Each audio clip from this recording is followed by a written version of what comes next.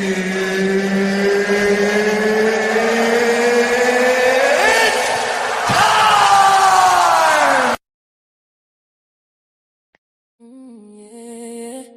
know what time it is.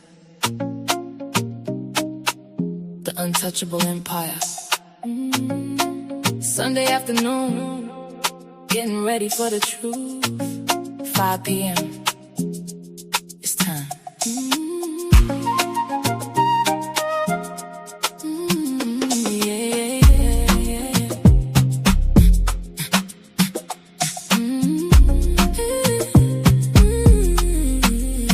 30 years of history down the drain for a play. Watching brotherhood crumble in the light of day. Angry man had a brother, but the clout was a drug. Traded loyalty for fame, now there's no more love. YouTube views shouldn't cost you a soul, but when the ego takes over, you lose all control. It's ladies first, we're putting it on the line. The untouchable empire. It's our time to shine. Sunday at 5 p.m. The tea is piping hot. We see the games they play. Ooh, we see the plots they plot. Ladies first, yeah, we're keeping it real. Hey, hey, hey, hey, yeah, we're keeping it real. Hey, hey, hey. When you see a father standing tall for his own and taking it to the court to protect the home. When you talk about the wife, when you talk about the seas, that's a boundary you cross, that's a different kind of greed. He's suing for the family, suing for the peace. While the internet is talking, he's looking for release. Fatties in the building, keeping it sophisticated. Ali's on the mic and the truth is never understated. The untouchables, we don't fall, we don't bend. We're breaking down the drama until the very end. It's ladies first, we're putting it on the line. The untouchable empire. It's our time to shine. Sunday at 5 p.m. The tea is piping hot. We see the games they play. We see the plots they plot. Ladies first, yeah, we're keeping it real. We're keeping it real.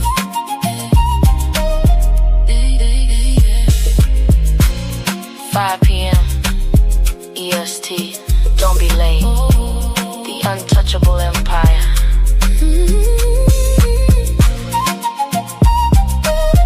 Fatty and Ali. We see you. Ladies first. The content presented on the following show is intended for satirical and educational purposes only.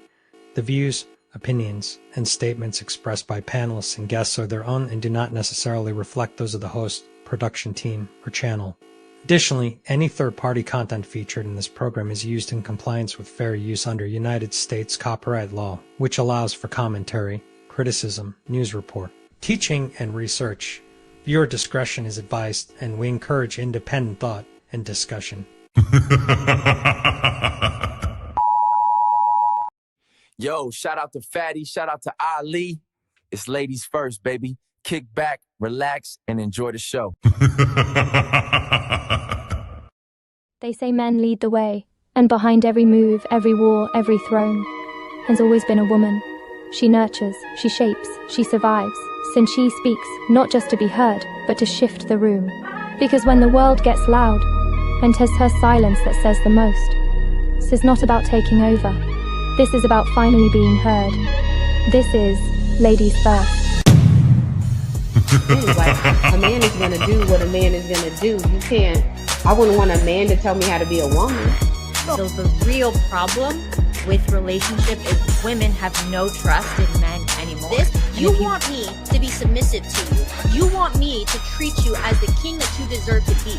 If I am not having the mentality of a queen, if I am not having a mentality of a lifelong partner that needs to consider my man and make sure that I'm able to be here and please my man and think of it in that manner, if I do not have that mentality, I cannot give you what you want. Women really are doing that. Like Ali said, most women are focused on getting their degrees, what they want to do, their personal life, making sure that they don't lose themselves in a man or their kids and things like that. And that is one of the issues with dating today. And the reason why a lot of men are cheating is because men aren't getting what they need in the home. In order to make sure your man doesn't cheat, you have to do a lot. It's a lot of work. Y'all wouldn't believe them anyway.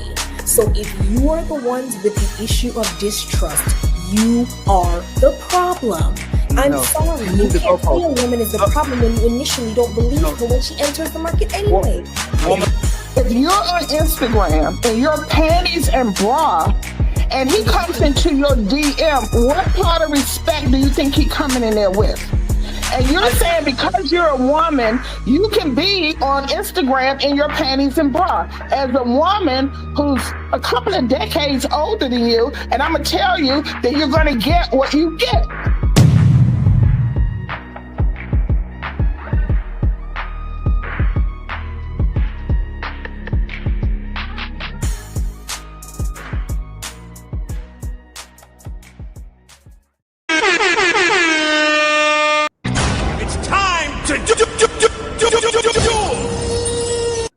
Ladies and gentlemen, welcome to a Sunday edition of your favorite show, the infamous Ladies First. We are live.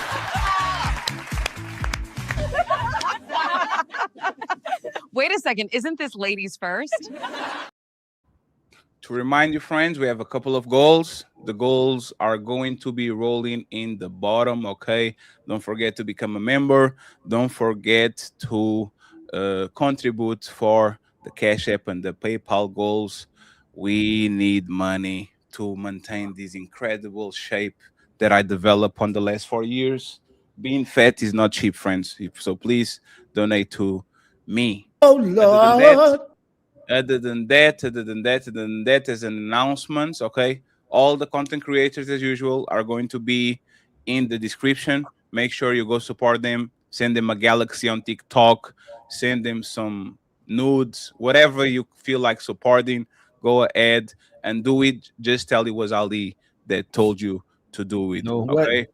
Wednesday, we have Wednesday we have the debate that was scheduled but had to be postponed. So she's a runner. She a track star. Oh, sorry. As a impartial judge, I can let none of y'all thought I was go on each mute. other. I'm sorry. Okay, so Wednesday it is at 5 p.m. Eastern. You think to challenge the untouchable empire? Your icy heart will shatter. Your fire will burn out and turn to ash, just like your pathetic army. King Nini versus Yulkan Ali. Okay, 5 p.m. Wednesday, Warfare Wednesday. We are going to be here. But before that, we have a show today, Sunday, the Lord's Day. So let me give you and present our lovely guests. We have the lovely Coco in the building. Thank you very much for being here. We have Maya himself. Thank you very much for being here. Thank you. We have somebody that was running away from us, but apparently she's back. Leosha, she's in the building. And she can't even hear us because she's very expressive and she's looking confused. We have Kanisha, she's back. Thank you very much for being here. We have one and only Jazz Noel, she's in the building. The lovely host that today is not hosting, she's in the field. MelaninLegacy, she's in the building. Your volume is low, Leosha, but I'll bring it up. Unmute yourself real quick. Unmute yourself. Yeah, she's. Leosha, say pineapple when I say 5. 1, 2, 3, 4, 5.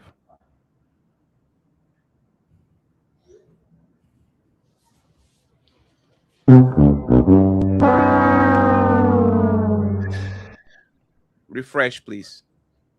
Yeah, she's not hearing this. The one and only founding father of the untouchable empire, Mr. Ilkan Ali.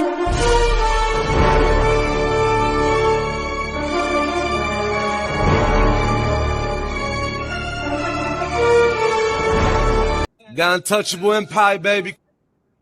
And the best YouTuber in my house, Team Fatty is here. Boy, you don't sit your stupid ass down. Who the think you is?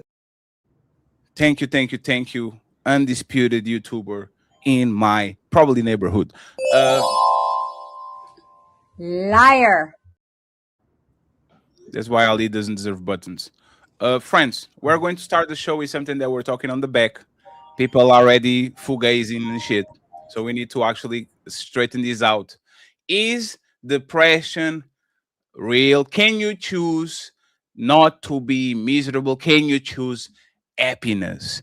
Miss Maya, you were in the middle before I interrupted you. So I'm going to give you and Kanisha, because Kanisha didn't talk, and y'all are going to go from there. It's time to do.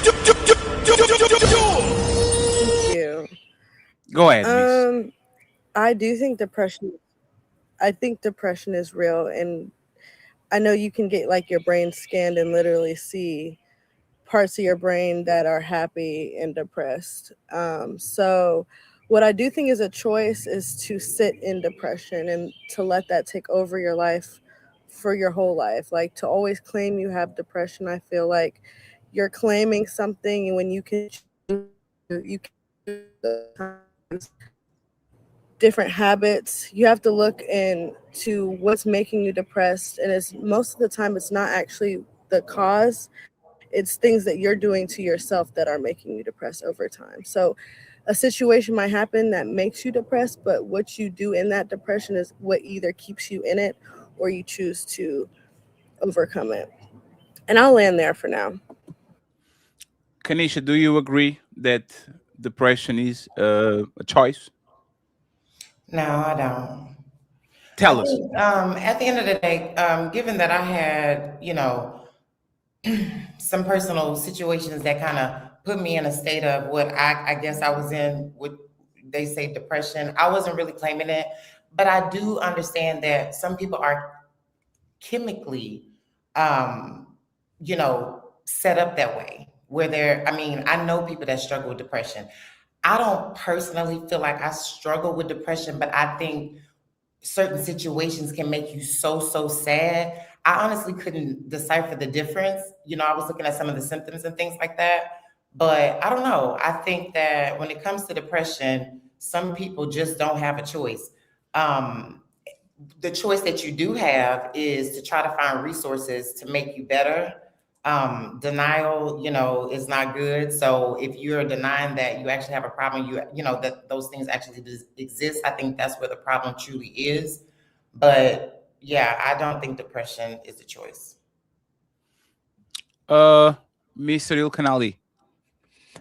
So just so in case I'm not doing one of them shows again where I say something and I say something I didn't mean. So we know, working in mental health myself for 15 years, is 1 in 5 people do experience clinical depression where they can't control it because of genes, because of circumstances, because how their brain is wired. So I think what we're trying to say is coming off a different way than what we all been trying to say for the beginning of the show, where most people, where they're saying depressed, are typically not depressed. They're just saying it because they're having a moment of sadness and they're choosing to dwell in that. And I think every human being will experience some time in their life a place where they may not be feeling their best, where they're down, where they have a bad experience or circumstance. But I believe what you're saying, Fatty, to have good faith, is saying that the people who are actually depressed, clinically depressed, diagnosed to have depression, are actually depressed, and they can't control that, which I would concede to. But I think I'll say no. Well, I won't say no because that's being too egotistical, right? Most people who say they're depressed are choosing to be depressed, and most people who are in happiness are choosing to be happiness. So that I will say that. Miss Jazz, what do you think? Do you think that depression is a choice, or you think is not? So I kind of am in agreement with what Maya was saying. While there are things life that can happen unexpectedly that put you in a state of depression, acknowledging that depression is okay. But once you sit in that and choose to remain in that depression, when you literally don't have to, you can make other choices. You can go about life a certain way to help yourself get out of that state. I think it's a choice to stay there. But I do agree that when you fall into it, because you don't expect it's not something that you're counting on to happen, sometimes life experiences would just put you in there. But I think your mental health, your how strong you are mentally will determine if you sit in that depression or if you decide to, move on from that depression. I think it's up to you. Melanin? Yes. Is depression real, or is depression a choice or not? I think depression is a choice. I know I don't know if sadness and depression are falling under the same thing, but I think there's moments where you cannot be at your happiest, but I just can't say that I necessarily believe in depression. So for me, it would be something that would be a choice.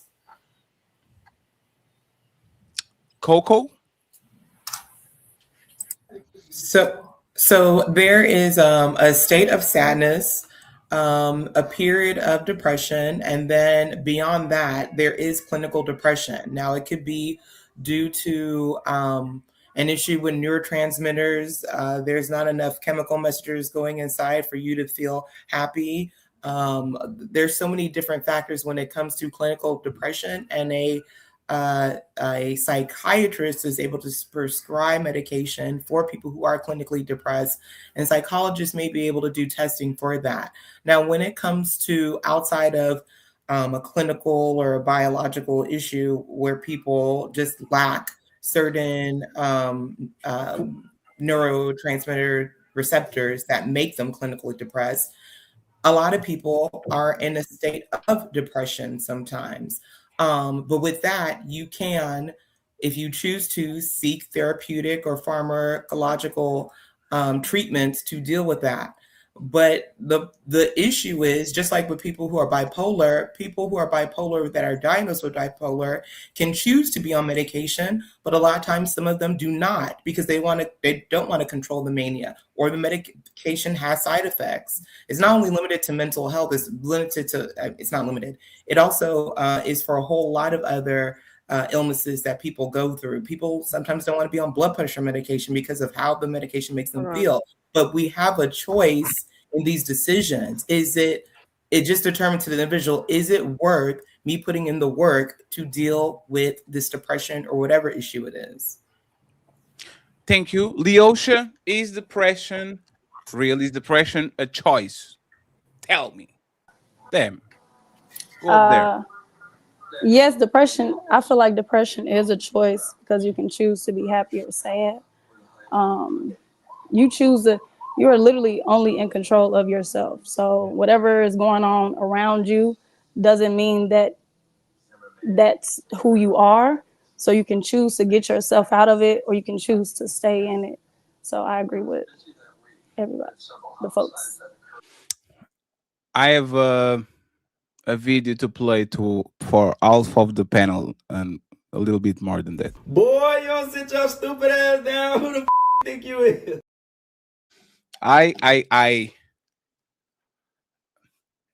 It boggles my mind, the overestimation of humans and what they can control in their life. I'm sorry. Y'all team lose and y'all get in a bad mood. You sleep bad, then you get on a terrible state. Your kids are annoying. Your baby daddy cheated on you. Your baby mama took your kids away. Your favorite team lost. Y'all are moody for no reason. Y'all can't control that shit. You can't even control when you are in pain with your period cramps. You always have to lash out on somebody. The fact that y'all think that y'all can control your unconscious brain, right? What your body produces, if you get horny, if you have an adrenaline jump, if somebody confronts you, if you get your blood pressure high and low, y'all can control that shit. You only can control 5 to 10% of your bodily functions. And your feelings is something that you can control. You saying that you can do something about depression and you can walk it off is just like me saying I can twist my ankle so bad and tighten up my shoe. I said, I will walk it. I will walk it off. Yeah, be a big boy, Freddy. Be a man, fatty. You can do it, fatty. Go to work, fatty. I know your daddy died, but it's irrelevant. We know you can chop off my legs and I can go drag myself to the market to sell some potatoes. I understand. But for the most part, if some of y'all got amputated, we lost somebody, we lost our job, we lost our drive, we lost whatever we actually value, you are going to be into a state that you can control. It's uncontrollable. You can control what we can do with those emotions, but you can control the fact that Leosha did something that makes me so angry that I might not be, but I'm boiling, especially women. Every time y'all get something on your brain, every time Annabella from accounting is a bitch to y'all be thinking about that shit for 3 days. Do you act on it? Most of y'all don't, which is the part that I agree. You can control not lashing out on your feelings, but you can control feeling your feelings. And depression, like Kanisha said, I think it was Kanisha, or Coco, your brain literally lights up in certain areas when you're happy, in certain areas when you're horny, in certain areas when you're mad. You can see it. So once again, I think that people that don't understand how feelings work, and now they can literally sneak on you and fuck up your whole year because something happened to you so bad that you can't leave from there. I don't understand how can you go and live a day-to-day basis without understanding that things happen to you that are completely out of your control. And to prove it, I will give you a YouTube channel.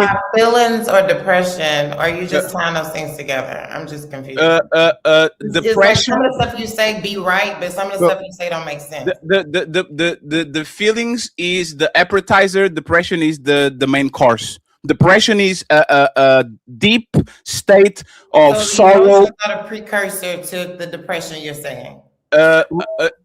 Your body chemistry and how is wired and exterior mechanisms can trigger the pressure on you. Example, a family member dies unexpected, and all of a sudden those are feelings of sad grief. Those are emotions, right? No, so let's do that real quick. That's what I wanted to make sure. Let's do depression. No. I didn't say well, we should, but what I'm saying is, can everybody on the panel? Let's do this. Let's do this before we get lost in the sauce. Does everybody on the panel believe that clinical depression is real? You got diagnosed. This person is going through this daily, repeatedly. Yes. They're always in a state of sadness. Does everyone on the panel believe that? Yes. And I think what people who doesn't believe in it? Who doesn't believe in it?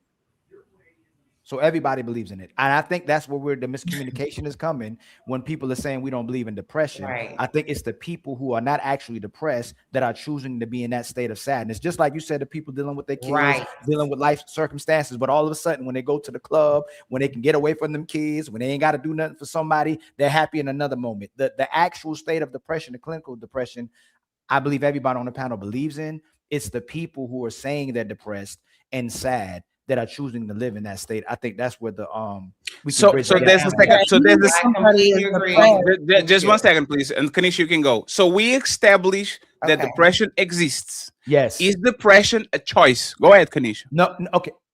Oh, there was a point, right? Well, no, I just agree with Ali. Everything that he said. No. Everybody's gonna say yes to that. But some people are sad.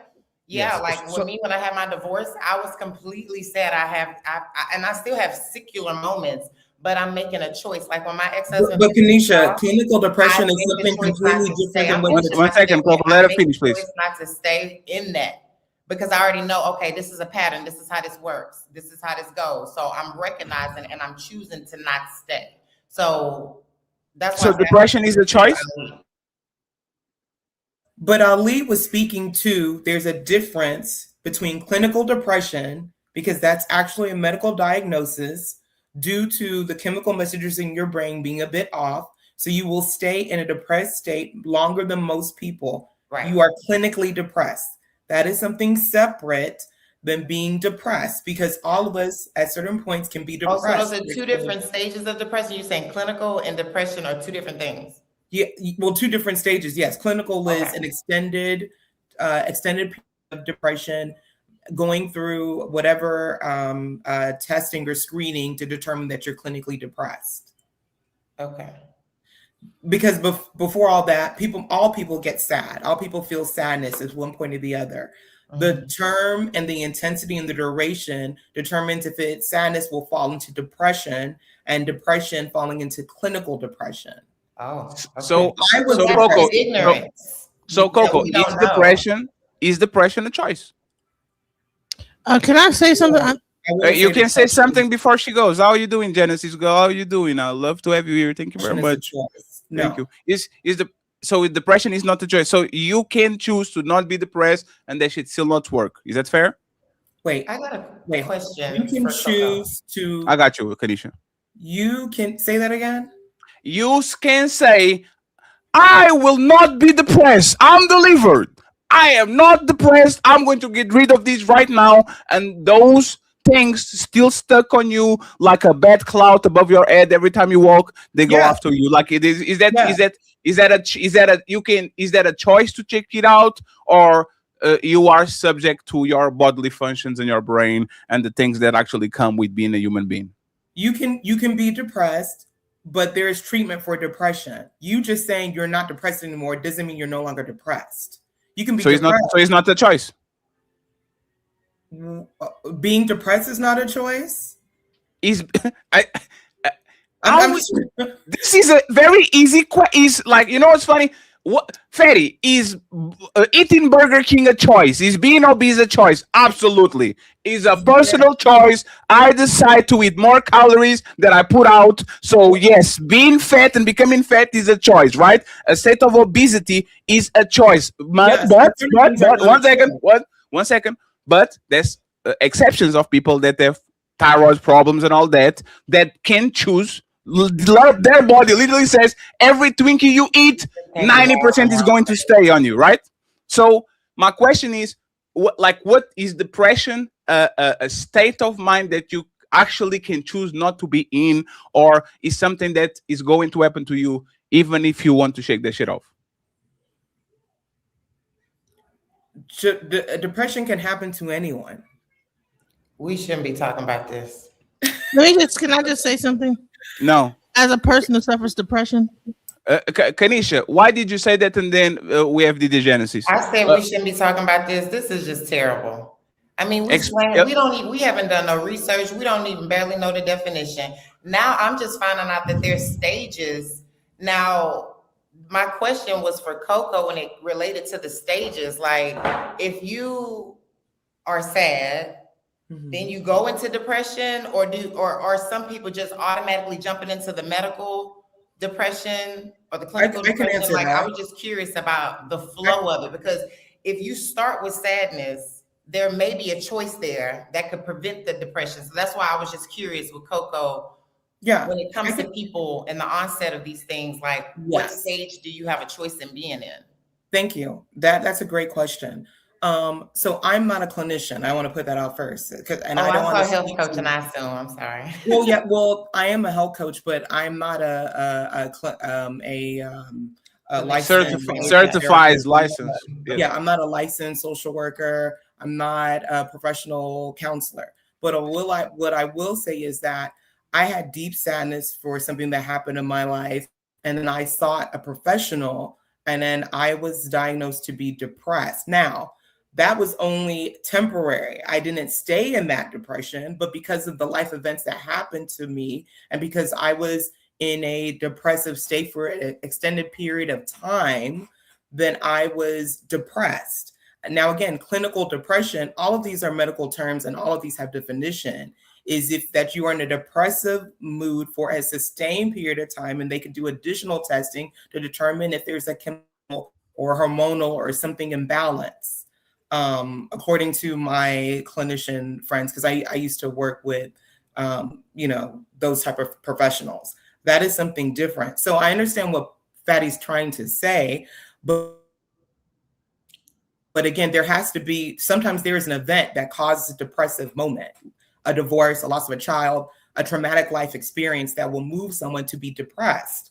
that that doesn't go against what Fatty's saying. It's just that when we get into these clinical terms, we have to be careful about what we're saying. Right. Anyone can experience depression. Anyone. Most people have experienced depression and not realize it. It's just they weren't diagnosed when that happened. And then either they're still in that state of depression, they don't have the tools to deal with it, and they're just going through life. And some people are just, when it comes to depression, more people have experienced than not, and just don't know it. Yeah, there's just so many undertones that, I mean, yeah, you know, it's just so much. I think this Yeah, platform, this, yeah. I think go ahead, Genesis. Because like I got diagnosed with depression. I didn't even realize I was depressed. I got diagnosed with postpartum depression and major depression. I didn't know I was depressed. And then they took me to the doctor, and then they gave me some pills, some Celexa, and I was like, oh crap. What? I feel normal. You know what I'm saying? I didn't realize there was a difference. You know what I'm saying? I've been living it with it so long. I didn't know that I was going through a depression. And let me tell you something. Low vitamin D, like I suffer from like low iron, low vitamin D, my thyroid, like a lot of like health stuff, like having like a low thyroid and low vitamin D. I like and also I was like bleeding to death, basically. Didn't know I was bleeding to death. And so you'll feel like just like laying in bed and not wanting to get out of bed. You don't even realize. You think you're depressed, but really, no, you have low vitamin D, your hormones are messed up. So a lot of times, that's why it's probably great to go to a doctor and get a medical professional to diagnose these things. A lot of this stuff is like chemical. It's not just a thought. It's a chemical imbalance. So it's not something like a person could choose, because half the time when you have these issues, you don't even realize it until someone pulls the blinds in your house and you realize you've been sleeping in your room in the dark for days. So I think this is a very good. important conversation that people don't have together collectively.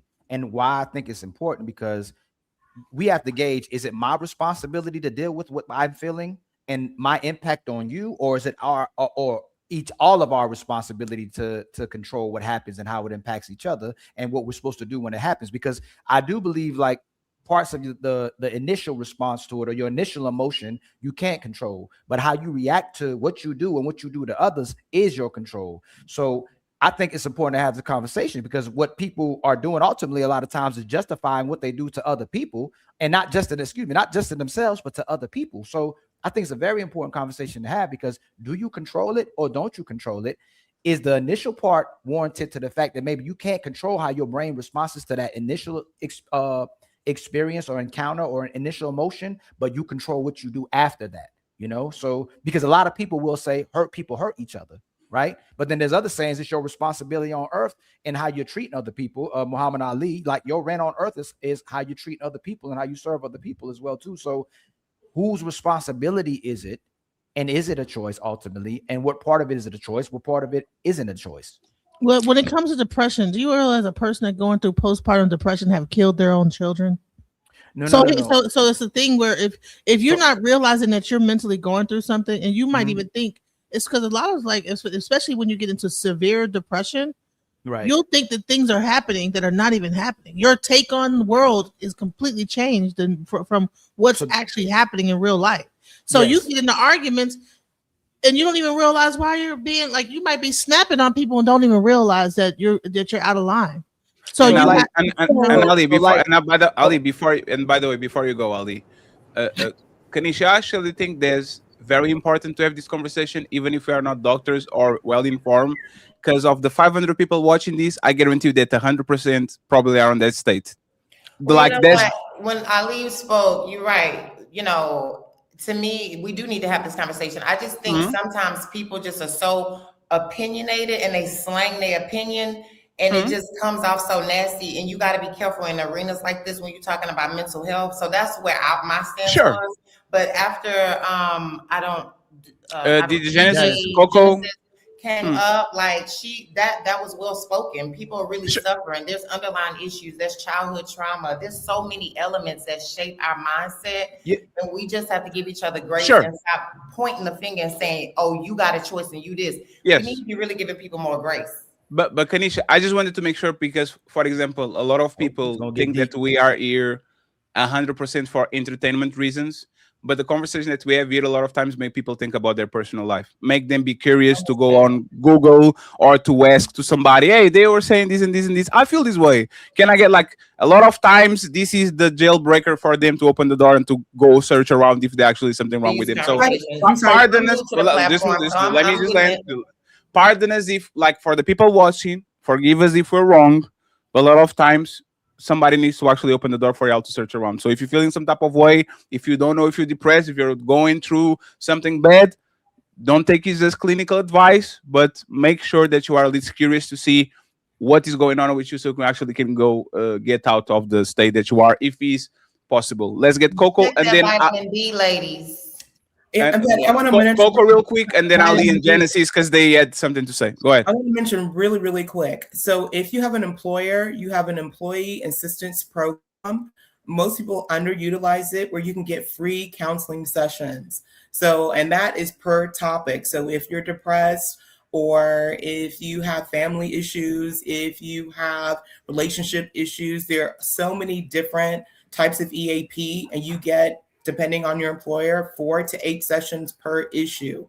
So I know, like Patty said, this is an important conversation to have, but if you do feel like you're going through something and you need to talk to a licensed professional, you do have EAP. Please use it, because most employees do not know about it, or it's underutilized. So please contact your employer, ask them if they have an employee assistance program. It's not only mental health counseling that's available, there's other things available under that program as well, but please check it out. Uninterrupted, please, Genesis and Ali.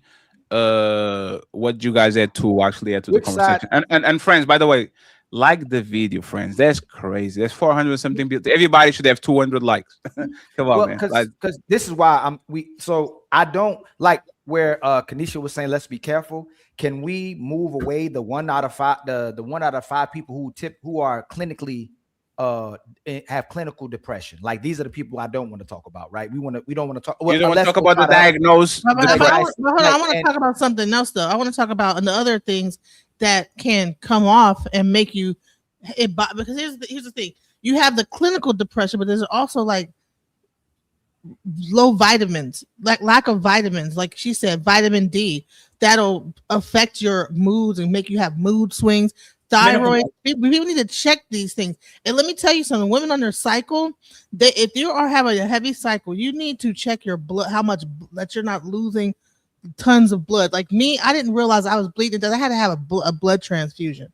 Like, and this is how serious it could get. You think that you're just having a heavy cycle. This might be something that you think that you're used to, but you might have something. And then this whole thing affects like your mood. It affects all these things affect your mood that we have in our the women have in their bodies. So we need to definitely keep track of our medical health, the reproductive, because all that stuff affects our mood, our hormones, and this, that, the other, perimenopause, all these different things that kick in, and having kids and all this stuff. There's a lot of stuff that women, things that women go through mentally, body wise, that can cause like these types of ups and downs. And but you see what I mean? What happens with these conversations when we start talking about mental health and depression?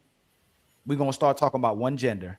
The other gender. I thought it was ladies first. I thought it was ladies first. I was wondering why we went there. Let me finish. This is why, like, we have to have this conversation, because in one way, if Fatty says this actually exists, and a lot of women keep talking about depression, then in a way, y'all can start justifying all the behaviors y'all do when you demonstrate to your man. But if men don't have depression, and men are just making excuses, and then he'd be real man and take care of these women who are having depression when they were born to be this type of way, then we completely derail the conversation to the point that man can't have depression, men know how to control themselves, and the conversation becomes a moot conversation because it doesn't matter what the men are going through. We're going to have a conversation. No, I think. No, hold on, y'all. I'm saying respect. Kanisha, I'm not saying it that way, but be mindful that everyone that spoke so far was talking about the experiences of a woman. Nobody started talking about what men are going through. That's I thought this was ladies first. I thought it was ladies first. That's why I wasn't.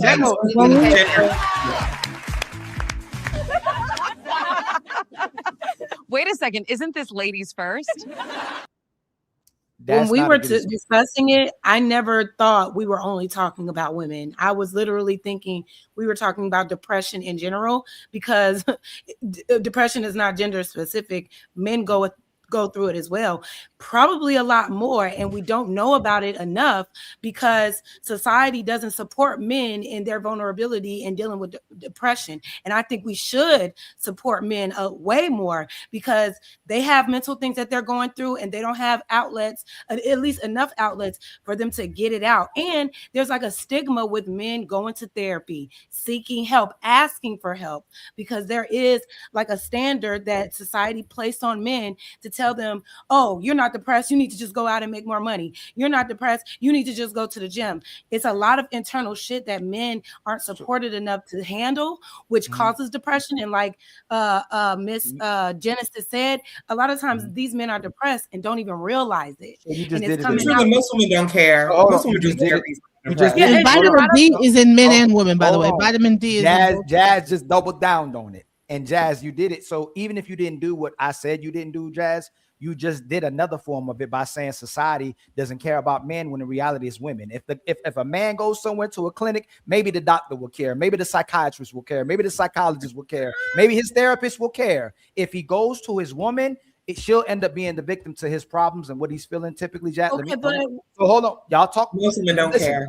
I'm a man up here talking that said I was been in mental health for 15 years, and the automatic reaction always like it's already frowned upon. Are you listening to what I'm even saying right now? No, because you're making it about having your significant other be responsible for your depression. If you are really going through depression, you need to seek help. And that goes to somebody who's licensed that can help you to identify your depression. And Jazz, give you tools. Because I'm not saying, no, Jazz, you said because society wait a minute, let me finish.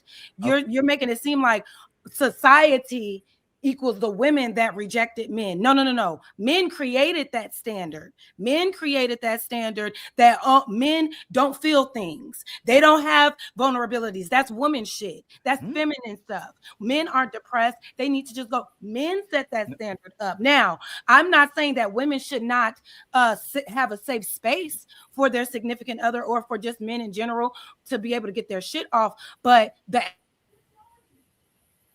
average person may not be equipped to handle your depression. So you should go seek professional help in order to get that. A lot of times women, they don't usually rely on, they may be more vulnerable naturally to talk about what's bothering them to their significant other, but women also take that other step to go seek professional help because it's something deeper, and your significant other, your family members may not be equipped to help you through that. And I think men should be supported more to go seek that professional help and to tell them that it's okay to go and seek that help and not just keep it all balled inside and then only relying on a woman to fix it for you. So Jazz, you did it to me again. This is what I'm saying, right? I was in mental health for 15 years. Okay. I have personal friends of mine too who went to therapy sessions, counseling sessions, marital sessions with people. Do you know what happens every time the man and his woman would go to a therapy session, even if the woman recommended it, and then there was an issue that went to the woman had to be accountable? The sessions would end because she didn't want to go to therapy anymore.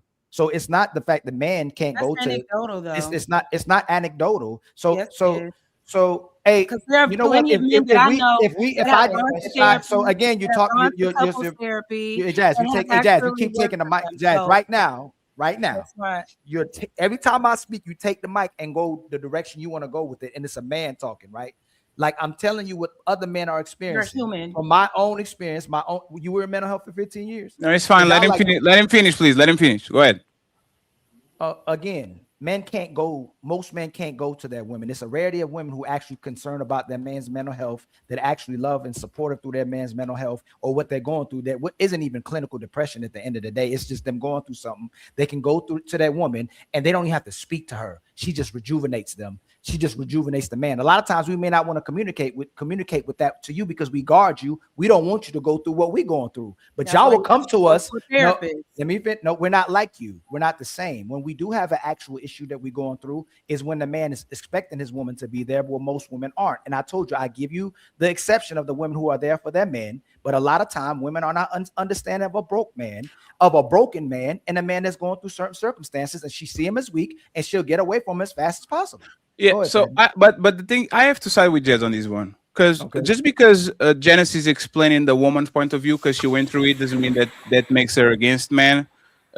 Men are the ones creating this shit. Men are the ones not going to the hospital regardless. Even if they have a woman, they don't want to go. If they are single, they don't want to go. If they have a foot literally falling off their leg, they don't go. If they have cancer, they don't go. If they are itching, they don't go. This is men. Be a big boy. Walk it off. Don't cry like a baby. You're not a girl. This is things that we men created, and you know for a fact every time a woman feels something, she already called in. Oh, I think I have these, please, let me. And men don't do it regardless. So you are responsible for your mental health, and you are responsible for the things that happen to you. Just like I can stop a woman from having postpartum depression.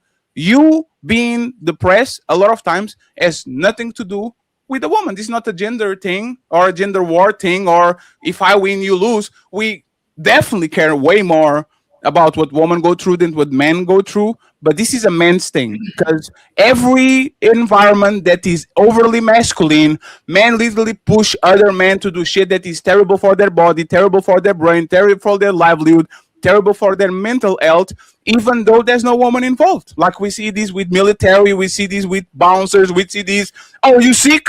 Come to work anyway. No, stay at home. You're going to get everybody sick, right?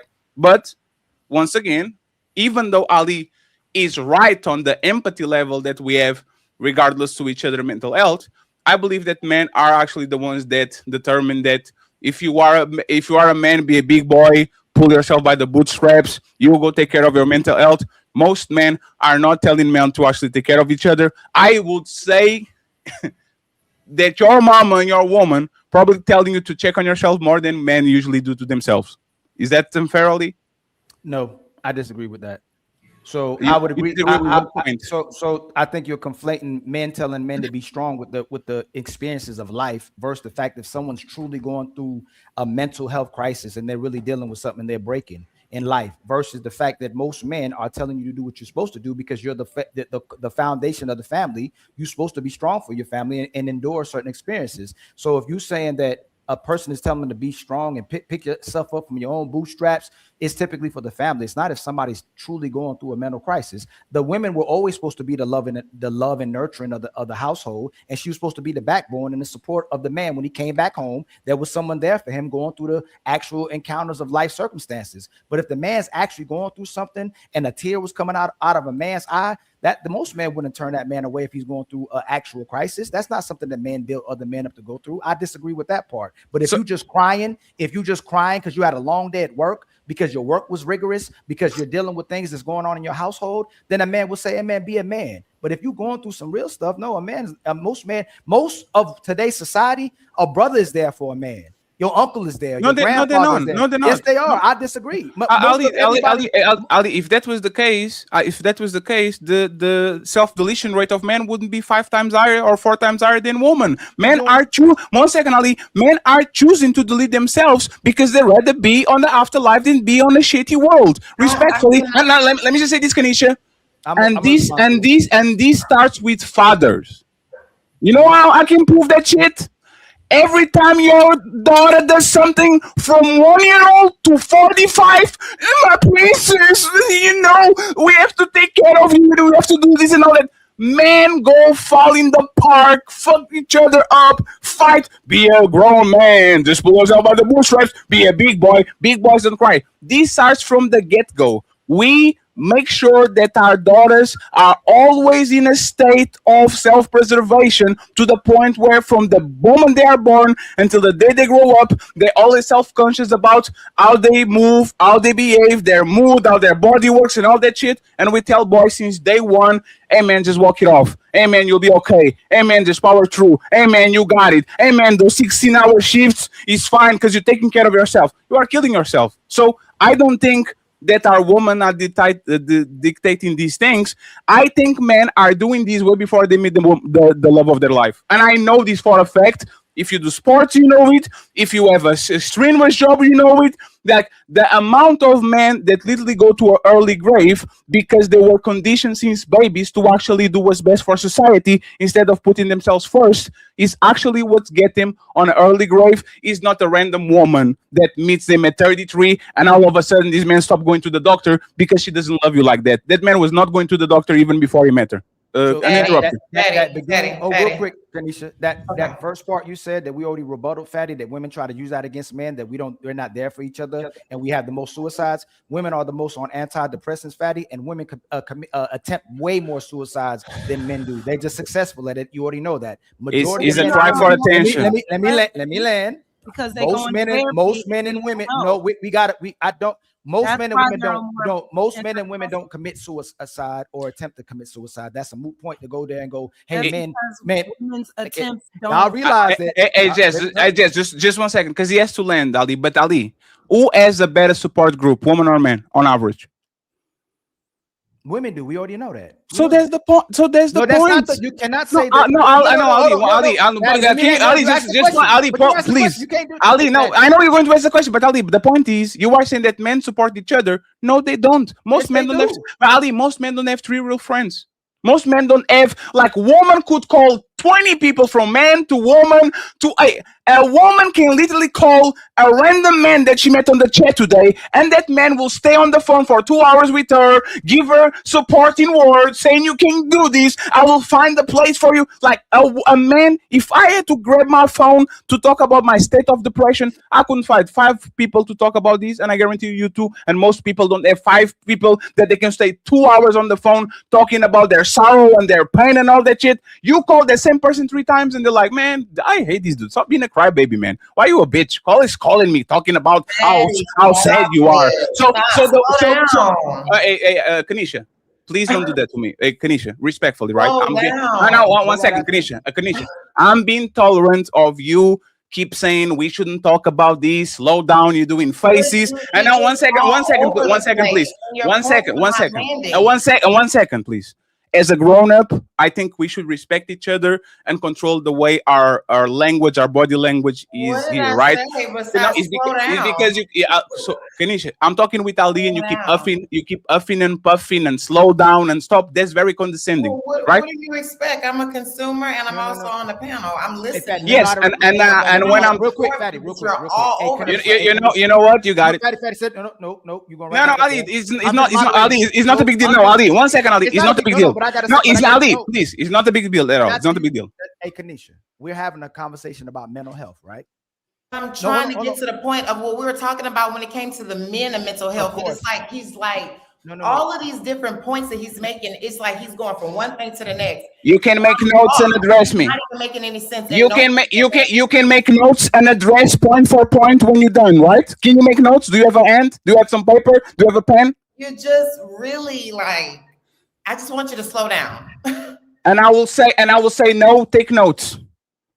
If I'm saying too much things that your little brain can if I'm saying something that your little brain can comprehend to the point where I'm going too fast for you, keep up. It's not about keep up. No, keep up. It's your job to keep up with me. Keep up. Keep up. Keep up. Instead of asking me to slow down, keep up. Culturally able to talk on these points? That's another question I had. Are you culturally able? What does that mean? Is mental is mental health an American problem or a worldwide problem? No, I'm asking you a question. Okay. Is depression and sorrow and suicide something that is only cultural to American people, or is something that worldwide people get affected by? Answer the question. Absolutely not. It's not. So why are you saying culturally when everybody gets depressed all around the world? Culturally, I'm talking about the things that you're speaking on. What am I saying? When you're talking about certain things that you're talking about culturally, I think you're out of bounds. Lady, tell me. Oh, no, it's fine. Talking about the bold statement about depression. Yeah, that's a global thing. I am open. No, but what did he say? No, Ali. 1 second, Ali. Hey, Kanisha. I'm opening to correction. I'm going to fall back and calm down because people want me to calm down. Correct me. What did I say that showed that I am culturally disconnected? You have a chance to prove it, and I'll be quiet for 2 minutes so you can get your point. I don't need to prove anything to you, Fatty. I think the panel could agree. You're all over the place. The stuff that you're saying. Give me an example. 1 minute you make a point, and then it begets to something else. Give me an example. It's not even connecting. Give me an example. If Jazz was wrong, I would say, Jazz, you talk a lot. I believe that this is what you said is wrong. Please, Kanisha, you have the chance now to correct me. Where was I wrong? Correct me, please. And you're all over the place. That is what I have to say. Where was I wrong? I have to say about your commentating is that you're all over the place. Where was I wrong? Loud and you're obnoxious. Yeah, all of that. Now where was I wrong? Now what? No, I'm asking you. Teach me, enlighten me. Where was I wrong? You're speaking to things. You're speaking to things. You're going from one point to the next. The whole point we're trying to talk about is men and mental health and how women can support them. But you go too far too fast. Hey, Kanisha, like, can you read make this? a point, the next minute you don't got a point. Can you read this? Please? Can you read the super chat, please? I choose not to. Okay. So remember when Ali was talking about the lack of empathy that women have towards men when it comes to what they go through? Me and Ali, two men, were having a conversation about men lacking support because women have a bunch of people around that they can actually call and do what they need to do, and men don't. They don't even have 3 people on the phone. Men are pushing other men to power through, to walk it off, to be a big boy and all that. And you are rolling your eyes. Your body language is disgusting. Now I didn't stop talking. I didn't stop talking. I didn't stop talking. Okay. I didn't stop talking. Because we're not gonna get nowhere. Me and you not gonna get nowhere. So, but the thing is, if why is your body language disgusting towards what I'm saying? What did I say that was wrong? I think maybe it's your delivery. Maybe it's. So I didn't say nothing wrong. It's better that I'm a man, right? I'm vocal and I'm expressive. I can do that. In general, maybe it's just you. I'm not sure. So I can be a man and be vocal and expressive and firm with my words. I can do that. Yes. Totally fine. Hey. Go back to a subject. We can focus on that. And we Yes. can talk about that. Hey, friends. I would love to touch on that because when it relates to mental health, Sure. men, I was married for 19 years with my ex for 21. Sure. And there was a lot of reflection there. I'm raising a 12-year-old son that is dealing with the sadness of his dad being gone. So there are elements as a mother that I have to chime into. Nope. But for you and the stuff that you're talking about, I just feel like I said, you make points when we talk about how standards have been set for Black men or men in general to just suck it up and deal with it. And that ties into what I'm dealing with my son. I'm like, I need you to understand that it's okay to be vulnerable. It's okay Sure. to speak. It's Sure. okay to let people know what you're feeling. Sure. That's actually strength. That's vulnerability. My ex was telling me he was intimidated by me. My ex was telling me he didn't know who he was as a man. As a woman, I didn't know what to do with that at all. I tried to help, but I feel like personally, I may not have created the space for him to be able to have that platform to feel like that. But that's because I lack the tools to be able to know, or I created a space for him not to feel vulnerable. So it's like when it comes to relationships, we both have responsibilities self-wise, but we also have responsibilities to be there for our spouses and to make them have a safe place or create a safe place for them, especially men, to feel vulnerable because they don't statistically, or the stigmas have been set up for them not to, or the patterns or the traditions have been set up for them not to. We need to change that stigma. We need to change Please that. let me say something. So why would you tell them? Ali, I'll just want to say this, right? Imagine that you said all that about your ex-husband and your son and all that, and I said, nobody asked you nothing, you are all over the place, and dismiss what you said. I don't do it because I'm a grown. Now you see, Are you still a hit dog? Let him finish. Let me finish. Control your. You had the chance for 3 minutes to say what you wanted to Your say. dogs are still hollering. Go ahead. What? You see this shit? Do you see this? That's why I said. Oh, Fatty, hold on. Are please. you serious, lady? Hold on, 'cause it's almost No. like One second. Hey, just one, Ali, just 1 second. Just But one it's second. okay. Hey, just 1 second. Hey, lady, you smirking, and I'll let, please, 1 second, Kanisha. I don't think you know me, but these people know, and the 500 people, 600 people watching know. I'm doing my best. I see your smirk, your body language, and all that shit. And I'm doing my best to kind of control myself and make sure that I don't lash on you like I would if this was not me and Ali show, right? I'm giving you space to land. I'm giving you grace for you to react the way you're reacting and all that. And you saying eat dogs. Please, you keep doing it. You gotta let him finish what he's saying. Let him finish saying. No, what you he's keep Let him finish talking. Let him finish talking. We don't need to do that. Hey, you know what? No. It's so, you know what's funny? Hey, player one, clip this. That's all. We're going to make $300 out of this shit. Go ahead, you got this. You guys got this. Go ahead. So the thing is this. This is what I meant about mental health again. You just said you liked all the tools to help your man, and you demonstrated the same thing you probably would have did with him if he got to a certain things, because man's delivery is completely different than women, but women want men to talk like women. So if you truly want to know what he was talking about or what we were talking about, what happened to a Fatty? I couldn't hear you. Like, to me, I think you were speaking a little too fast. I couldn't hear the points you made. Can you tell me the exact point you were trying to make so I can address it? Instead, hey man, slow down.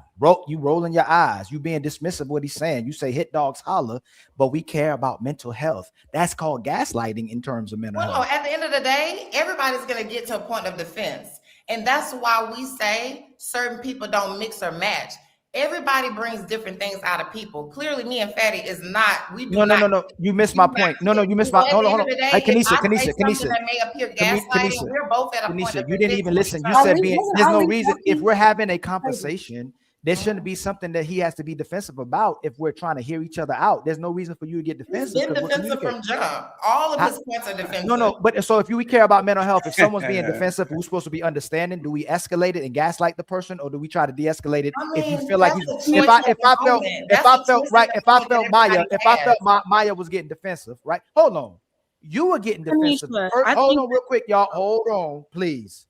You were the first person that got defensive. You said we shouldn't talk about this.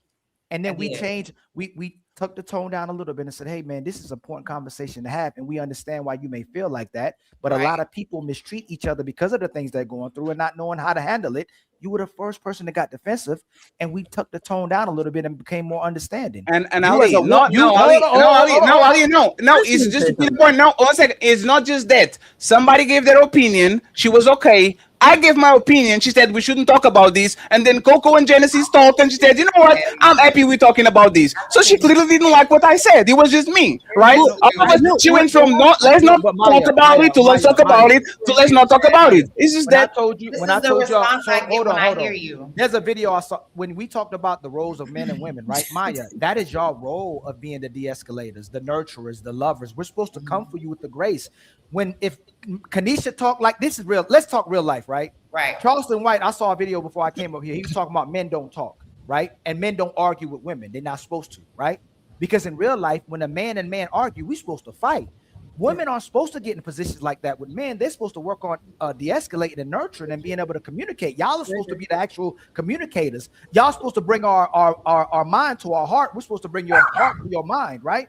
Yeah, that's the part of our community where we're lacking, where the man is still being supportive of it, and you're trying to get the man to change the way he talks, the way he receives messages, the way he gives messages as a woman, and the woman can turn up, come down, talk how she wants to talk, and still get support and love from the person. So this is what we're talking about, mental health. And look at what's happening. Just what we don't know each other, but look at who's being receptive, look who's being defensive, look who's being offensive. And if that's your goal, Kanisha, it's not necessarily my goal. I just think, like I say, I listen, and I listen very good, and I've been listening all of this time, and it's like I'm trying to follow. So what did he say? Personally, so what did he say that bothered you? Defensive. Let's just put that on the floor. Yes. So can you tell me? So look. So it's not that this is communicating. Women ask men to communicate, and we keep saying it's the woman who not communicating, or we're not saying what she don't want to hear. It's what's really happening. What did he say that bothered you? Okay. So first of all, just listening to him, I felt like culturally, is he on target for some of the stuff that he's saying? I think the way he talks, just to me. No, slowly, please. So Okay. let's start the culture. Talks, let's say the cultural barrier. Where did he miss you or miss Black people in general or Americans in general? I just question culturally, can he speak to this? I'm not sure where he's from. I'm not sure if he was raised here. What does that matter? We're talking about. It matters because, like, okay, he's a man. But he's a man. Let her finish. Let her finish. Was it? Am I answering? No. Yes. Let her finish. Go ahead. What does that mean? So for me personally, like I said, recently divorced, right? So if I'm going to go seek help, I feel like I want to seek help from somebody that I can relate to. So I would probably be going to a Black woman or a Black man because I feel like they can relate better. But that's just my point of view. So initially listening to him, just off of his accent alone, I wondered, is he culturally able to speak to some of these points? Because that was just my first question. Then second, it's like the stuff that he was saying, it's like 1 minute I'm like, yeah, that makes sense. Then the next minute it's like, okay, we just, from the point that we were at and the stuff that he was saying, we just got so derailed. But that would be that would be a contradiction, right? You said, I don't know if he can speak on this because he might have a cultural barrier, but you said that was that's not a contradiction. That's not saying 100% you would have no opinion and none of it will be right.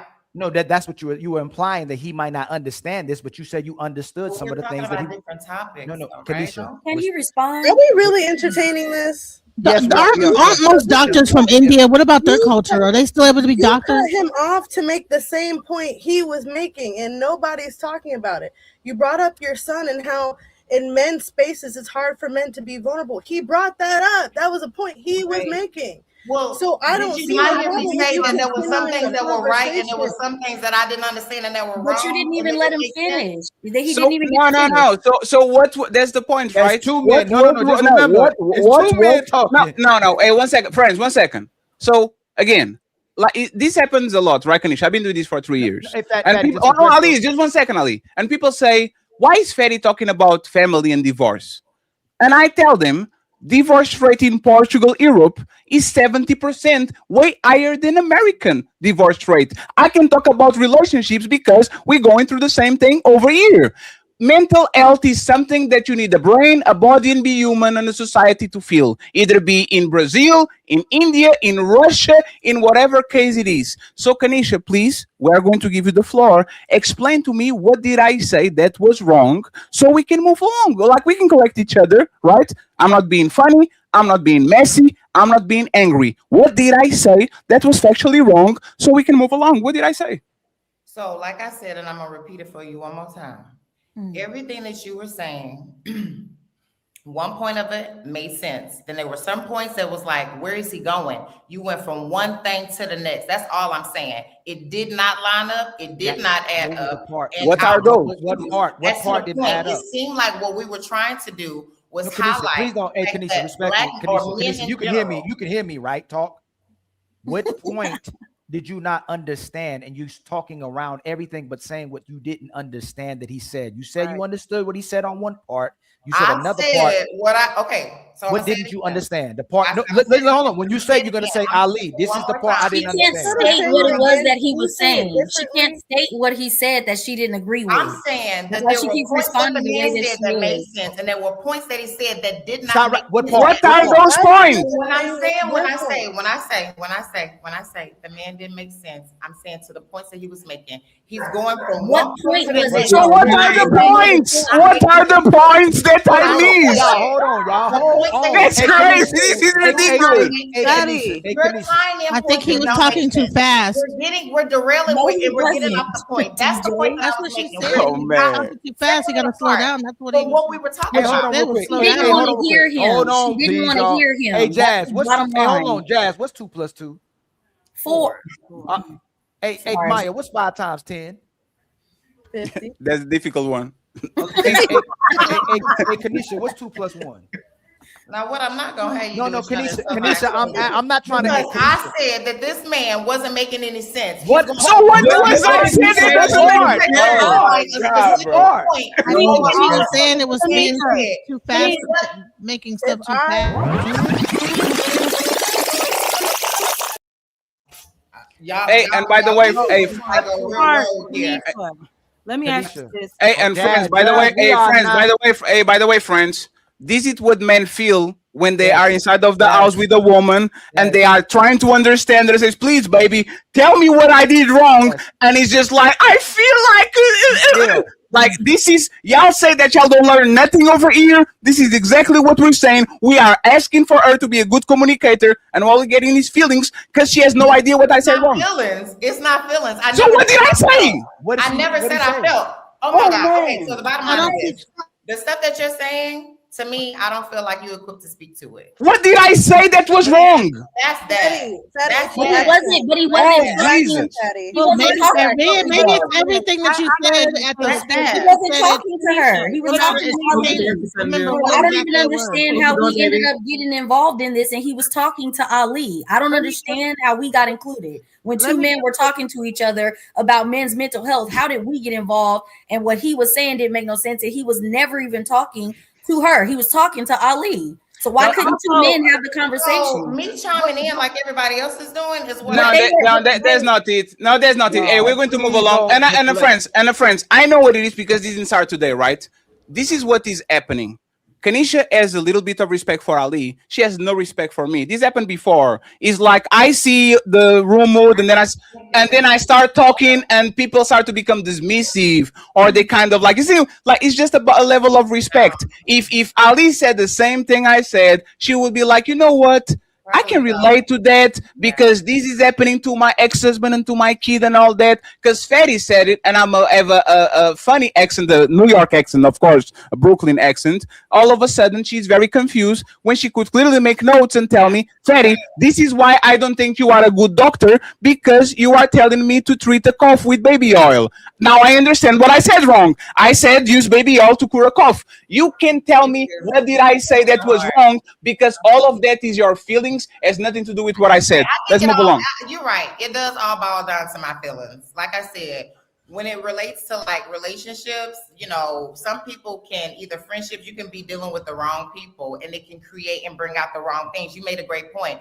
Ali can say something that can calm me down. You say something and it can just like make me like, ugh. And there's your choice. That's not mine. Yes, I think that's ultimately. No, but that's the point. How is that? Oh, one second. How is it my fault? I digress. I'm wrong. No. Hey, one second. Hey, lady. 1 second. No. That's fair. But that's Kanisha. Look at these, right? Kanisha, look at these. You said your husband was a kind, like your husband couldn't get you. Your husband of 19 years couldn't get you. He was afraid of you. He was insecure. No. You said that he was intimidated. If your husband of 19 years can get through you, why should the fat fuck from Portugal can get away? Well, why should I do it when your husband couldn't? I don't know how the fat fuck would. But that's the point. I'm talking like you, and this is me talking with you. No. Yes, this is me talking with you. I'm talking with the wall. That makes more sense. Yes, and you know why the wall is better than you? Because the wall doesn't talk back. I digress. Yes. I digress. Hold on, y'all. You got it. Hey, Fatty.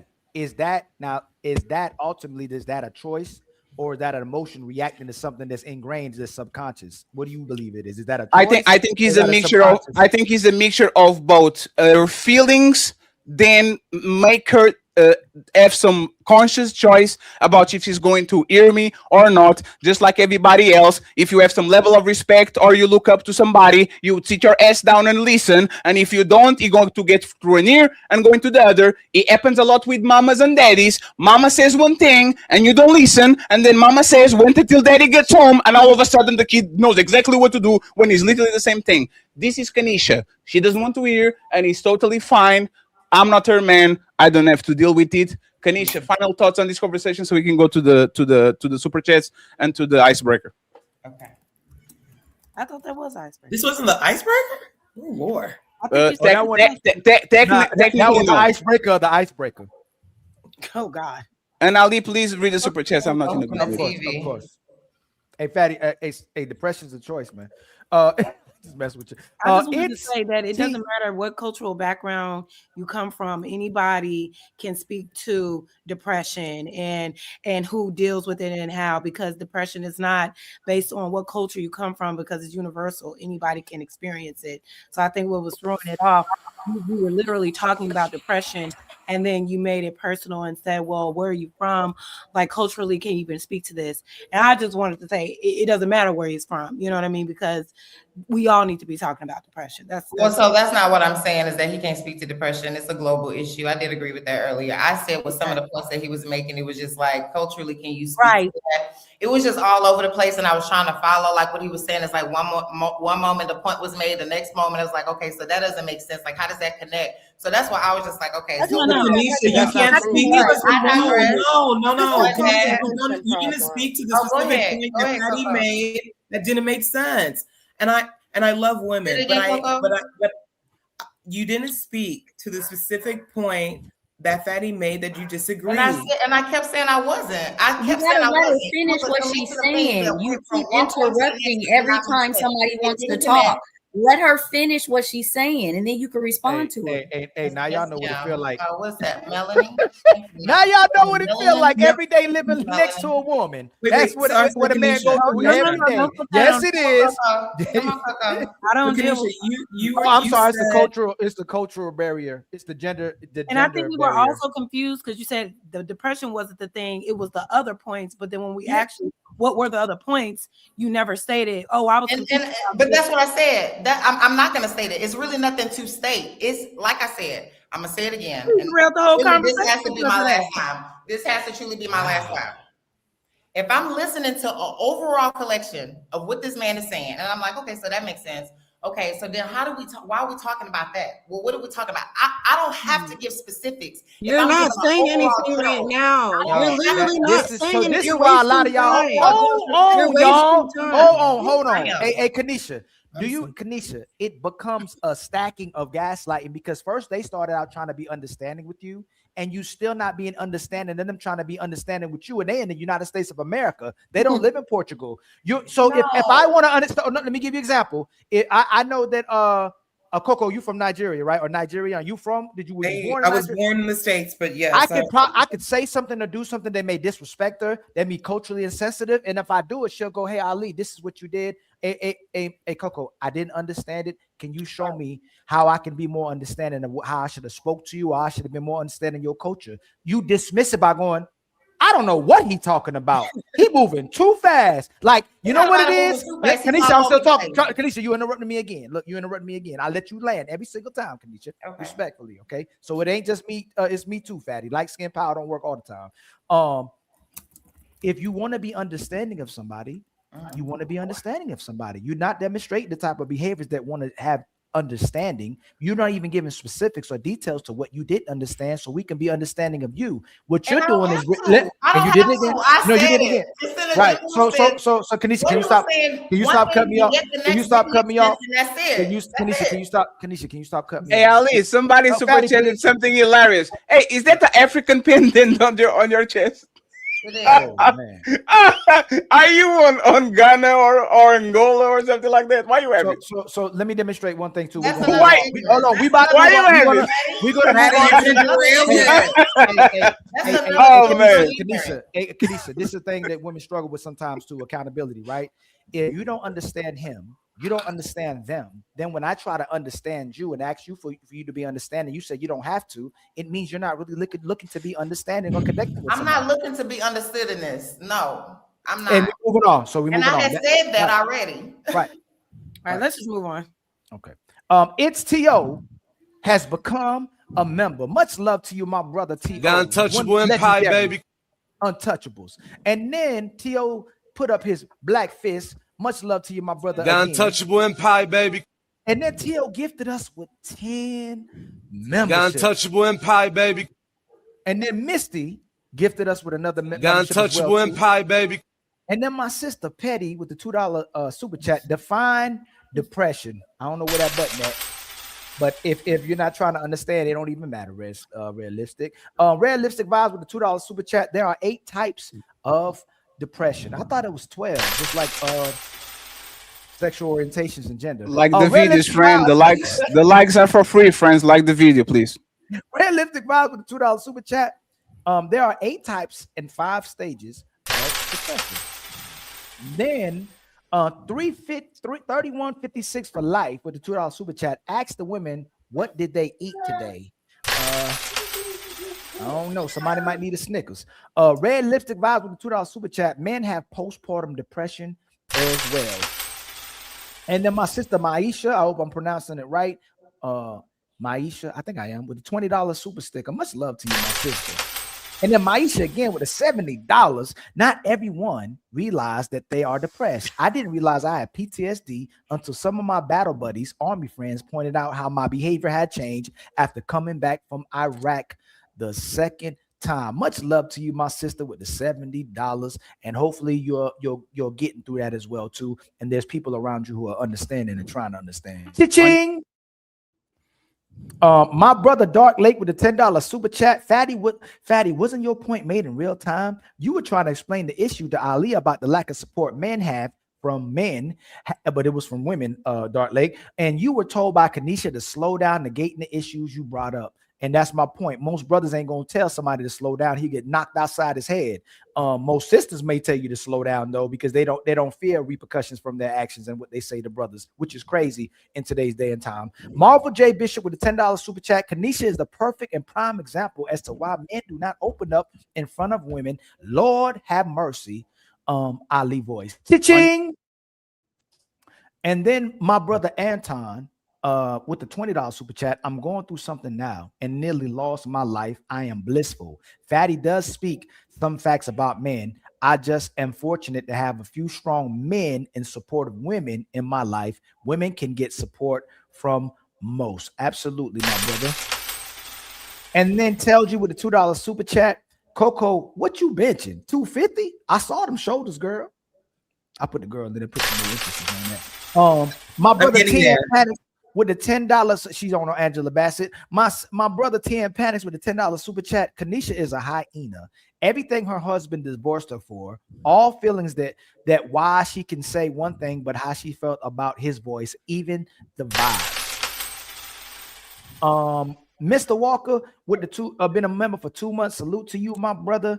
TM Panics with 5 more gifted Untouchable Empire, baby. And then our sister Smell the Roses with the $20 super chat. Great show, guys. Much love to my sister. Untouchable Empire, baby. And then my brother, the Bell 5000 with the $5 super chat. She has Jamaican dreads, African pendant, and from America, her cultures are all mixed up. That's black for you, baby. That's all of them, Fatty. Friends, please like the show. I need 4 likes. I think Ali needs way more than that. Please like the video. That will be nice. It's fine. It's for free. There's almost 700 people watching. Like, I want y'all to support everybody on the panel, including Kanisha. The links are going to be on the description. Okay, is for y'all to go ahead and support them where they at, and please help us get the goals. We still have a lot of show to go. Okay. Other than that, no hard feelings, Kanisha. I'm working on my yin and yang. Ali is helping me with that, and I'm trying to be better. And actually, because my life has been awesome on the last couple of months, I am delivered. But Fight Club Fatty, Fight Club Fatty would do other things. Yeah, he just needs 1 more year, and he'll be.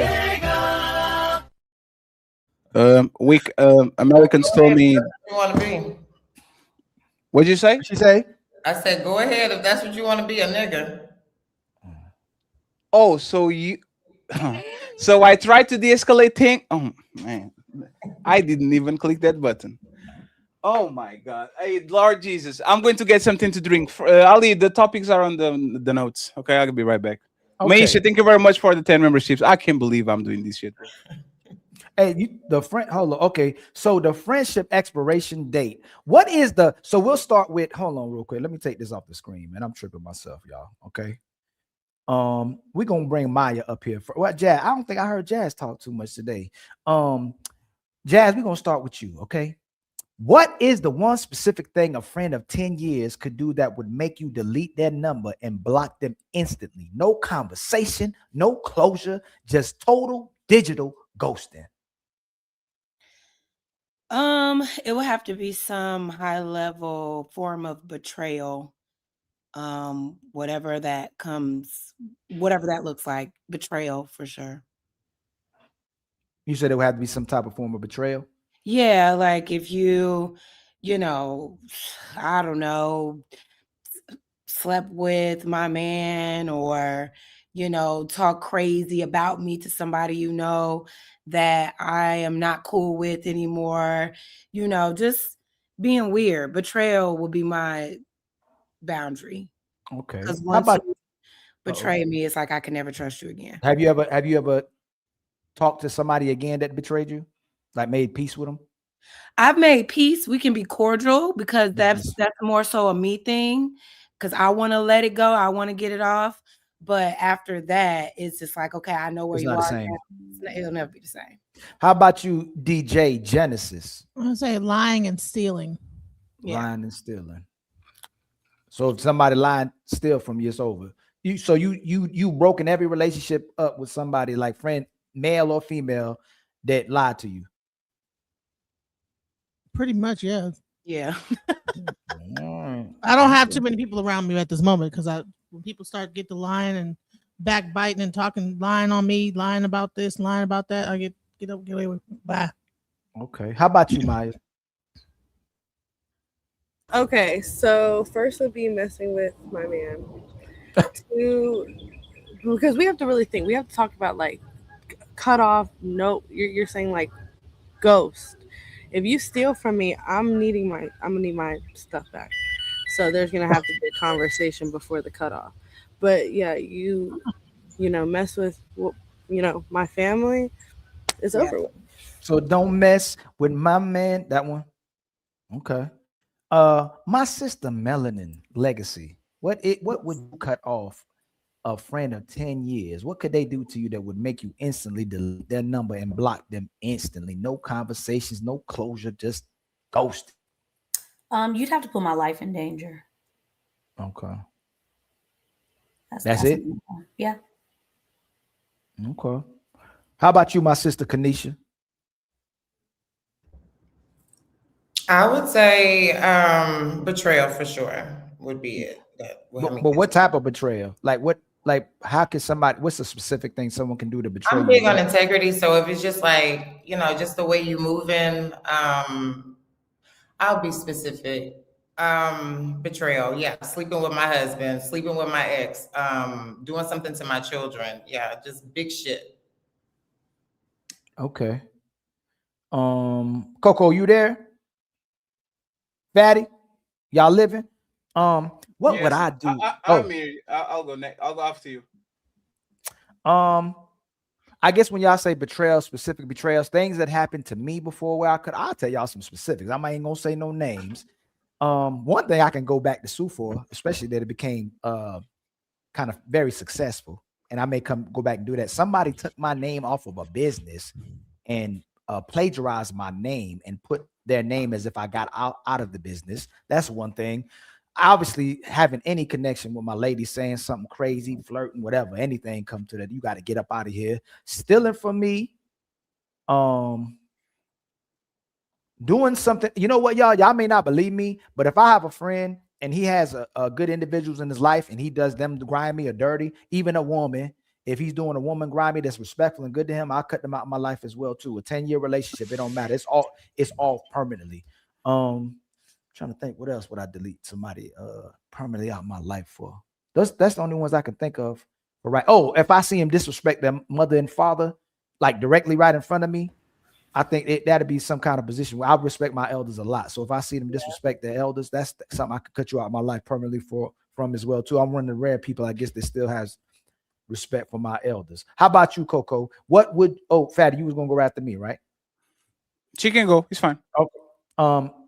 What is the one specific thing that a friend of 10 years could do to you that would make you delete their number and block them instantly and ghost them? Disrespect my husband or children. That's the number one thing. Ooh, that's good. That's it? Yeah, I'm pretty forgiving, but yeah, my husband or you talking about automatic? Yes, like woo. Yeah, that's it. Okay. How about you, Fatty? Nothing that you can do. I learn to purge people from my life every 3 or 4 years. Like being my friend. Being my friend is a privilege. Is not a like is not a right. And I had a bunch of people that when I kind of notice what we talk about is always their problems, is always something that they did has nothing to do with me. My life is very peaceful. I don't want no problems. If every time we are with each other is all about you and I'm your firefighter, I am on a phase of my life where if you're going to make my life more difficult than it is and it's not justifiable, you're gone. We can do business, we can go play basketball. I'm not going to answer your call at 2 a.m. in the morning because you just want to talk about your problems. If it's something that is real, serious, we can do it. I'm not going to be your emotional tampon just because you want to discharge whatever the fuck you have on your brain on me. We're not going to do that. What if they're depressed, Fatty? If they're depressed, there's actually something. And this is some of my friends being depressed, especially like during the pandemic and all that, when things kind of, and I was the one that pushes, hey, let's go for a walk. Let's go to the movies. Let's go eat out. Like just try to show a level of empathy to help them get out. But if you are a recluse, right? If you're somebody that actually takes pleasure of being the victim, that's not my job to actually try to save you. As soon as I bring you out of the building, you go right back running inside and the building is burning. Not my job. I'm the one to get hurt, just like everybody else. And if you like to hurt yourself and you pleasure yourself in hurting yourself so you can be the victim, I will try to rescue once. I will tell you twice. And when you show that you love that warmth that burning building gives you, I will clap from outside. Then when you call me, I'm going to ask you who this. It's not my responsibility. And a lot of relationships are like this. I don't like emotional parasites. I don't like emotional vampires. I was literally for 30 years of my life, I would give my neck and says, you got it, because I have a lot of blood. You can get a little bit. I'm not doing the shit anymore. Respectfully. Either you fix it or there's something so bad that I have to sit with you and kind of baby you to recovery. But if your mama didn't die, if you're not going through a divorce, if your kids are not MIA, if there's not something very specific, don't come in crying because the Lakers lost and LeBron James put you on the bad mood. I don't give a fuck about that shit. But isn't that the fine line to what that's the thing, like, y'all, I don't got time for it no more. Like what Fatty talking about, if somebody's coming with me with all their burdens, they always down, they always going through something bad. When I feel like it's my responsibility through what I'm going through to be light to you, to be positive to you, to be there for you. If someone's coming to my life like that now, man, y'all, I've helped so many people in my life that they never gave back or reciprocated. Y'all seen things on these panels and these spaces. Ali lying. Ali will say, Fatty, I think we should. Fatty, let me help him. Fatty, I say, Ali, no. You must help Ali. Hey, Ali is. I've served my time. I've done my time, and I did it for the time. Ali feeling good because he's out of the plantation, but he still can see motherfucker with the, like it's ridiculous. And again, I don't know if he's his mom or his daddy. Ali will try to help his biggest enemy. Literally, the biggest. The biggest. You putting dirt on my name? Let me take $10,000 to help you with your business. You know what I noticed, y'all? Do y'all know how I know why I don't have no sympathy for it anymore? I see people treat the people who love and care about them worse than the people who do them dirty. Repeatedly every day. It's the most crazy thing. People waking up every day to show off the people that don't give a damn about you, that don't care about you. They set these unrealistic expectations and standards for you. They hating on you. They're jealous of you. But the person who loved you and care for you and there every single day, you giving them your behind the kiss. Ali done with those. Like those days are over because you'll understand. Oh, Jazz, you going through it? Oh, Melanie, you going through it? All right, man, I understand. That's why you did what you just did to me. Oh, Coco, that's why you did what you just did to me. But the people who can give a damn about people, they showing them their best behavior. They're on their best behavior, kissing their behinds, loving them, supporting them, being on buying them computers. Yeah, man, it's great. Like Buy them computers just for them to come on the internet and say Ali's a bitch. From the computer that Ali bought him. This is what I'm talking about. Hey, Melanie and Jazz, I have a question, right? So we were talking before on the back, right? And I said this is the way I actually avoid pain. I just don't get emotionally attached to you. That's all. My expectations are low, so when you say you'll do something that is going to hurt me, that shit doesn't work because I didn't create no expectations towards you, right? And I read a lot of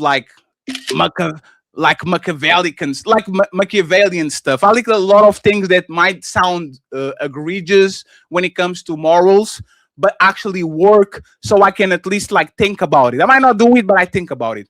What makes people show more love to people that show them nothing, to people that actually with them all the time and trying to push them and all that? You probably, both of you all are going through this. You have this person that you keep putting some help them and trying to push them, and they literally don't do nothing for you all. And then there's this stranger that doesn't do nothing for them, and they want their validation and they want to do shit for them and all that. What makes people do that? Do y'all have any idea? I don't know for sure, but I would have to say that you respect one and you don't respect the other one, or you're trying to earn the respect of one while not caring about the respect of the other one. No, Yeah. but why? I don't know. But why? It's kind of like that thing where it's like your parents, right? Yes. Your parents, right? Where these are the people that's telling you the right thing, but you don't want to listen. But as soon as somebody else says the exact same thing, all of a sudden you listen in and now you want to follow that direction. Sometimes it's the messenger when somebody that knows you for real and can really tell you about yourself. Sometimes when you're not ready to face that, you don't want to hear it from that person. You need to see that. It's like a weird validation thing when a stranger can say it. Then it's like, okay, I feel like maybe they'll listen more to the stranger because they feel like the stranger isn't being biased the way that a loved one or somebody they know could assess them. They may feel personally attacked, whereas if it's somebody else, it's like, well, they don't know me, so maybe it is like that, even though they both are saying the same thing. But can you turn it around? Why does the guy that says I love you, good morning, gets a worse treatment than the guy that ignores you, calls you ugly? I'm sorry, ladies. I learned that less is more with y'all. You know what I'm saying? For the most part, he's never somebody on the panel. I know y'all going to say, me? I love people that are lovely to me and bring me roses. I don't like right? that. But the grand rising queen, guys, and y'all probably have a bunch of them on your DMs. Every time you post a story, they react to everything. Oh, beautiful, great. I love the shoes. I love how you cook. I love how you this.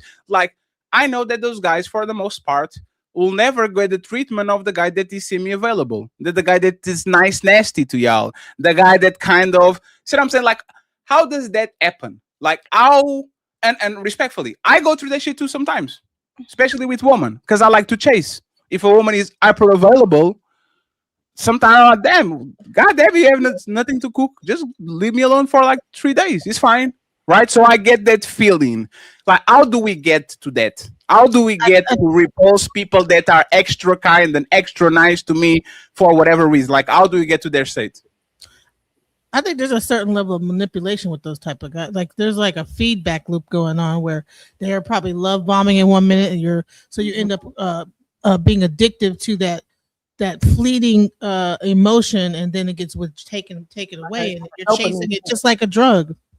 Like gambling, you won that one time and you're trying to win, but you just losing the whole time. You know what I'm saying? But you won that one time, so you're just trying to win again, So it just, I think men that are like that kind of, or women that are like that, anybody that's like that, it's usually a manipulation. They know that they're doing it on purpose. Damn, you're calling me the person that is all in at them, or the person that is receiving the person that is the woman, the person that's, or the man that's chasing after the person that's being elusive or kind of being or dissing them or whatever.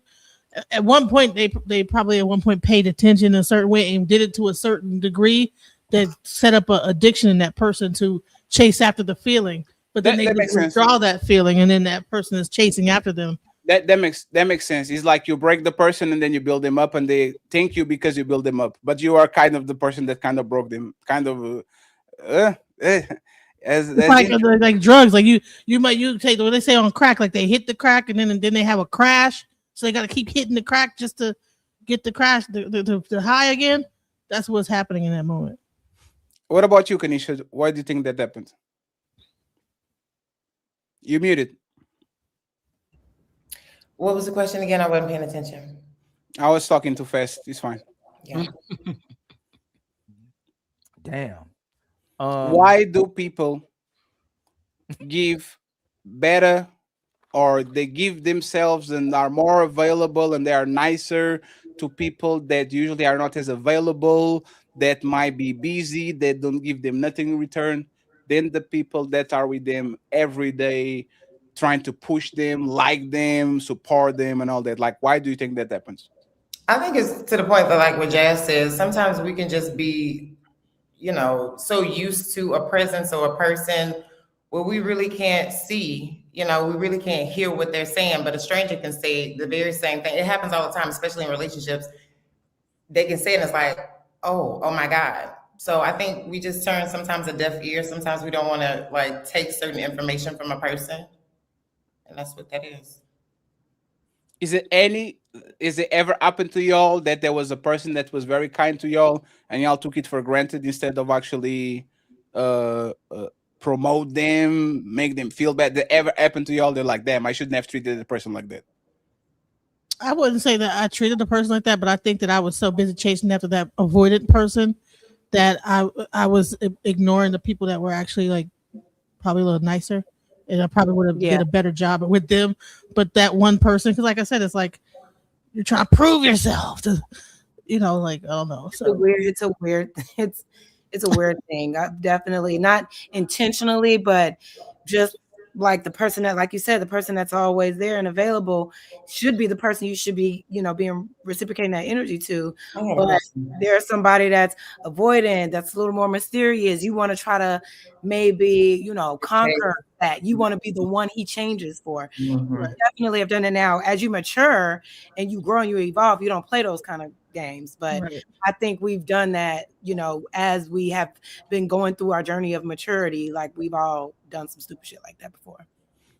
Hey Maya, have you ever lost a great friend because they did something to you or you did something to them? Have I lost a great friend? Yes, because of something that they decided to do or you did to them. No, because if they're really a great friend, I would probably find a way to make the relationship work.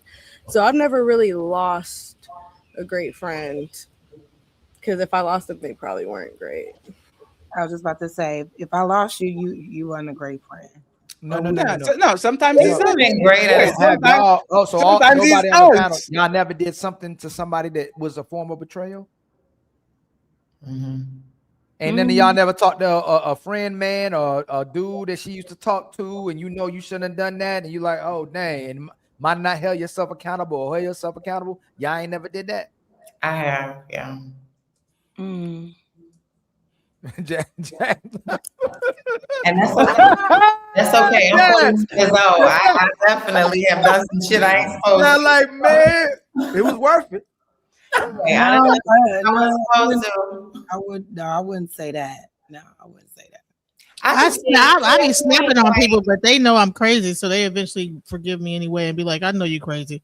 About a couple months later, like I'll go out on somebody and then we have to take a break and then I come back and everything will be fine because I do snap. So my friends are used to me snapping. So but why did it happen where I might not like spaz, but like have like an emotional response? I probably didn't require that, and then I have to be like, y'all, I'm so sorry, or my bad that I didn't have to say this, or I didn't have to say it like that. So that has definitely happened. But like intentionally going behind my friend's back to do something behind their back, no.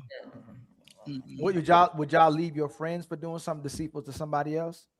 Yeah. But for instance, and I know y'all about to cap, have y'all ever left a friend for cheating? For them cheating on their person. Your friend cheated on their person. Have y'all ever left a friend for cheating on their person? No. No. I done snitched. But also, I don't hang around women who be cheating on their significant others like that, because that's a form of respect. If you around me and you in a relationship and you doing crazy stuff behind that person's back and I'm involved, I don't want to hang out with you. That's weird. Now I feel like I'm betraying too. Now when I go around your man, I gotta act all weird. We gotta keep up with lies and stuff. Like, no, I ain't never. That's the case. It's not gonna be around you. In my whole life, I ain't never seen a woman stop dealing with her friend because she cheated on her man. She actually Well, maybe you don't be around enough women with so integrity. y'all just special ones. I think it just kind of depends on the circumstances. And I mean, me answering these questions is kind of like the broad lifespan, right? But it's like, if my friend is cheating with her husband and they got this whole family thing and it's just some fucked up shit, okay, yeah, like, girl, you doing too much. Like, I can't deal with that. I can't deal with what you're doing. But I guess if I have friends that, you know, are single and they just living their life and yeah, they've been in this 3-year relationship and I'm just throwing 3 years out there and they cheated on a man, I don't know that I'm just like, I don't know, it just would be circumstantial. No.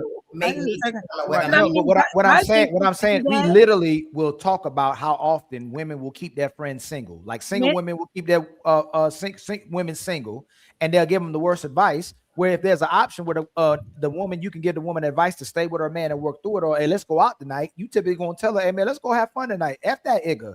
Like most women ain't telling their women to work on the relationships with their man. They'll encourage them to do what's in their best interest. Y'all take trips together. Y'all go different places together. Men y'all do the same thing. No, they don't.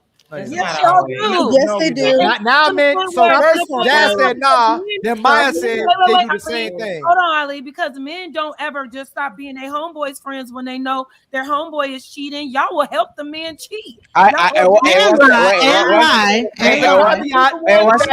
just say, no, Ali, I got you. Hey, personally, Jazz, personally, you are right because men don't cheat according to Melanin. Go ahead, Ali. And by the way, not if she's a good woman. If my boy is cheating on his woman and she ain't the woman we talk about on these panels, absolutely I'm not gonna lose that friend. But if she's a loyal woman, she hold that man down, and she's a good woman, that friendship can end. Let's not talk about bachelor shit. I didn't land Maya. I'd be like, yo, what the hell you doing? Like, that's a good woman. Like, we ain't even gotta talk no more. That's how you gonna do her. But most of y'all ain't holding nobody down but yourselves and Amazon Prime. And Amazon. So y'all don't go to the champagne room at the strip club. No. One second. No, I know. Ali's telling you right. Ali don't want to smell doo-doo. So Ali will be the voice of reason. But this is the Ali. But do you end the relationship because that man cheated? Even like, let's imagine, Ali, that I get a good woman tomorrow, right? We're good friends. We're good business partners. And then I was like, hey, Ali, I saw something on that G, man. Hey, it is what it is. Come back, keep doing my job and all that thing. Is our relationship or friendship over? If she was a good woman, definitely. Is over? Yeah. Ali, I will always push you. I will always push you. Ali, I will always push you to do the right thing, but respectfully, I don't give a fuck. If you and Fatty there's none of my business. I don't care. If you and Fatty went to a trip to Brazil, you know, like the passport brothers. Fatty capping, hold on. Fatty capping. Listen, y'all. Hold on, listen. Oh, I'm capping? Damn. You know how you capping? Maya, defend me. Hey, even Fatty would tell you, if I didn't do right by my women and my children, Fatty would not be friends with me. He wouldn't. No. 1 second, Ali. There's levels, right? Oh, go ahead. If you were a deadbeat dad, like that actually shows that you are a motherfucking loser, right? Like I wouldn't associate myself with you. If you were cheating on your woman and she's doing what she needs to do and all that shit, I'll definitely pull you, you better go back, right? You better do what's right.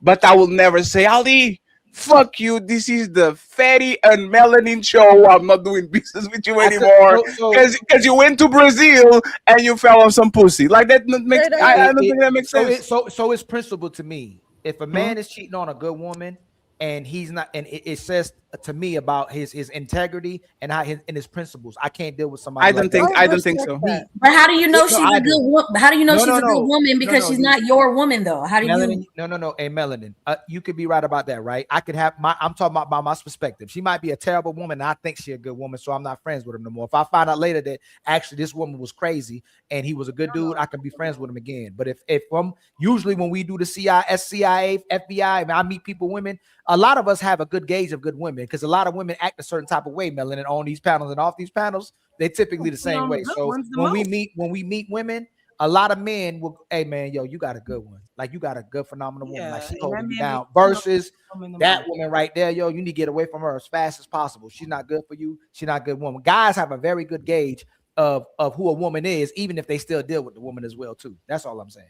It don't matter either way because even if she's the worst woman in the world, just break up with her. Point blank, period. I've snitched. I sure have. I don't care. I done told. Damn, you snitched? Man, That's crazy. Maya went to the girl like, hey. What is LeBron looking for? I went If to I the got a dude. homegirl, if I got a homegirl and she is with somebody and I see that nigga outside with somebody else, not only am I snitching, I'm sending photos. Now, what if you see her? Now, 1 second. What if you see? Okay, it's fine, right? What if you? No. 1 second. What if you? This is your girl. She's cheating. Are you taking pictures and all that and send it to the guy and says, "Hey, this is what your girl doing"? Here's the thing. What I would do if that was my friend. Now it's my friend. Her man is not my friend. Oh, so you're not snitching? So maybe y'all not your friend. No. But what? But I would tell her, hey, if you're going to continue to do this, then you're going to lose this friendship because I don't want to be around you. Why is that snitching? Hold on. That's not a question. Why not snitch? Why not snitching? No. See, this is how we know y'all don't trust y'all female friends. That's how I feel about it. I ain't gonna say this is why you're not doing it. I'm not going to. I am not. If I see my friends, my loyalty is to my friend. So if my friend's man is out cheating on her, I'm going to tell my friend. No, but wait, why can't he get the? Why can't he get the same conversation? I don't think it's my responsibility. I'm not her man's friend. But I know, but you're her.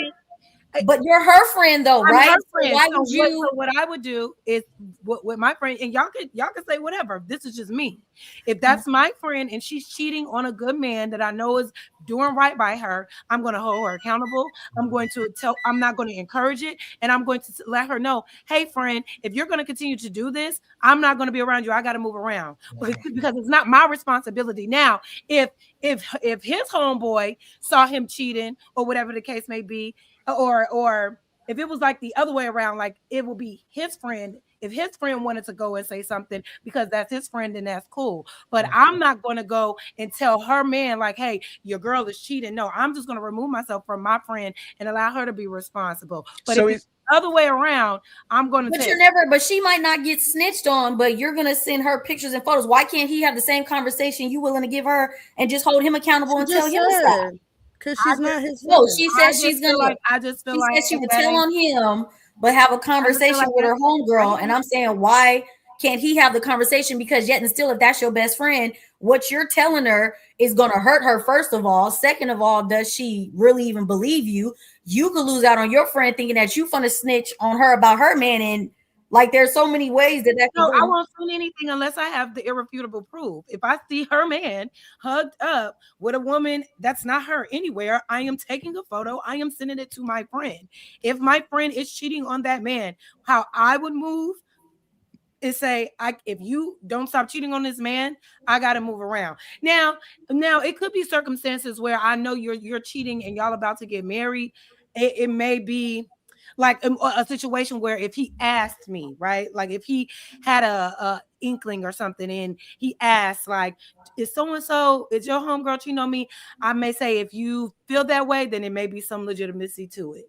You may get that response, but I'm not going to just outright, oh, you cheating on your man, girl, I'm going to tell your man. No, my loyalty is to my friend. I'm going to hold my friend accountable and hope that she holds herself accountable and I continue to cheat. But I'm not going to tell that. It just really feels like a sister code though, because if there be men cheating on women that you guys don't even know, and the outrage be. Oh, they will see. Hey, Melanin. Women are doing groups on Facebook with thousands of people.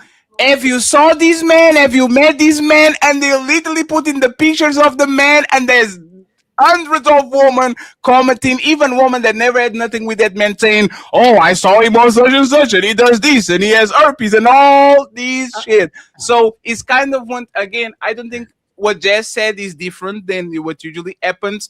It just proves that it's not a principle thing. It's not about the principle. It's not about if people shit around me, I'm going to say the truth to anybody because this is how I feel and this is a principle. They pick and choose when the violation can be communicated, when they mind their own business, or when they go on a public platform and literally bombard that man with, "Oh yeah, he cheated with da da da da." Most women, respectfully, y'all are not principled people. Let's go with that. I've always learned to mind my business. You know what I'm saying? Would you mind your business if you're the first person that will get attacked? You trying to be all up in their business about what they got in their relationship, and then you end up getting all involved. Girl, you better not be doing. And then they Genesis, that's fair. And now she attacking you, and now y'all fighting. No, that's fair. But what if a friend of yours were being cheated on, and you saw the man walking on the park with the end of her ass? You can take a like, would you take a picture, or at least say, "Hey, I saw the guy walking on the park, like palming." That's one of them moments that will it'll. Yeah, but would you? But it'll turn around on you. You go and no, it's fair. But I'm asking. You get into it with her husband about that. They make up, and now she hates you. I agree with you. I agree with you. So let's do this. So 1 second. So let's do this. Right? It's 2026. There's a husband of a friend of yours right now on this panel, and he's on the back on the private chat flirting. "Hey Maya, what's your number, man? I really like what I'm seeing. Da da da da da." Are you screen grabbing that shit and telling the person, "Hey, mind my business," or you just bind your? But how are you? But 1 second, Kanisha, sorry. How are you those people friends then? Let me tell you something. I mind my business because no, but how are you their friend? It'll turn around on you. I swear to God, it never fails. No, you Genesis. Gonna tell her she get into it, and but then he smooth over, baby, whatever. Who agrees with her? Now she hates you after that. No. We never fails. Hey, Genesis, thank you for the like. I agree, right? But let me ask you this: who would have one of their friends? This is friends, not a person that you know. A friend. Their husband is cheating on them. Who here does what the DJ Genesis says? "I'm minding my business. There's nothing to do with me." Or you're going to tell, say, "Hey, there's my friend. I can't let her just go ahead." Like, who is? Raise your hand if you're going to do what Genesis did. Mind your business and move along. Nobody. Whoa. Melanie. What your question? Hold on. Is your question? Are you going to mind? Say the question again. Yeah. I will repeat it again. Right. Melanin and DJ Genesis are friends, right? Melanin is walking outside and sees DJ Genesis' husband doing something with another woman, kissing her, something like that, right? DJ Genesis said, "Nah, my business," because they're going to turn against me when they get back together. That's fair. That's true for the most part. But are you doing the same thing? Minding your business, you don't say nothing to her, you just let the pieces fall where they might, or are you snitching? Who is minding their business? Raise your hand. Melanin and Genesis raise their hands, and the rest of the ladies, they will kind of tell, right? So my follow-up question is, how is that your friend? She gonna end up forgiving him anyway. Trust me. No. You are jumping to the Genesis. Hey, Genesis. Hey, let me give you an example, right? If Ali woman was cheating on Ali and I knew, I will give him the information. And if he wants to be a sucker and do what he needs to do and turn on me, that's your problem now. That's not my problem. I will feel bad letting him walking around with something on his. See what I'm saying? I'll like, hey man, see what I'm saying? So I have me as a friend. I think I have the duty to tell you, and then you as a friend, as your friend, husband to that person, whatever, you have then the duty to do whatever you want to do with it. That's your consequence. There's nothing to do with me. Yeah. I'm not a coward to consequences. So if I lose a friendship because you can't handle the truth, we weren't meant to be friends. But I'm not hiding behind something I know because I'm fearing of losing a friendship. No. If I'm going to tell you what I know, and if you choose to not mess with me for it, we were never meant to be friends, but I got that off my chest now. So, Melanin, why are you not telling Melanin? Because for one, in my mind, I'm trying to figure out if he is with another woman, why you don't know that he's with another woman. Melanie, don't do that. I'm not telling her. That's none of my business. What are you paying attention to? You don't know what's going on. Hey, Melanie, you don't know if they might be swingers. Your friend. You don't know if they might be swingers. They might have an open relationship. You don't know what they got going on. And then now you jumping in, putting your 2 cents when you know he was out there doing that. And you know what he's gonna do when they making up and she said that you were cheating on me. And he's like, girl, don't listen to her. I told you she wasn't your friend. So and so told me. He gonna get that's it in gonna be with the first thing out their mouth, and you gonna be out of there. So like, so my question to Coco and to Genesis will be this, right? If you had the best friend that know your husband was cheating on you and she didn't told you nothing about it, and you found out that you knew for 3 years that your husband was actually having sex, is that person continues to be your friend or is over because she didn't tell you? I agree with Melanin. If my husband's cheating on me, you better believe I know somewhere that there's something ain't right. Trust me. That was not even the question. That's crazy. Like, that's not even I don't the have to question. rely on my friend of 3 years to like. If 3 years go by and I don't realize that my husband cheating on me, I'm not. But that's the point. Is if let's imagine that is Melanie. Mel says, "I'm my business is not my business," right? Is that friendship keep going, or y'all saying nah? Because I'm your friend, you should have my best interest in mind. How dare you see my husband betray me and cheat on me, and you don't tell me nothing? Is that relationship continue, or the relationship is gone? Do you know how many women like tell their girlfriends that this guy ain't no good? That was not the question. Oh my God, Genesis, that's crazy, Genesis. That was not the question. Patty, the friendship would be over. I'm trying to tell you. So Genesis, listen, girl. You know how many women leave their friends when they start dating a man? Well, a lot of women friendship are out of the fake blue anyway, and stop talking to their friends. So if the relationship is fake, why are you afraid of losing it? Like Maya said, why are you being a coward? If the relationship is fake, why do you care? Why do you care so much about the fake? Why do you until something actually happens? happens? My business. Because we like social networks, whether it's good or bad. It's better to stay with the devil you know than the devil you don't. And women do not want to be isolated. Women want to be in social groups, so they will stay with people that they know are toxic because maybe them themselves are toxic, just for the fact of I need to be in community with someone. That's some toxic shit, man. Y'all friends that you claim as friends, you don't go to them and say, "Hey, your person is cheated on you." That's not a friendship, respectfully. Women are different than men. Well, but I talk to my friends about how it's a man's nature to desire more than one woman anyway. So what technically am I supposed to be telling on? Hey, I don't Melanie, even believe in it. So what hey, you know, it's funny, Melanie. Hey, Melanie, let me ask you something, right? If you saw my woman cheating on me, would you tell me? Yes. I told you again. I knew she was going to hit me with that.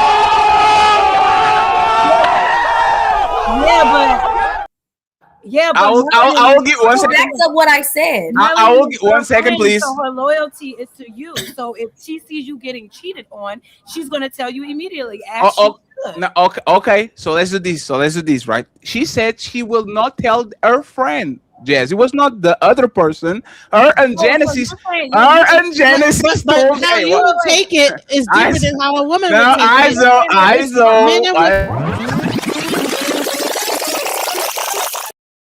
No. Iso, let me explain so everybody knows what is happening here.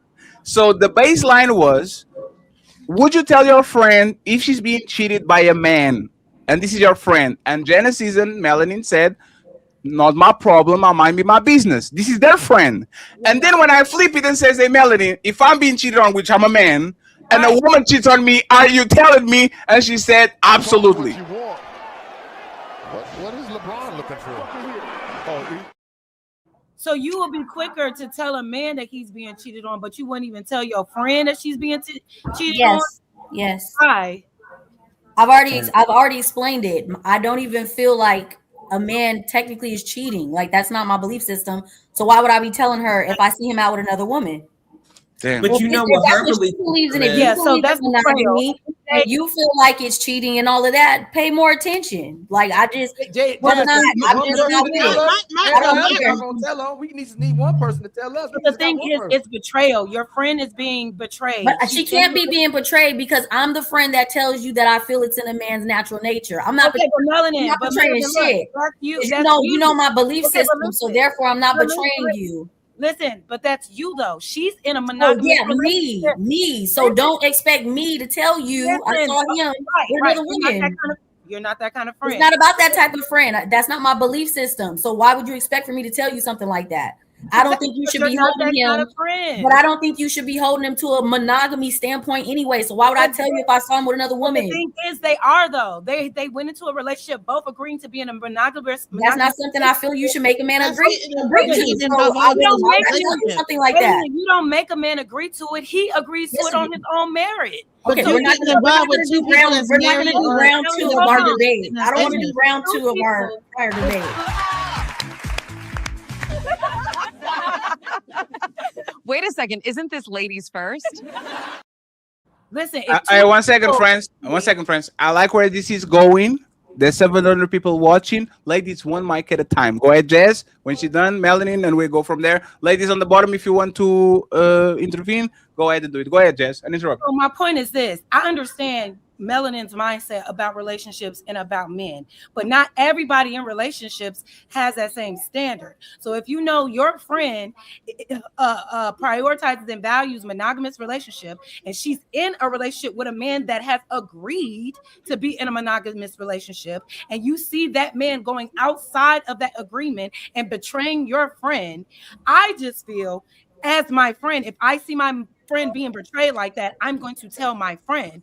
But I don't understand the logic of, well, I'm not going to tell my homegirl, but I'm gonna tell the man because the man is he's naturally supposed to cheat anyway. I just think it boils down to like integrity, and you cannot project your beliefs on everybody else and say, well, you deserve to get cheated on because you should. But you're projecting your beliefs. You're telling me to tell her something I don't even believe is happening. You're saying I'm a bad friend because I vocalize that I don't believe that this is men cheating, and you're saying that I'm supposed to tell her anyway when she's very aware that I don't believe in this. So why are you expecting me to come tell you that I saw him doing something and I don't even feel like this is a standard you should be holding him to? Mind you,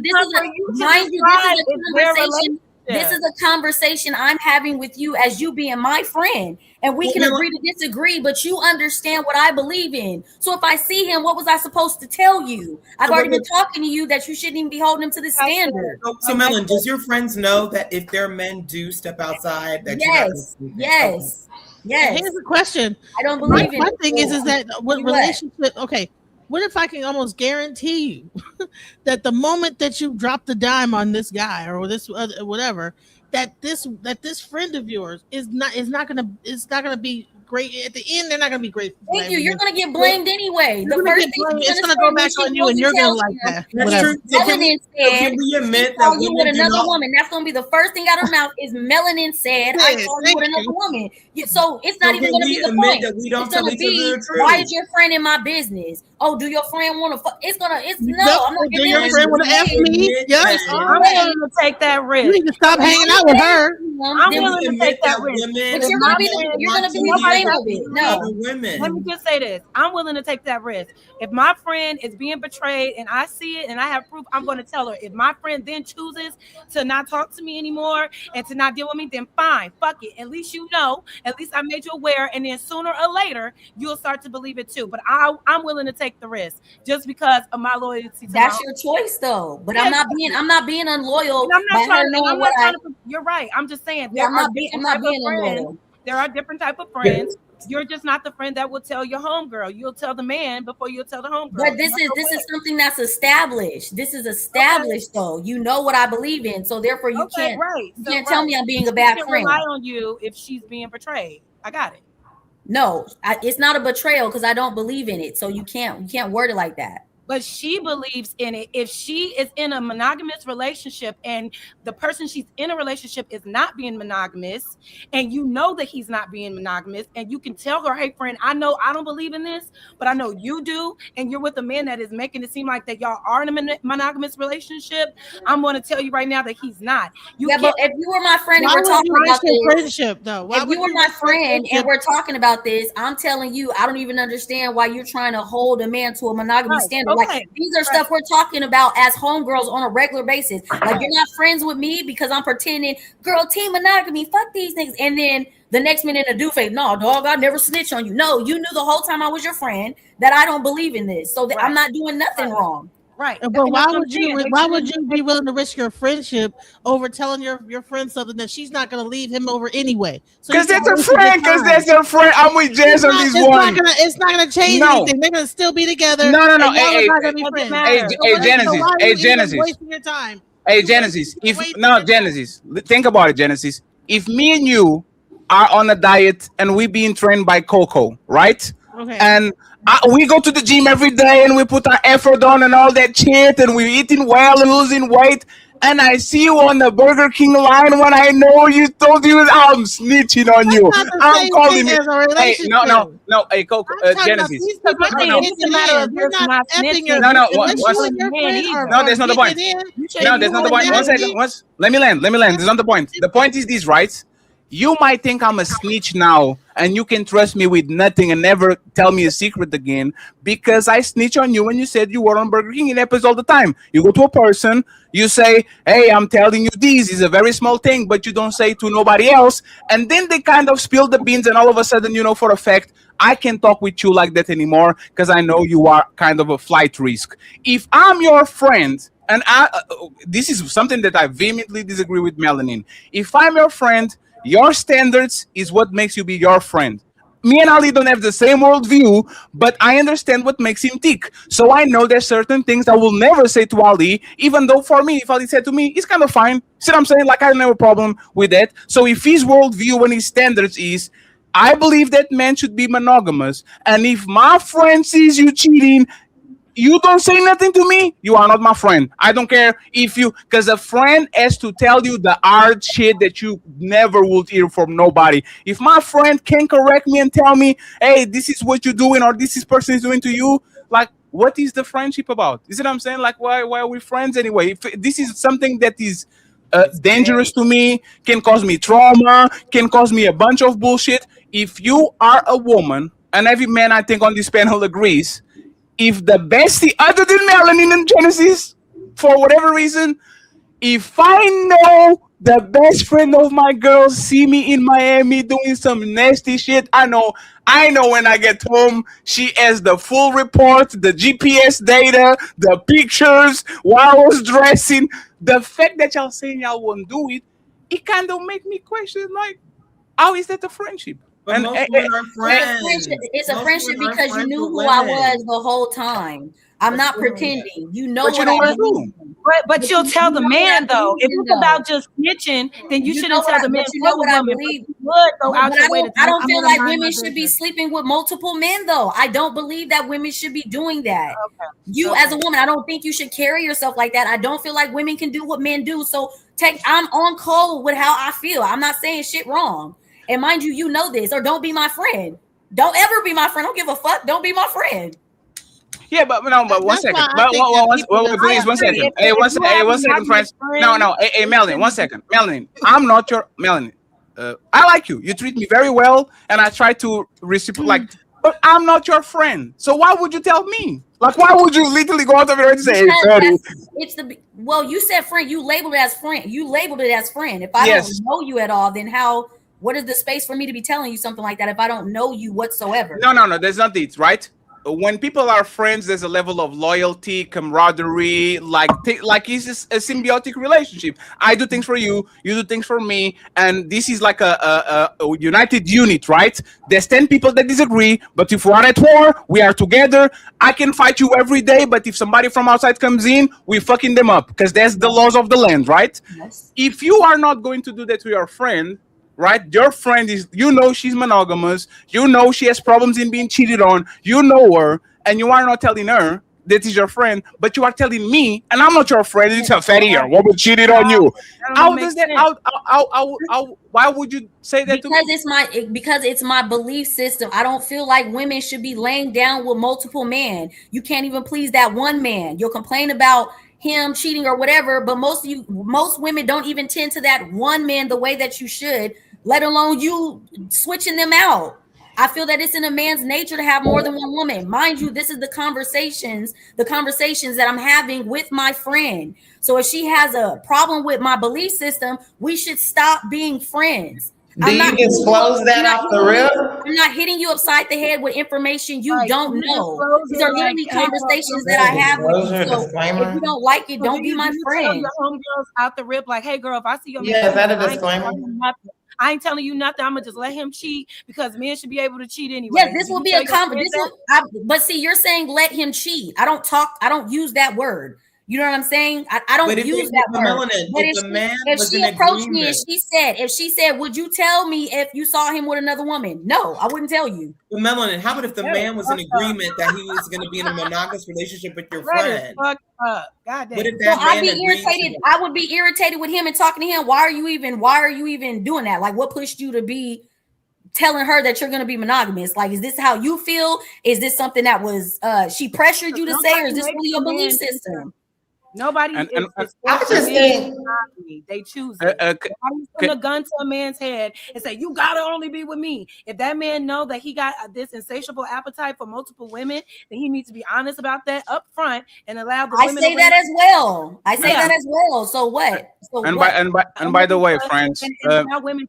But if he does not, and he enters a relationship under the premise of being monogamous, and he steps outside of that, he should be fucking exposed. And if your homegirl is being betrayed by somebody who promised monogamy, and you know he's betraying her, I just think, I hear what you're saying, Mel. I just think if that's my friend, I'm going to tell her, and I'm willing to risk the little moment of time where she may not believe me, or she may not think I'm telling her, or whatever the case. I'm still gonna tell her.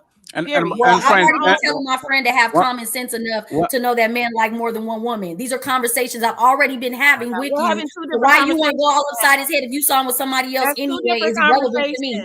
And I really don't even care. I really don't care. What's that? One second. Left the building. Yeah, 1 second. I just want to make sure, friends, thank you very much for blessing the Cash App, made the printer ring. We still need a couple of ways to go there, so I appreciate the 800 people watching. Okay, Kanisha, you can go ahead and pick up from the conversation. Angry Man Ali made the thumbnail and chose the title. I don't know nothing about this. I wasn't even here. Okay, it was his fault.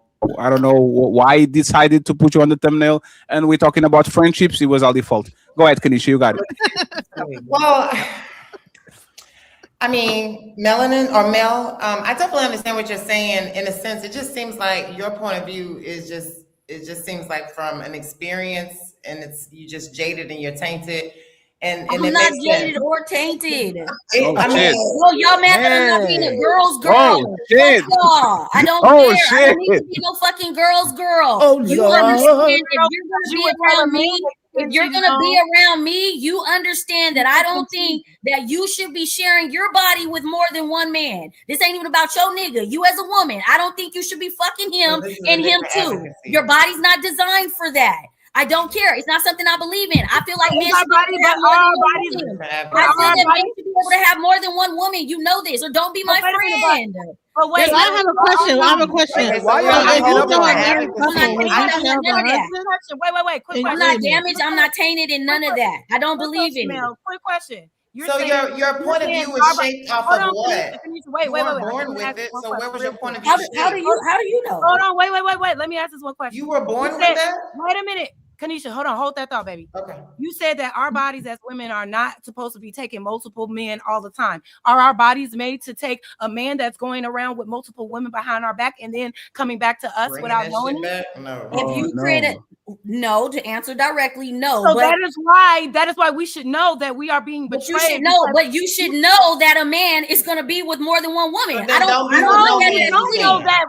You're trying to make me agree. You're trying to make me agree with cheating. I don't look at it that way. You're not gonna change my fucking mind. If Oh, y'all so think you he don't cheating, believe in kudos monogamy? for y'all. I don't feel like a man is cheating when he's with more than one woman. If y'all do, that's great for you. But no, I just Internalizing. want It's clarity. all your fault. You're getting cheated on. You're the bad girl. It's all your fault. Go do better, sis. I just got Internalize a the cheating. question, I don't Mel. believe in it. I just got a I question. believe it's What is your nature. I'm not what is- internalizing what is- none of that. Mel, what is your specific, like, what do you agree with? Monogamy? So you don't agree with monogamy? I don't because feel you like think it's that- in a man's natural nature to be with just one woman. So what is your belief? Like, what is the category? You know, they got different categories, poly or whatever. What do you believe in? Well, I guess I would believe in poly, but I don't like when we go personal because we're having a conversation and this is my response to it. You guys feel like it would be cheating. From a That's personal great point of for you. view. That's great for you. You know, I'm not asking you guys, have you been cheated on before? How many niggas didn't cheated on you for you constantly keep saying every man is cheating? I'm not asking y'all none of that because I don't care. Personally, what y'all believe in. Just for clarity for me, for my takeaway. So men by nature can't be monogamous, and then women shouldn't be with multiple men. So what are we supposed to be doing? You're supposed, technically speaking, you're supposed to be with the person that took your virginity. You're supposed to marry and be with the person that took your virginity. No. What? Angry man, I'm gonna let Angry Man go first. But what I want to say is, it's very hilarious to me. As much as y'all say y'all know man and women's nature, that throughout history the woman gave the man fidelity. Like you knew that he could deal with as much as women he wanted to, and he would deal with as much as women he wanted to. And if we actually treated the way we would, and y'all had to earn her love, we be dealing with as much as women as possible. This system is for y'all, and you still can't honor monogamy. So it's one thing that you can't honor polygamy, but you can't even honor monogamy. So shouldn't a man deal with multiple women because one can't still make y'all happy? Where if Angry Man had 5, I had 5, Fatty had 5, Pastor Wayne had 5, we'd be happy with It'd him. be crazy. No, hold on. They already do that. They already do that. What do you mean? They already do that. Hold on. For y'all go speaking for men. Jazz, no matter if you make a man mad or happy, he still want to smash you at the end of the night. When y'all get mad, hold on. When y'all get angry in your feelings, the relationship is almost about to end. We still want to have sex with y'all when we mad at y'all. Y'all ready to leave a relationship and give up on your man. We are when you're in different. your feelings. We don't just Let me land again. If y'all are so hypergamous, supposedly too, where y'all always looking for the better deal, again, you can't keep one guy. It would make sense for men to deal with multiple women because most of y'all leave. So women make us happy, and y'all not happy regardless if you have a man or not. Go ahead. But women don't make y'all happy. No, it's Angry Man turn. I say Angry Man right after me. It was my Angry bad. Man. Sorry. Yes, this is mental health clinic where we supposed to show that y'all care about mental health too. But y'all didn't let the man talk. But it's ladies first. Oh shit! Y'all been lady first the whole show, Jazz. Wait a second, isn't this ladies first? Or is it? Hey, Jazz, that was a good comeback. That was a good comeback. But my point is, every time we say something, y'all try to make it what y'all believe. That's not true. That's not true. Lady first, aren't you interested? So I have a question. So have all the ladies up here spoke before I got here? Yes. So is it ladies first, second, third, fourth, fifth, sixth, seventh, eighth, ninth, 10th? If you're saying it's ladies first, Jazz, you've already had your first. So calm down, be quiet. Oh damn. First of all, telling me about Melanin, check this out. Check this out, Melanin. Yes. Check this out. The reason why they're upset with you, is because in this day and age, women believe they own men.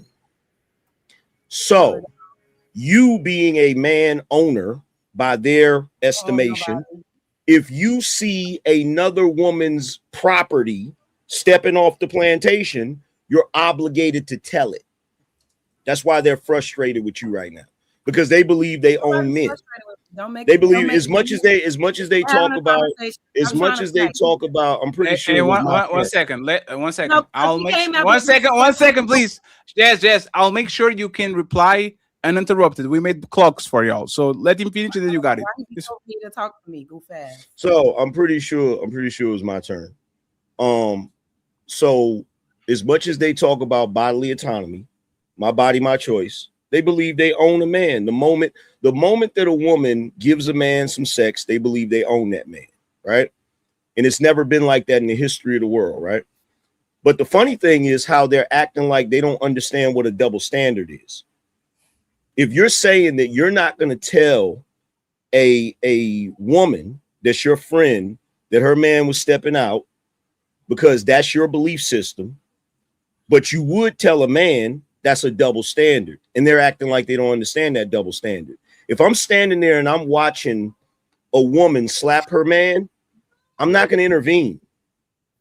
But if I see a dude getting ready to slap his woman, I'm going to intervene. That's a double standard. We both, as men and women, benefit from double standards. The double standard that Melanin just said a man would benefit from. The double standard I just said a woman would benefit from. That's just what it is. Jasmine interrupted. One second, Coco. Jasmine interrupted.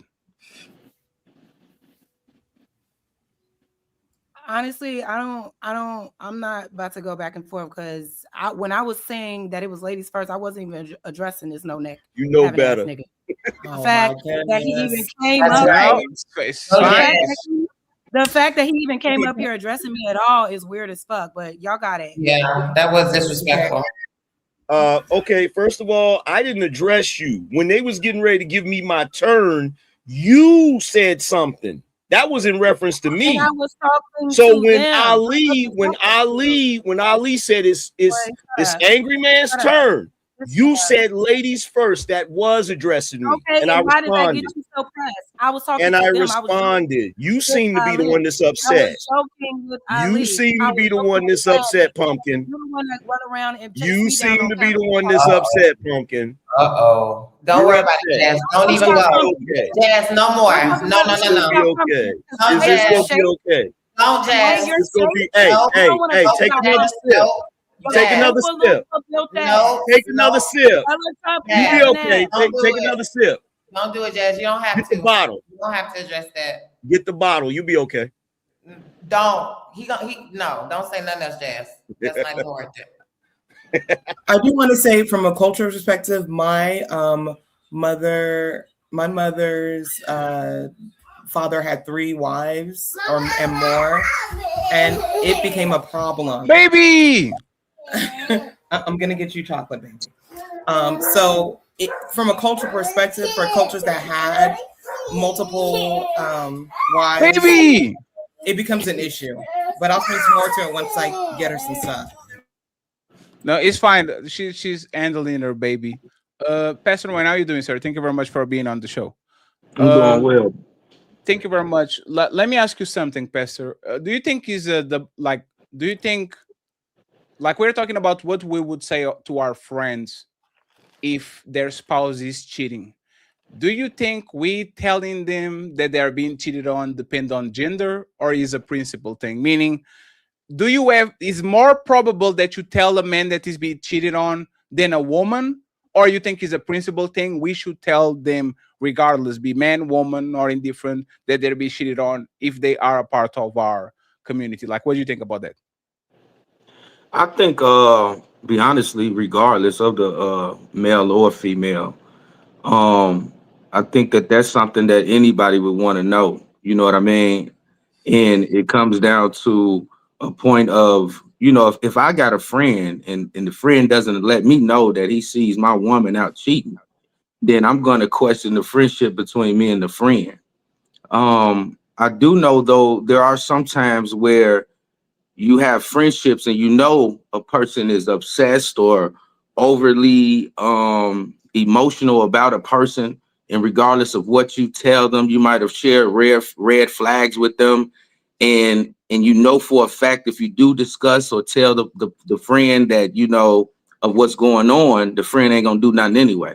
So I guess sometimes it depends on the situation as well, because sometimes when you do release that type of information, that individual, if they have some type of obsession for this woman or this man, they'll take it out on you. They'll look at it as if you're, hating on their relationship or things of that nature. So I think either way it go, I know I would want to know, but I guess it depends on the relationship. Yeah. In the house, I was gonna say something about marriage. Like, if you're not married and these people are married with each other, I think that there's like a line, you know, that you probably don't want to cross in a married couple that took a vow and an oath together, because it's not gonna be.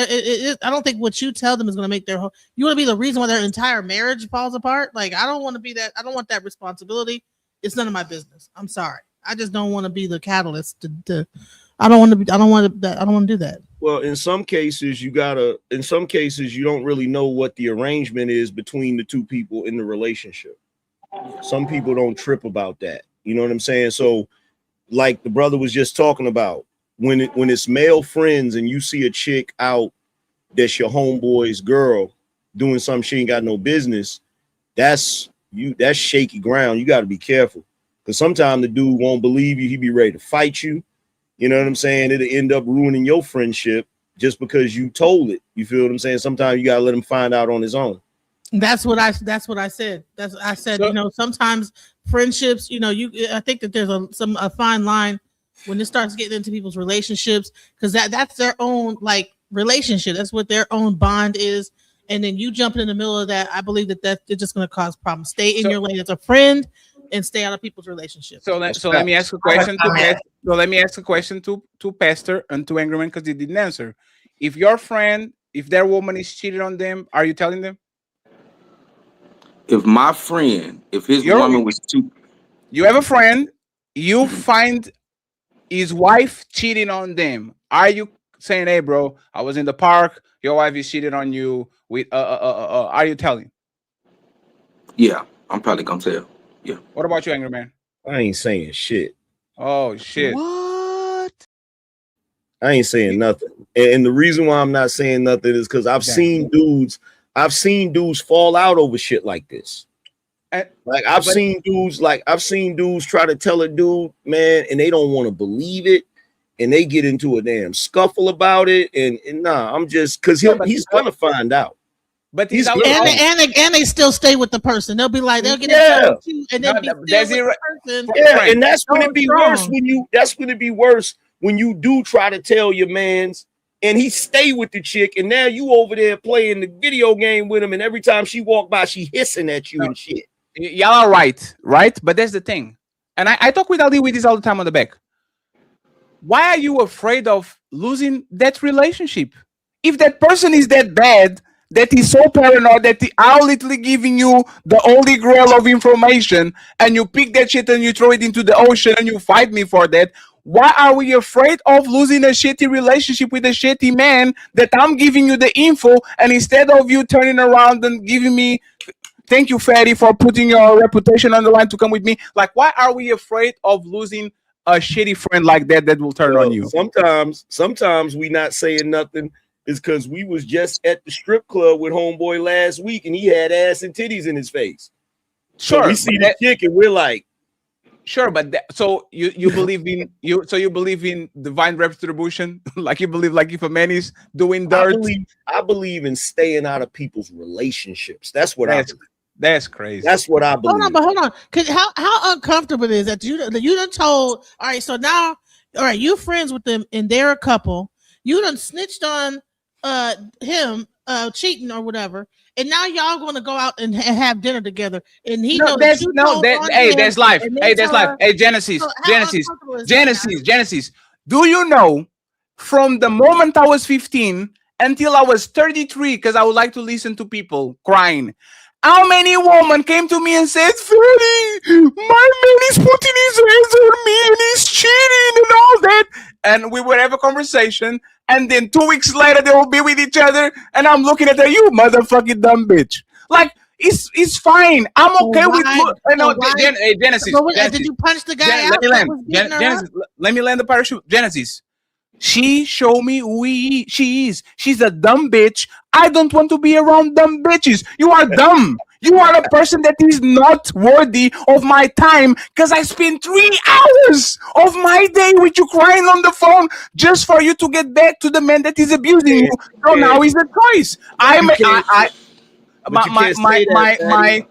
conscience is clear. My conscience is clear. If one day we're talking about this and it's weird, it's going to be weird for you. It's not going to be weird for me, because I did what I needed to do. So it's about you. The difference is that it's principle. If you tell someone that this guy cheated on his girlfriend, you can't be in the midst of them at any point because he knows that you were the friend that ratted him out, and now that's uncomfortable. Okay. Mind your goddamn business. Hey, 1 second. Maybe Kanisha was right about cultural differences, right? So I'm actually going to say something that might prove that's right.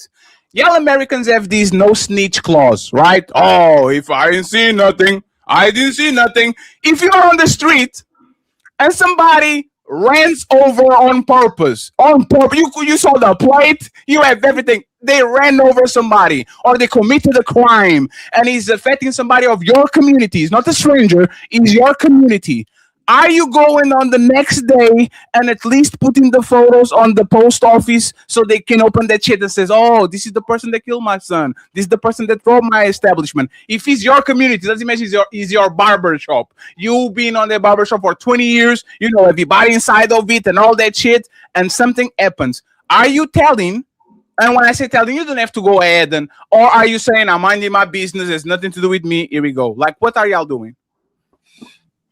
I think it's all circumstantial for me. I've been in several situations like this. One where a man tried to come on to me and I had to tell a girlfriend, or I had to debate on whether or not I should say something. I think it's all really circumstantial.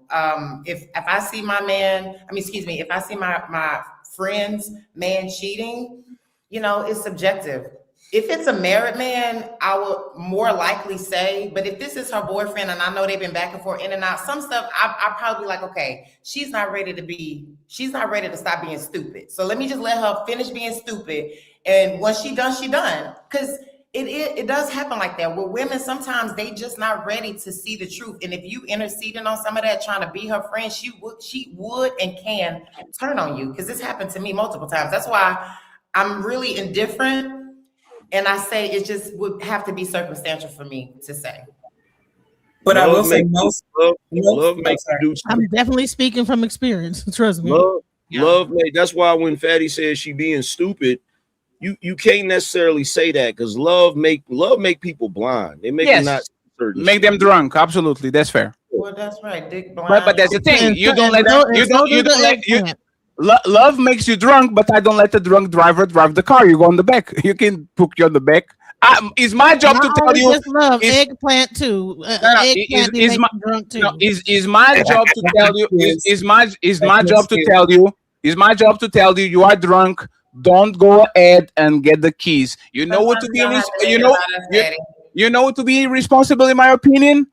Oh, Kanisha drunk and she's driving. None of my business. None of my business. Yes, it is. I literally see you stumbling and shit. At least I'm going to say, hey, miss, hey, don't do that, miss. Can I call somebody to come pick you up? Like, is there somebody that can Uber? I'll even pay for it. It like literally happened where there was a person that was stumbling off drunk. I said, give me the phone. Let me call them. I will Uber that person over here so he can drive the car home and you can have the car on your driveway. But you letting somebody, especially from your community, do things that you know are going to either damage somebody's reputation, are going to fuck them up, and you say none of my business. This is why the black community. No, I don't talk about the black community. there's angry man. I think this is why the world kind of is the way it is. No, angry man. That's mostly for Western cultures, not in more communal societies. In a more communal society, if they see you with someone who's not your wife, they're going to tell. If they see that the children are acting crazy, they're going to discipline them. That's how the village used to be. No, but yeah. Coco, there's the problem right now. When I was kids 30 years ago, my dad and my mom didn't have to do nothing. If I was misbehaving, my teacher, my uncles, my neighbors, auntie, grandma, cousins, friends, I will be fucked. Because I know as soon as I get home, my neighbor told her, Fatty was doing right now. And it was like that in the black community too at one point, Fatty. But we now live in the age of mind your business. Sure, but how do we get to? We need the village. Ali says it. What did say, Ali? It needs a village to raise a child or something like that. It takes a village. It takes a village to raise a child. Right. Why we went from that to None of my business. Keisha ain't sneaking man. Keisha sneaking man on the building and shit, but it's none of my business. I'm saying, Keisha, come on. Because you don't have a village anymore. Damn. You don't have a village anymore. You have an accumulation of people that are around each other, like a sort of a community, but it's not a village because everybody's not linked in. You a lot of people live next door to somebody and they never speak to them for 20 years. They got neighbors they don't even know. They live right next door to their neighbor. They don't even know their neighbor. That's not a village. Yep. So there's nothing we can do.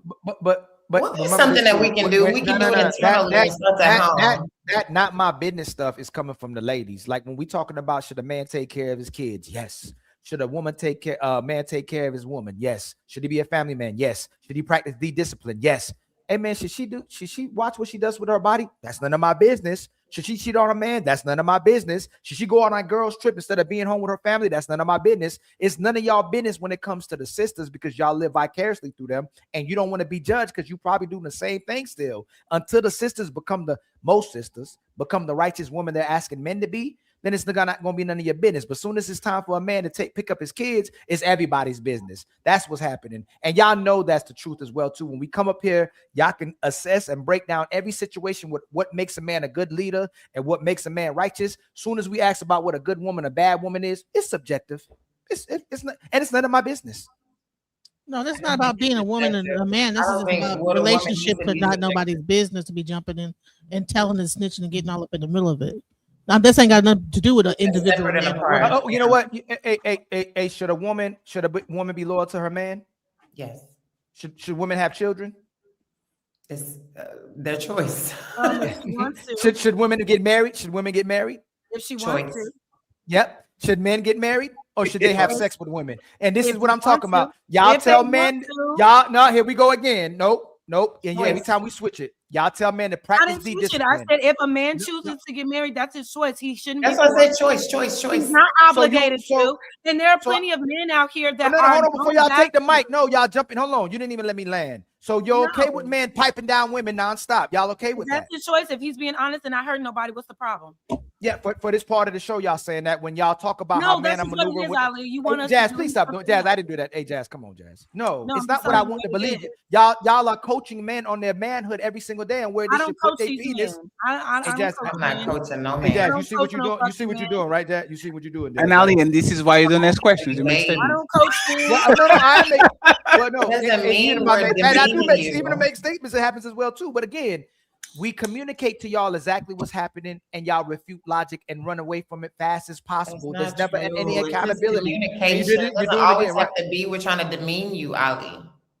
Hey, Kanisha, y'all don't support men that exercise their rights with their manhood. If I'm piping down the whole community, you'd say this man is reckless. He needs to practice dick discipline. Please stop. But y'all go support your girl on OnlyFans. You'll support your girl. You'll support your girl twerking at the club. You'll support your girl, be all up on Chris Brown taking pictures. Y'all are not genuine when we have these conversations.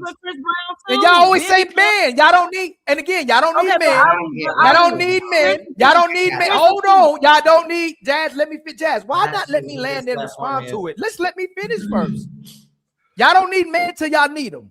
Y'all can have sex with whoever y'all want till you're 29. Then you want somebody to marry y'all. Y'all can have PTSD, gotta heal, be all these righteous women, but you don't want to deal with a broken man or a man who ain't got no money. Y'all lie consistently about these conversations that we have. The man has to come to you complete, but he can take you at half the finish line. Y'all want a full man, but you want a man to support you no matter what you're going through. Just keep it real.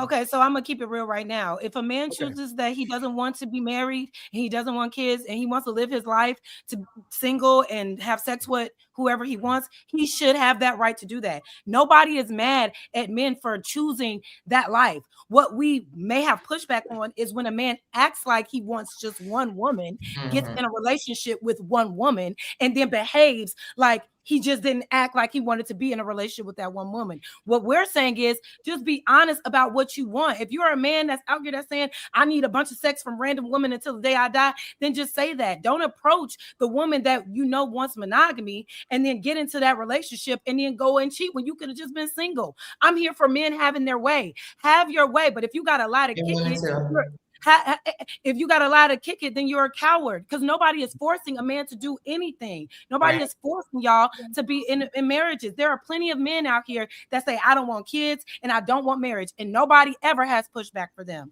But as soon as a woman Nick says, Cannon, I don't want kids, you guys have an issue with Nick Cannon. You guys have a problem with Cam Newton. Angry Man, I got you.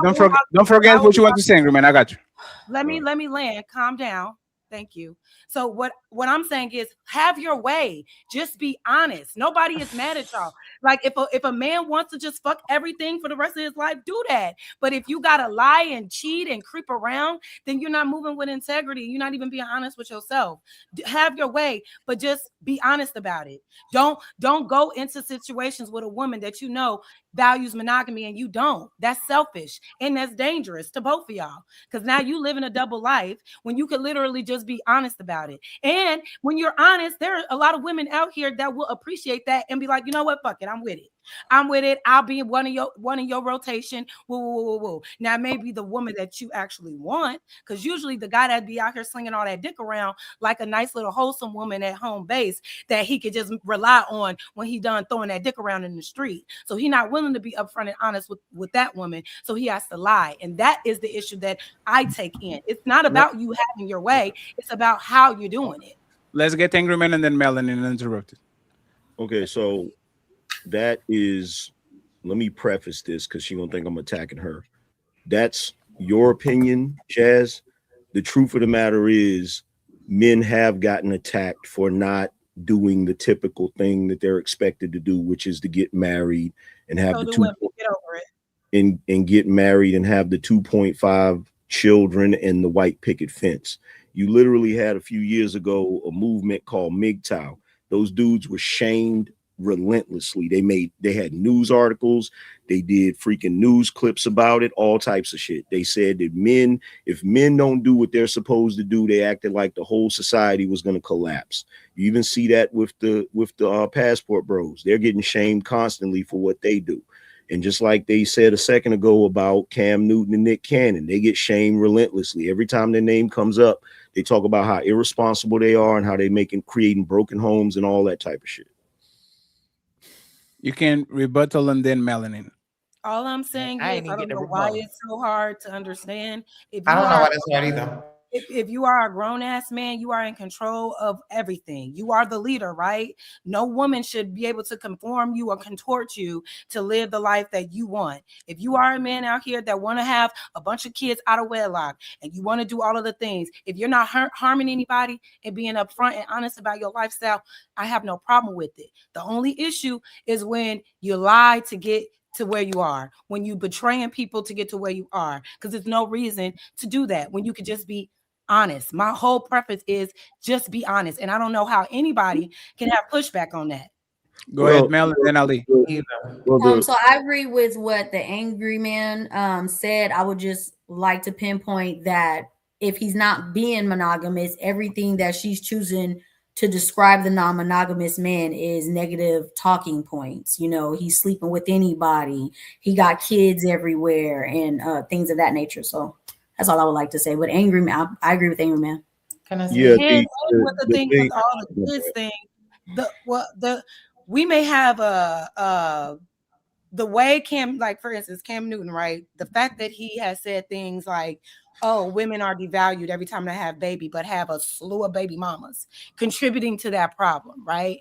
When you say certain things, but that's like you just getting offended. It's a fact that your desire level is no longer the same. Well, when you as a man, so why are you devaluing all these? You're listening with ears to get offended, right? No, Melanin, that's not even the point I'm making, girl. Nobody's the what I'm but saying. That is the point. Your value is not the same if you have your value with a woman with no children. That's not what I'm saying. A woman with children, the value is not the same. So his talking point is not to offend you. It's just a fact. Okay. But he has multiple baby mamas, though. Okay, thank you. So he is contributing to the pool of baby mamas. How is he contributing when she willfully opens? They willfully open their legs. Yes. Now that's So the if, point. so if he doesn't, how is he contributing when they keep laying on their back? That's the real point. How is this a man's fault? How is a man's fault? How is this Cam Newton's fault? Two to tango. It Hey, takes one two to second. tango. One second. Yeah, 1 second. I was on y'all side and y'all literally make Mel points. As soon as we started about Cam Newton, we're talking on a negative way when this motherfucker is the most honest man. Say, like, think about it, right? I was on Jaz's side. One second, please, Jazz. No, one second, Jazz. I was on your side. This is about the lie, right? The liar is the one that should be punished because the motherfucker lying. But Cam Newton is actually telling the truth because he has multiple baby mamas and everybody knows what type of time it is. And as soon as we put the focus on him, society and Genesis, look, he's contributing for the baby mamas and all these. Like, okay, that's what we're talking about. Yeah, I'm not okay with it. It's not. No, I was just saying if there is pushback on Cam Newton, just in general. It's because of the things that he says doesn't align with his actions. How? Can you say, yes, how it can you does. say? How can you say women are devalued when you have a baby, but then you Because go it's a fact. Because it's a fact. It's not the same way I can say a Ferrari is devalued every time he goes out of the stand, but I keep buying Ferraris. I know every time I get one. One second, please. I know every time I get the car and I drive it off the lot, that car will be devalued. I'm not being hypocritical just because I like another one and another one and another one. That's a fact and be liking cars. If a man says a woman is being devalued by having sex with me and having kids, and I keep getting more woman, that has nothing to do with the situation. I just like woman, just like I like cars, just like I like food. What's the problem with it? Another thing is the fact that he doesn't. My thing is this: if every woman is devalued, just when a man touches us, why would it be an incentive for us to be touched by men? If every time a man touches us, please, Jess. Remember when I told you that I agree with you? Let me ask you this question, and then you guys got it right. Is the girl Lily Phillips that? No, but let's talk about it, right? Is the girl Lily Phillips that had sex with 1,000 men in one day less valued than she was before she had sex with 1,000 men in one day? Is she more valuable or less valuable? Absolutely, she's less valuable. Okay. So Jess, that's the point. I think health-wise.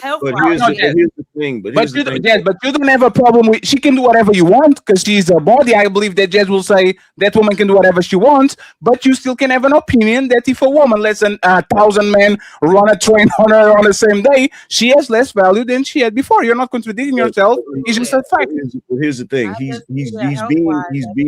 He's being. When Cam Newton says that and he does what he does, he also retracted it and apologized for saying it because he knew he was wrong. Because he's a coward. No, that's because she didn't. Hold on, y'all. Let Angry Man land, y'all.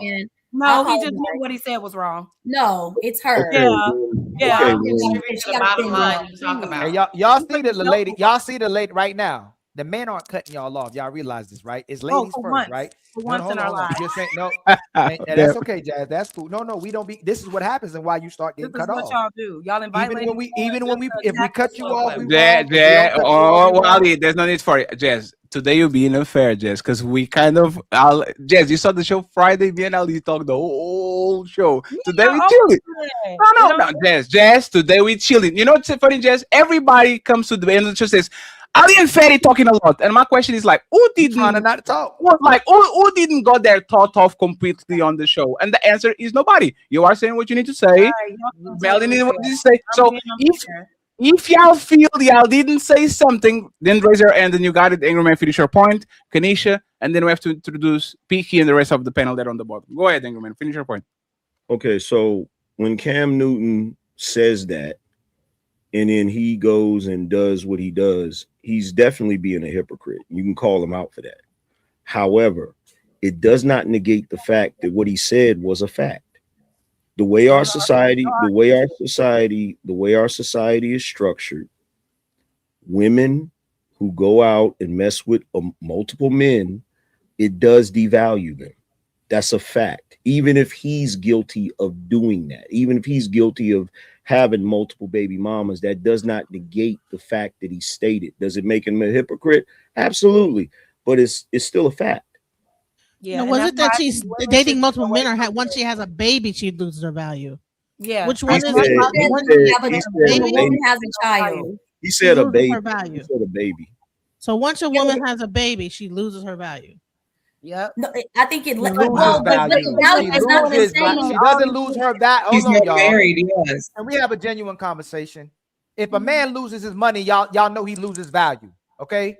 If a man loses, Yes, he and does. please, yes, he No, does. because If I he don't loses attach a value, man's value. No, I don't Yes, he attach a does. man's value. If my hey, man, Jad, you see you do all that good every all time, day, Jad. Jad, I if can't I'm, even get my thought off. But if that's my you man, personally. That's Like, you. Jazz, like I can't That's get my. And you your. still gonna go, That's Jazz. But if I was doing that to you, you'd be like, Ali, you that's. gotta let me talk. okay, I But see hold what on, y'all Ali. got. That's you. Okay, That's y'all you got it. personally. That's you Y'all got No, it. no, personally. y'all got That's it. you. That's you Oh my personally. lord, boy. Hey But man, this hold on. But look. My bad. But I'll look, take Ali. accountability. Let me say I'll this, take Ali. accountability. My Let me say fault. this, Ali. That's you personally. There may be women up here on this panel that say, okay, if a man loses money, he doesn't lose his value. But as a society, if a man is broke, he is not viewed as a valuable man. That's a reality. Yeah, Yeah. that's a And let's patriarchal break. standard Hey, that men y'all want to keep it real because y'all don't like the That's truth. the Y'all not standard loyal. that men Hold set, on, too. Jazz. Please stop talking, please. Please. Y'all are not loyal. A lot of y'all is trash. A lot of y'all don't want to perform in the household. A lot of y'all are inconsistent. A lot of y'all can't keep 1, 2, 5, 6 men, got a roster, ain't stayed with the last guy you was with. It makes sense for a man to deal with multiple women in today's day and time. And it made sense that they were dealing with multiple women in the beginning of time. Because y'all always go after the best guy, majority. There's a minority of women who will pick up these AirPods and go, you know what? I like these AirPods. I'm going to stick out with these AirPods for the rest of my life. Majority of y'all, you'll get the man that you wanted, and you can't deal with what comes with that man. So either he a strong man, he toxic, he a weak man, he ain't got no backbone. Y'all don't stay with nobody. But I will say it again repeatedly. If Peaky had 10 women, if Angry Man had 10 women, if Fatty had 10 women, if Ali had 10 women, no matter what they came with, I'm still going to bust them down at the end of the night because we actually love women. Y'all use And men. then they'll poison you, and their children will fight amongst each created, other. hold on and real your quick. household will be Y'all destroyed. created hoes. Y'all created whores. You created prostitutes. And then at the end of the line, you went, you know what? I don't want to be a prostitute anymore. I don't want to be a hoe anymore. And nobody should judge me for my past. You should accept me for who I am right now. That's the problem with the market. Y'all have destroyed the market because you are the market. If you want to be wives, we're going to be husbands. If you want to be whores, we're going to keep knifing you and piping you down. And we're going to have kids out of wedlock and babies going to come out of that until y'all actually stay with the man, be loyal with the man, and deal with the man you actually love no matter what he does. But since everything is about you, every time something doesn't go your way, every time you don't get control, every time you don't get the last way, every time you don't get treated like the man you trying to be or want to be with, you treat the man like the woman, and then the relationship falls apart, and then you complain about being a single mother or being by yourself, and then when it gets too hard, you pretend a lot to everybody that you're happy being alone. But if you see when you get to 40 and 50 years old, there's a whole bunch of videos about y'all complaining about being old and by yourself. So again, if you want to change the market, change the women. Ain't got nothing to do with the men. Yeah, and I don't. Well, 1 second, Coco, please address it, and then 1 second, please, friends, and then I need Peaky to actually get in it. So then, friends, just let him get his thought out. Friends, we need $150 on the Cash App and PayPal. There's 900 people watching the show. Come on, friends. Lord, don't let me get slim. I'm starving over here. Okay, it's 2 a.m. Please support the Hamburger Fund and support Mr. Ilkanaling. Make the printer ring and say cha-ching. Go ahead, Coco, uninterrupted, and then Peaky. Yeah, what I don't understand about the Cam argument is men will be upset with Cam, but these same women will still deal with the Cam Newtons and the Nick Cannons. Like the men that you complain about are the men that you're looking at. And I know this because women always keep on saying that these men want to cheat. No, the men that you're attracted to are the cheaters. You're not attracted to the honest guy. It is not most men that want to cheat. Most men may desire a lot of women, but most men cannot sustain a whole bunch of women. So that's the contradiction that I hear a lot of women say. You do not want the square. You do not want the nice guy. You do not want the guy who's awkward. No, you want the player. You want the guy that all the women want, and then you complain about that guy. because he is exactly the guy that you desire. But the second point about Ali that you said that all men want, no, men, y'all don't want to deal with and take care of 5 different crazy. You must be crazy. You must be crazy. You must, hey Coco, don't do that, please. Hey Coco, if man can do it, hey Coco, please, before you say, hey Coco, I gotta interject. Okay, you usually on point. That's the, if a man and that's this is the thing, right? Y'all can work now. If we can go back in time where we living off the land, a man can deal with 5, 10 women. Are you crazy? We was already hold on, Coco, please hold on. Please hold on. I know you. It sounds good to your ear to feel like the man is just supposed to be monogamous, right? A lot of men is exercising self-control, and they be being monogamous to that woman that they love, especially they got kids. They're not trying to tear that family apart. But for the most part, a man can deal with multiple women. Are you crazy and be in love with multiple women? And we can do all, and that's our nature. We're controlling and suppressing our nature, and it's still not good enough. And we're emasculated culture that supports that and has done that. So why are you saying that's not true? Monogamy is a European standard. Monogamy is a European standard. And I finished, please. We have to let Coco finish, and then y'all guys got it. I'm sorry, Coco. I'm sorry. What I'm saying is, having integrity is has promoted it for hundreds and thousands of years. The problem, though, is that to deal with multiple women is to deal with multiple headaches and multiple problems. And then also within the different families, you have siblings within one woman's family that has an issue with the siblings within the second woman's family that has issues with the first wife, and then that husband has to deal with the competition between the women, and then you have to deal with the children plotting against the other children. Or hold on, my turn. Hold on, Melanie. Y'all don't let her finish. Hey, y'all so froggy. Let her finish. It's fine. We have time. Go ahead, Coco. I'm not saying that men can't deal with it, men have to deal with it. It doesn't lead to the best outcomes because there's a lot of infighting. There's a lot of fighting for land. There's a lot of fighting for position. There's a lot of things that happen when a man has multiple wives and multiple concubines or whatever. It's not just, everyone's going to get along. No, it doesn't work that way. So polygamy is a rich man thing. Hold on. Y'all love the fact that you can live off. And Coco, usually, like I told you, I usually agree with you.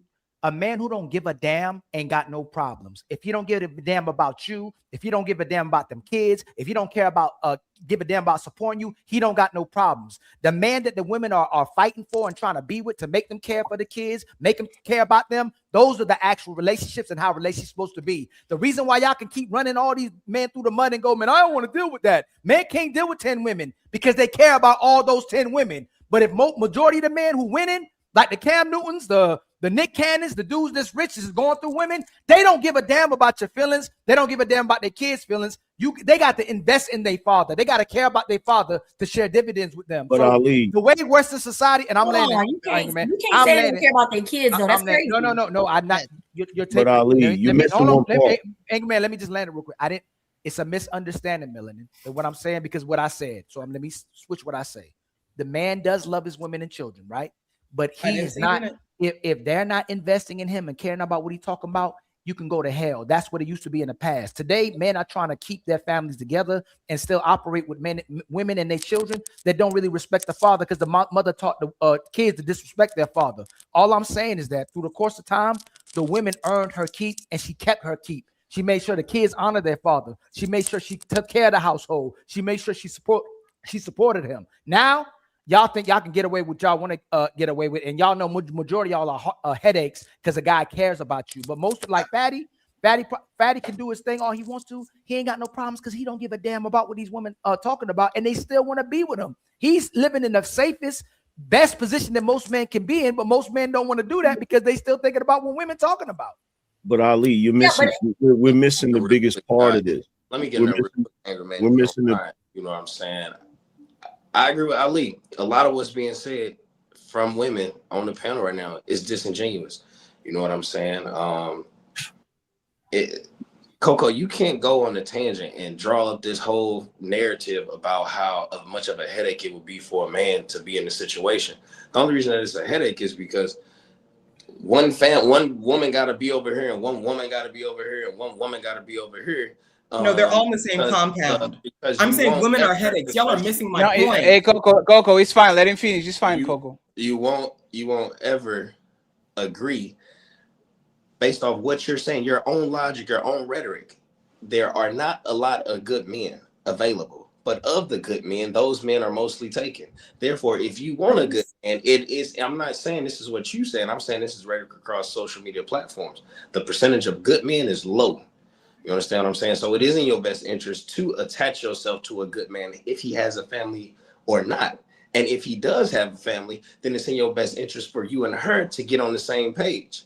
If you and her is on the same page, then I mean, when she get a car, that don't mean that you just want a new car now. You gotta wait. You know what I'm saying? Like, it can work, and it's a positive thing, because in terms of Cam Newton, he has the resources available. Obviously, he's created enough families, but the reason it may be presented as a headache or a bad thing to the public is because everybody's not under one roof. Everybody's not under one guideline, and that's because of a woman. You know what I'm saying? You have to recognize. Coco, you are hatred that, or not envy. I ain't gonna say hatred. Well, I will say envy. You have to recognize that women are very envious of one another and of the haves and the have-nots. Like, the Jones effect is in full effect with women. So hey, friends, 1 second, friends. Coco, please make notes, because you're going to have the chance to rebuttal. Let Angry Man and Melanin say what they need to say and interrupt it. And then you are the antagonistic. You can reply to Peaky, to Melanin, and Angry Man. Angry Man, Melanin interrupted, and then Coco. Go ahead. So it's one, we live in a culture now where people try to be monogamous, even though there's a lot of young folks that's starting to be polygamous, right?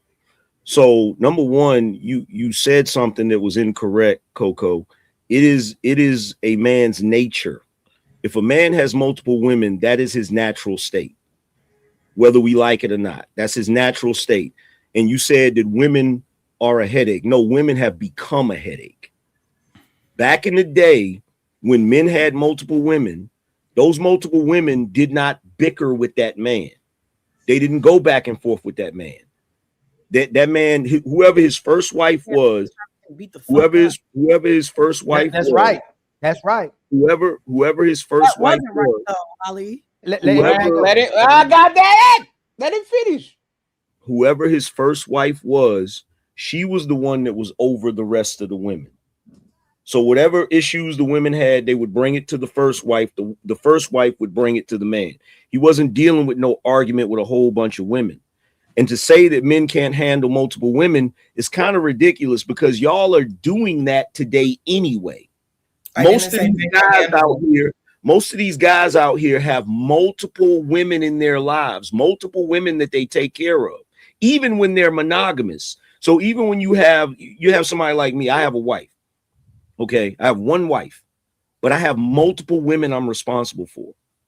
I have my mother I'm responsible for. I have numerous women that I have to deal with on a regular basis. I have a niece. My niece and my mother get to arguing. They come to me. I gotta clear shit up. That ain't poly. So okay, I'm not talking about poly. But we let him land, Jazz. I'm not talking about poly. I really thought you were intelligent, Jazz. No, I thought we were talking about. Okay, well, I transitioned. Hey, friends, we are responding to Coco and being nice to let y'all go, and y'all getting distracted by side comments. If you're on the side, let people finish their thoughts so Coco can reply, and then we'll open the panel for everybody. Okay. The point that I'm making. See, you focused on sex. That's your issue, Jazz. The point that I'm making is that there are men out here. There are men out here right now. That are responsible for multiple women as far as their responsibilities financially and all of that shit. So to say that men can't deal with multiple women, that's incorrect. Men can deal with multiple women. It's their natural state to do so. Okay, Coco, were you referring to a man that's taking care of women in his family that he can't handle, or a man having multiple intimate physical relationships with multiple women and having to provide not only emotional and physical support by way of sex and intimacy, but also financing multiple women? Which one were you actually referring to? I was speaking to a man who marries multiple women. That's it. Thank you. I'm speaking Okay, can I respond to that? Can I respond to that? We're talking about a man, and you're talking about a man that Can I takes care of respond to his that? family, Can I not the respond to same. that? Go ahead, Can I angry respond to man. that? It was clarified, and then Melanin go next, and Coco can reply. Go ahead. So number one, Jazz, you've never been married. If you've ever been married, you understand that when you're in a marriage, sex is not the biggest part of that relationship. We're not talking about sex. Sex is not the biggest part of that relationship. If you're in a man is in a poly relationship, right? If a man has multiple wives, and a lot of this comes from the Islamic background where men took on wives because they were widows. They weren't having sex with those women. So you don't even know what you're talking about. We're talking about a man's responsibilities. Yes, Coco was talking about polygamy or whatever, right? But what I'm saying is that it is a man's natural state to be able to deal with multiple women mentally, which is the biggest issue. Because she was saying that women are a headache. Okay, so once Jazz, 1 second, because you clarified, and now we know what everybody talking about. Let Melanin go, Coco go, and then we'll open the panel for the people on the bottom. Go ahead, Melanin. Angry Man said a lot of where I was going, but monogamy is also a European standard that we choose to follow. On top of the fact that it's so many voices, I lost my train of thought, so I'll just yield. That's why I'm telling y'all to do note. God damn it. And Ali got his note in his head. The women say, man, all men cheat. Men would sleep with anything. Men sleeping with everything, right? And what Angry Man point is, though, we still care about our obligations to the women as well too, and the kids. If men are able to take care of the women collectively, you don't think the men have the capacity to do that when they're already dealing with a whole bunch of women? A lot of men may not have the finances, but it's funny that women are working today. And when we had these conversations, y'all always say a man can't take care of 5 women. All 5 of y'all work now. What you think would be more beneficial to us? 5 men making money investing in 1 woman, or 5 women working investing in the man that they like? What you think would be more beneficial for families? 5 women building with the guy and he's building a family with them, or 5 men investing in 1 woman trying to wait on a kid every 9-10 months to have a child? I think if you could find your 5 women to get on board with what you want to do, have at it. Go ahead, Coco. If the kid's talking, I'll talk for you, Coco. Well, I didn't say that a man couldn't deal with a woman who had multiple wives. I said it's more of a headache. Coco. But the problem is the fact that women are the headache. No, Coco, don't worry, because I got you. You are right. You are right. Yes, exactly. You're right. You know why? Men want 1 wife. How are we judging a man's capacity to deal with women if the women are actively being a problem? And that's the point. That's the point. What happens when the women act like they got sense? Angry Man, that's the point. We on the place where you had religion, extended family, village, resources, that is valuable because you can be the most prolific man on the tribe, and these women are beneath you because it's good for the tribe to get as much Genghis Khans as possible. In today's society, 1 woman is a tremendous addict. Men complain about women being addicts all the time. What we want is 1 wife we can love and take care of, a concubine, and a bunch of hoes that we put our shit on and we bounce so they don't become a problem. Most men don't want 5 women to love and adore. They want 1 woman to love and adore, and then some replacements they can fill in here and out and go about it. So respectfully, if we are talking about women being an addict and being needy and needing your time and draining your resources and all that shit, why do you want 5 women? Get a woman, get a side piece, and move along. Why you want 5 wives? Well, here's the thing. I don't want 5 wives. But here's the thing, right? Ali, do you want 5 wives? No. Go ahead. I was joking. Aren't men harming themselves? No. Why don't you have multiple women? I thought it was natural. If that's the solution, go ahead, Angry Man. I'll go after you, Angry Man. But it's natural. Men need multiple women. Why don't y'all have it? Jazz, go after Angry Man, Jazz. I'll go after you. Okay? I'm gonna you go after Angry Man. I'm gonna go after you. I don't understand. It's also Jazz, it's Angry Man turn, and you go right after him. I'm gonna go after you, Jazz. I gave up my turn for you. it's also natural for men to settle disputes with other men by killing them. We don't do that all the time either. There's a lot of things. There's a lot of things. There's a lot of that is natural. Friends, we can be stuck on every step. Friends, one second, friends. There's if when people we're going through a main topic, y'all can be replying to everything. That's not like let's not. No, but go there, Angry Man, go there. Let him all the way there, Angry Man, go all the way there. What you see today is not natural, Jazz. Sure. What we did in the past is natural. We do certain things today because it's not conducive to our life today. But it's natural for men to do certain things. Just because we don't do it doesn't mean it isn't natural. There are men right now that force themselves to be monogamous, even though they have a desire to be with multiple women. And they do that because that's the norm today. The norm today is monogamy. That doesn't mean that's what we're supposed to do. And nobody is forcing y'all to do it. Yes, you are not. Okay. No. You are not supposed to take care of your kids. You are not supposed to take care of your kids for 40 years and be with a woman for 40 years, and we still do it. Is it legal, Fatty? Is it legal? Let me ask this question. You said nobody's forcing you to do it. Is it legal in the United States to legally marry multiple women? No, it's not. No. Okay, then. So yes, we are. There is a societal expectation for men to be monogamous. If there wasn't a societal expectation, y'all wouldn't be up here crying about men cheating.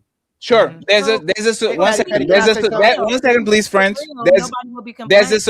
There's a societal expectation of you being monogamous, and there's a societal expectation for women not to be hoes, and they're hoeing like they never owe in the history of mankind before. So we are not on a natural society. We are on a society where we actually damage each other. And by the time I meet you and my 3 other wives, all of y'all are going to have 4, 7, 8 ex-boyfriends and all that, and it's going to be problematic. No, let me just finish it, yes, and then I got it.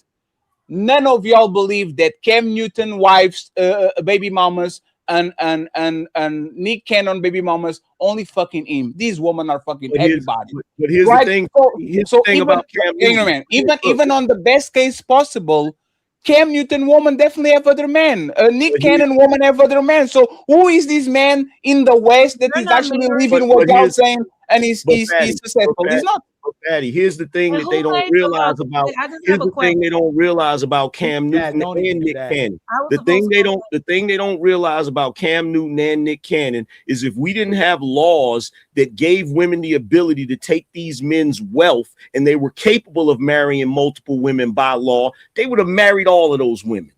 But they don't. There's a what if?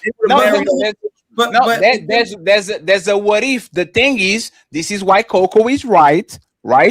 Most men can't even deal with one woman on the state that we have now. They will have to go to one woman. Right. They will have to go. They will have to go. They will have to go to the Middle East to live this life that they're talking about because the religion and the laws are on their favors. So if we are on the West and having a woman is already difficult to maintain that relationship for 30 years, imagine wanting the man to be with 5 women on this state. You're just bringing problems to yourself. You are going to be crying in the car because these women are not listening to you. The average man can deal with one woman. They can't deal with one Jazz. Wait, hold on. Wait. Tell the truth. Thank God. Oh my gosh. I'm right at the Coco. Oh my God. Thank God I am not on the average man's radar. But again, in Nigeria, it's still legal, especially if you're in the north, which is mostly Islamic, to have multiple wives. But the reason behind it is because you know, typically it's agrarian society. You have land, you have crops, you have children so that they can work on the land. This is not, I want to go sleep with multiple women. I want to go have my way with multiple women. No, a man who takes the responsibility of multiple wives is thinking not with that other member. They're thinking more community-wise, I need children to I need to do what's best for the community, which is to have children, to work the land, and to work with other groups. Now, again, in this current society in the West, most women, it would be, yes, Ali, it'd be great if I wouldn't actually not know. I'm not gonna say that. For men who would like to think, yeah, I can deal with multiple women, you would be in an early grave. One woman is enough to send you through the roof. I'm not saying that the women in that culture are going to directly go to the man and complain, but sometimes they will complain. Sometimes they're not going to want to talk to the head wife. Sometimes they're going to have their children. Ali. And the reason I say this is because I know, due to both of my parents have had parents that had fathers that had multiple wives. And there's a lot of issues that come with that.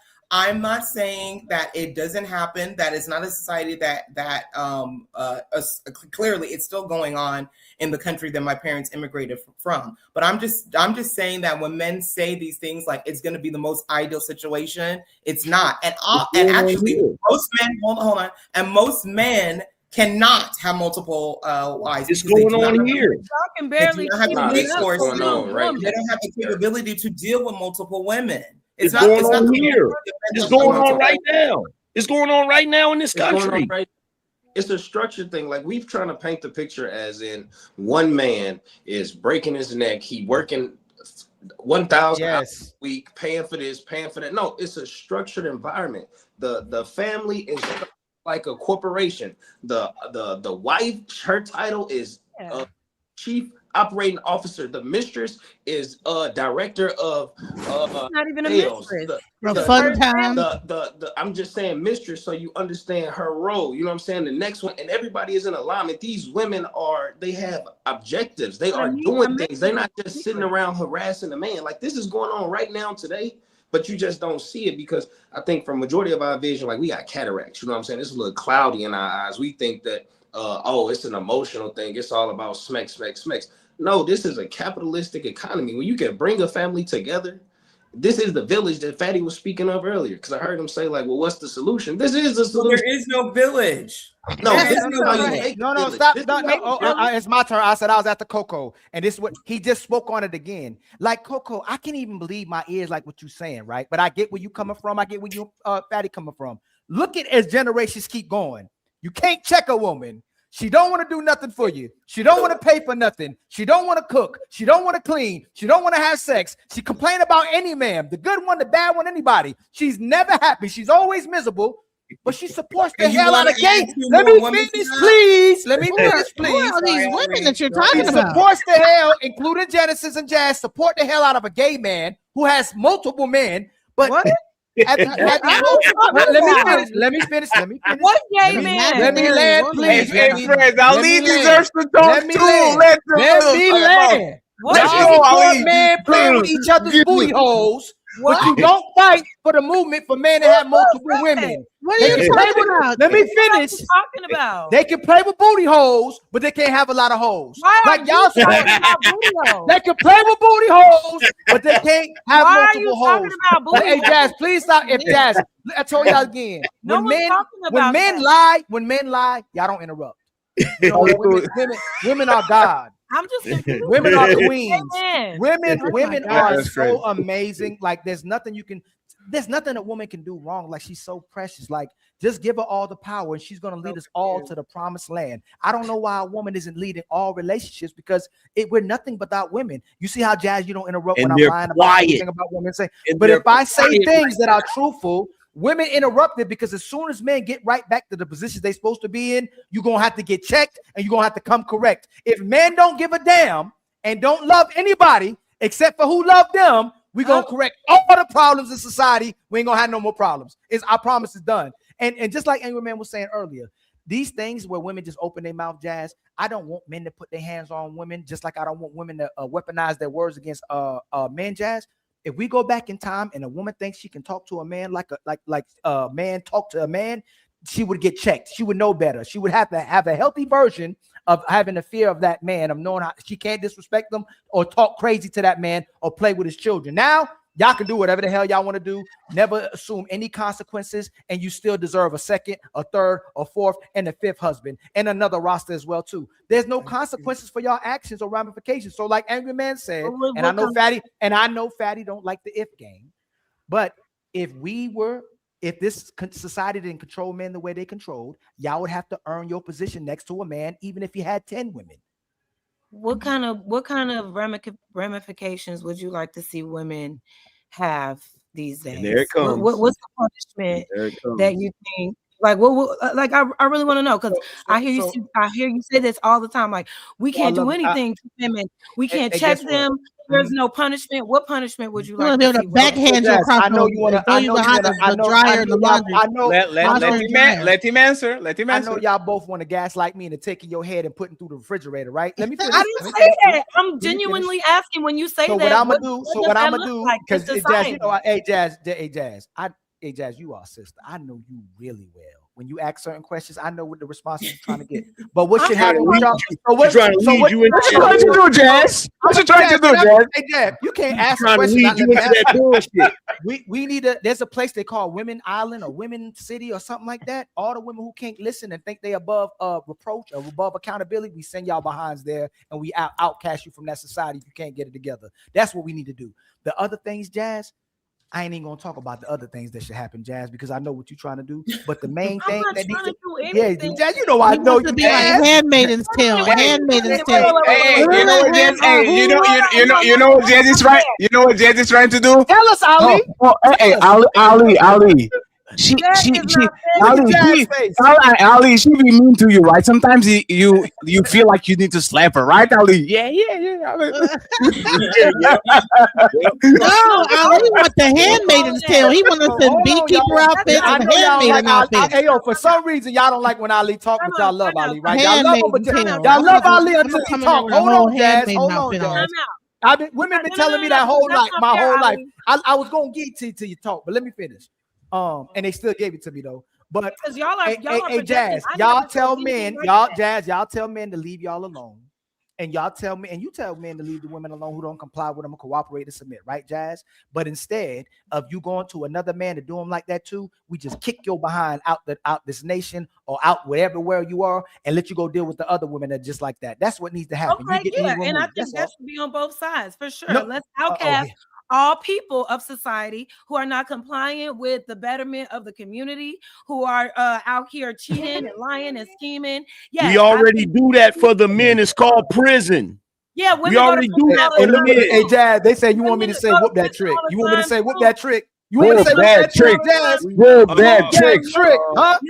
No, y'all the ones who went to domestic violence first. I didn't say shit. We already do that. To elaborate on what you meant on women don't get ramifications or any punishment for their actions. So I was genuinely asking, what does that look like? And y'all went to brutally beating up a woman and da da da da. I wouldn't even. Real quick, Amen. I'm going right back. Amen. I want you to answer the question.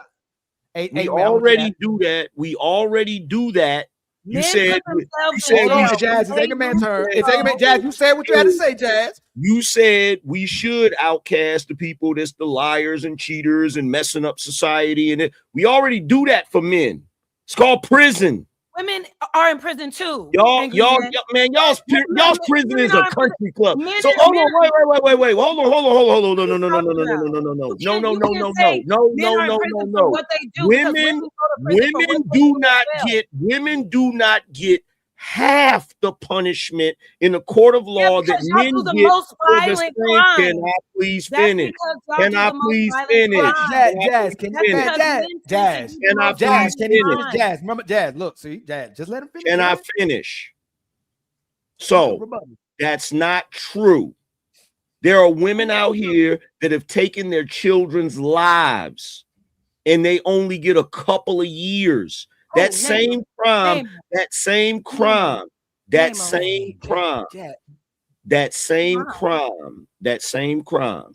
If a man did it, he's going away forever. You're lying. He's going away forever. You're lying. Name one incident where you heard a woman that was caught killing her kids that did not go to jail for the rest of her fucking life. And I want you to name exactly. And I want you to name exactly the case that you're speaking stuff. You're Wait a minute. bugging Wait a right minute. I want to know you because you're making some You're very bugging big right points. now. No, Unless she Anchorman, pled what- insanity, there's no. I don't see her. She's gonna go to jail for life. when is Okay. the incident that you're talking about where a woman got charged for Yeah, kidnapping? y'all got it. You win. You win. Prove it. Y'all got it. Prove You it. win. You Prove win. it. Y'all got it. Prove it. Y'all got it. You You're win. saying anything to do propaganda You against win. women. Y'all got it. You Hey, win. Jazz, one So, second. Jazz, we're can I? clear. Just so we're clear, what you're saying is that when women commit crimes that are comparable to the crimes men get, they get the same punishment. What I'm saying is when a woman does a Can you answer what he's crime, Jazz? when Can you she answer? does Hey, murder, Jazz, yeah. can you answer? Jazz, That's you simple do research. Jazz, you do research in that as well too. Can you answer Angry Man's question? Answer my question. When men and women, a woman commits Are you a saying crime, that the system? Okay, when a woman commits a crime that is comparable to the same type of crime a man commits, she gets the same punishment. Yes or no? What you're saying is a system that was created by men leans He more in actually favor no, of Jazz, women. Now it's fine. I'll play. Let her finish. I'll play it. Go ahead, Jazz. Talk. It's fine. No, because what I'm saying is I'm trying to understand because what y'all basically are saying that a system that was set up by men literally rigged it that if a man or a woman did the same crime, a murder, that they're going to lean in favor of a woman and give her less for the same crime. Is that what y'all saying? Men created that Do you agree? Do you agree? Yes. Do you agree? Do you agree? Jazz, do you agree? Hold on. The same way in this society, the same way in this society that men allow y'all to get away with all types of wild shit, the court system does the same thing. It's the men that, first of all, saying that the men created the system, that don't mean nothing because we're the ones that dole out the punishment anyway. We are the ones that decide to dole out the punishment. So if you're asking me, did we have a system that benefits women and y'all have privilege? Absolutely. So no, Jazz, do you agree? No, Jazz, do you agree that the man created a system where men and women commit the same crimes, but they are disproportionately? Like, do you agree with that? Didn't y'all create the system? No, do you? Yes, we did. Yes, do you agree? Do you agree? Do you agree, Jazz? Yeah, I So you prove this, Jazz. You're proving this problem. What is LeBron looking for? Now you Jazz, Jazz, there's East Point. One second, Jazz. Think about it, Jazz. 1 second. Jazz, 1 second. There's East Point. There's a small percentage of very strong and rich men that created a system where women get away with murder while the men do the same thing, and they get their book thrown at them. No. I was confused on what you were saying. That's what you said, not me. What I said was, I'm saying if this is true, why are men complaining about a system that they created that leans in favor of women? But I can answer that. I can answer that. She got to say. No, I can answer that. I can answer that. Where is the case where a woman literally was found guilty of murder and she just completely got away with it?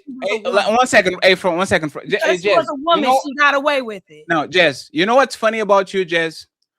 You understand the black plight, but you don't understand the man plight. If Angry Man told you, or Ali told you, I got you, Jazz. 1 second. If they told you that black people are disproportionately affected and penalized by the system, a white person does one thing, the black person does one thing, and the black person gets 10 years and the white person gets 4 years, you say, yeah, the system they created. But now that we're saying that a small group of men that are very powerful and with a lot of money made rules to punish men for certain things and for let women ride with the same things, you say, no, but who created the system? It's the same thing. The system is not fair. The same way the system is not fair if you compare white versus black. The system is not fair when you compare woman versus man. Is that 1 second? Is that the fact or is that fiction? So you are saying there's a gender bias in the system. There's the gender bias and the racial bias. Yes. Okay. So all I'm saying not okay. Do you agree? No. Do you agree? No, I don't agree. Jazz, you can't do that to me. What? Jazz, what?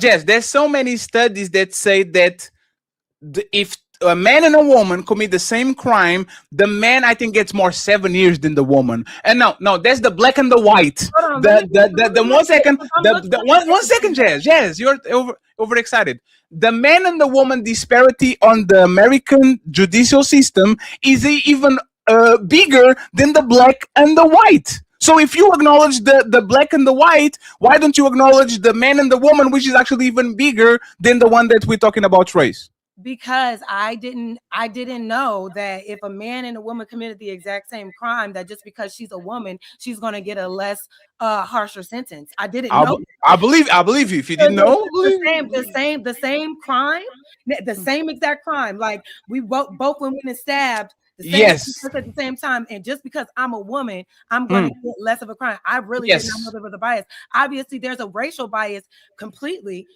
true, but a bias that says that a man and a woman can commit the same exact crime, and just because she's a woman, even though she did the exact same crime, that she's just going to get a lesser crime. And I don't know why a system that was built by men that at first was all about upholding men's values and standards, and you all had the power. Why would this be the one thing in the system that they want to show a gender bias to? Is not the one thing. Is ladies first? Is ladies first? Right? When there's a fire, is ladies first? Is if the family court is biased towards the woman, men created that too. If you're talking about going to war, now men, the world, all of a sudden, a lot of countries like Germany now are not letting their men leave the country. If they have to leave for more than 6 months, they have to report it. Women can do whatever they want. Women in Ukraine left the country, men stay there.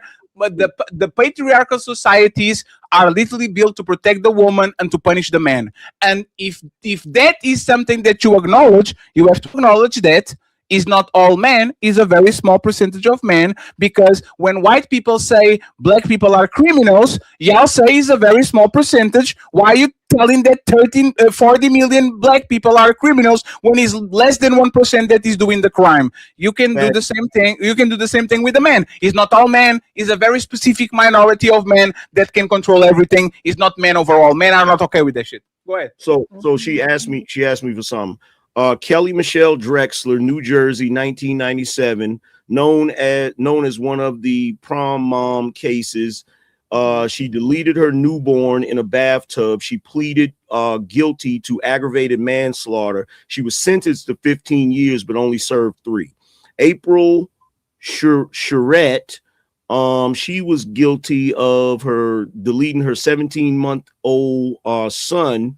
She originally was charged with second-degree murder, but it was reduced to manslaughter. She was sentenced to 6 years in prison.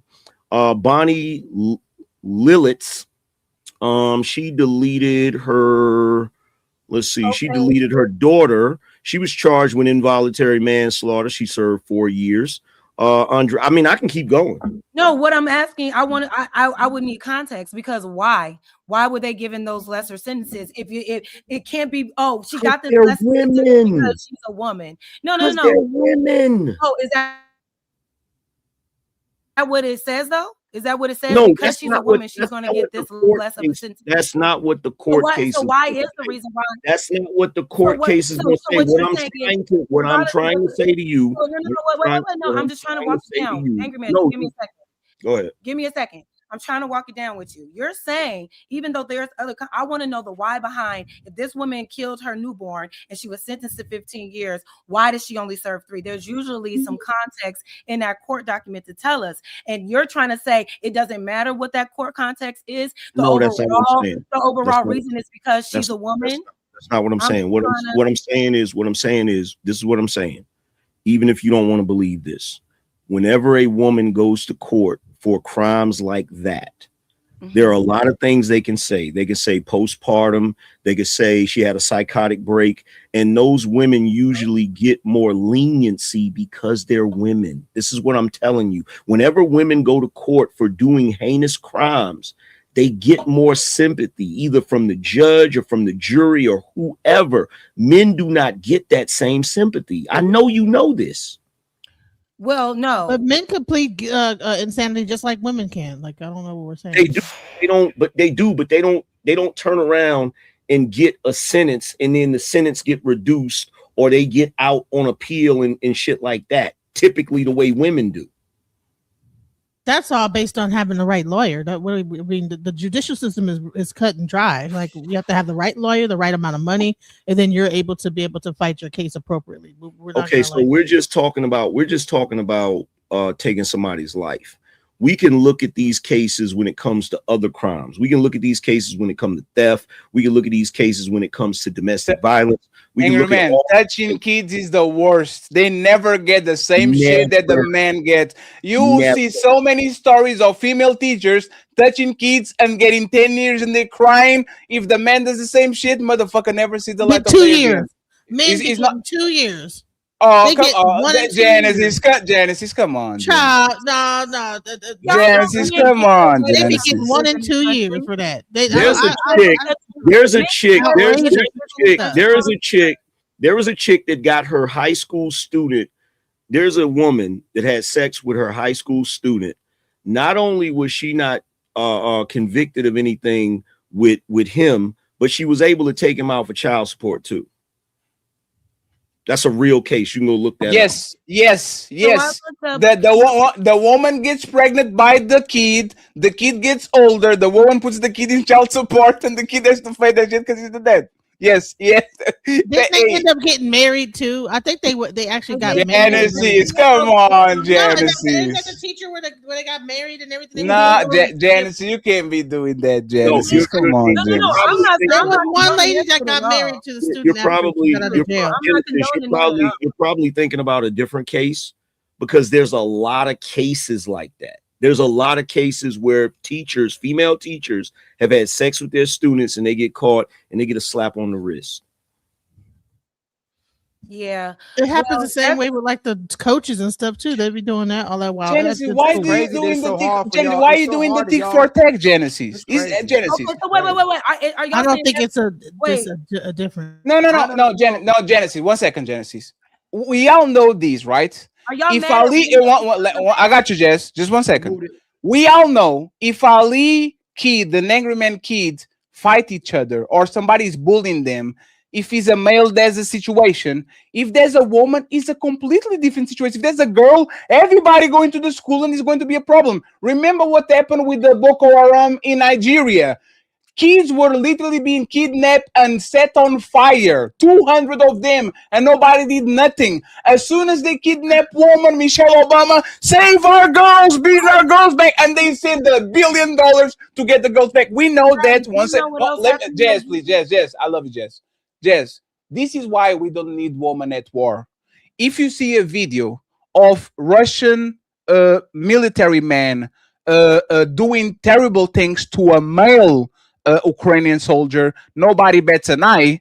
If we see a video of 5 soldiers raping a female soldier, like what happened in Israel, I don't know if you guys know the video that I'm talking about, is an international case. Everybody's going to go crazy about it. We value the life of women way more than we value the life of men, and this is why I don't want you on the front line, Jess, because I know if they catch you, now I have to go to war, because if Ali dies, is a different thing. I'll say thank you for your service. If they catch Jess and do atrocious things to you, me and angry men have to go over there, because hey, they can do that shit to our woman. We have to go there. It's different. It's different. So many cases where women wound up dead and attacked and abused. And what happens? Bases and army bases. Like, a woman isn't safe. Hey, Jess. A woman is No, I know. Hey, Jess. You are going to be able to ask the question. I'm just saying this, Jess. Go ahead, Jess.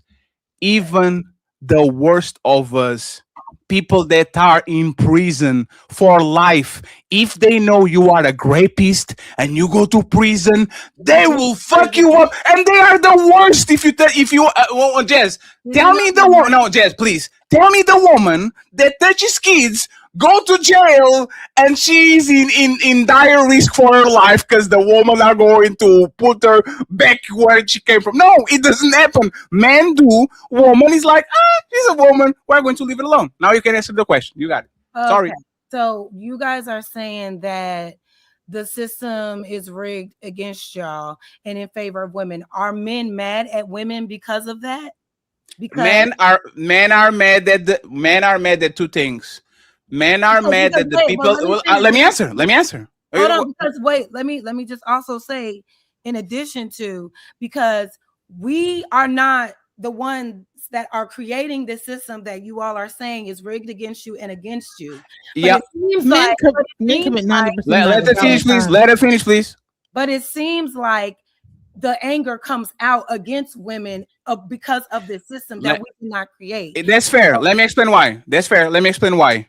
We are mad at the people of power, the people that are up there that created these circumstances, and we are mad that our own woman that we literally push them to have credit cards, to have custody, to have jobs, to have property, to be astronauts. We push y'all to get all this shit, and now that we need help, because now the scale is kind of even, and we're saying, hey ladies, I know like we gave you all these things. Can y'all give us some of the things that we got you back so we can be more even? Especially on family card, especially like, can you help us? And women in mess are saying, nah, brother, I have nothing to do with that shit. It was that dude over there that did it. Go talk with him. No, when y'all needed help, there was chunks of society, gigantic chunks of society that said, your body, your choice, you have the right to work, you are not right. But that's the point. If I was your ally when you needed, why now that men are in dire help and needed, why are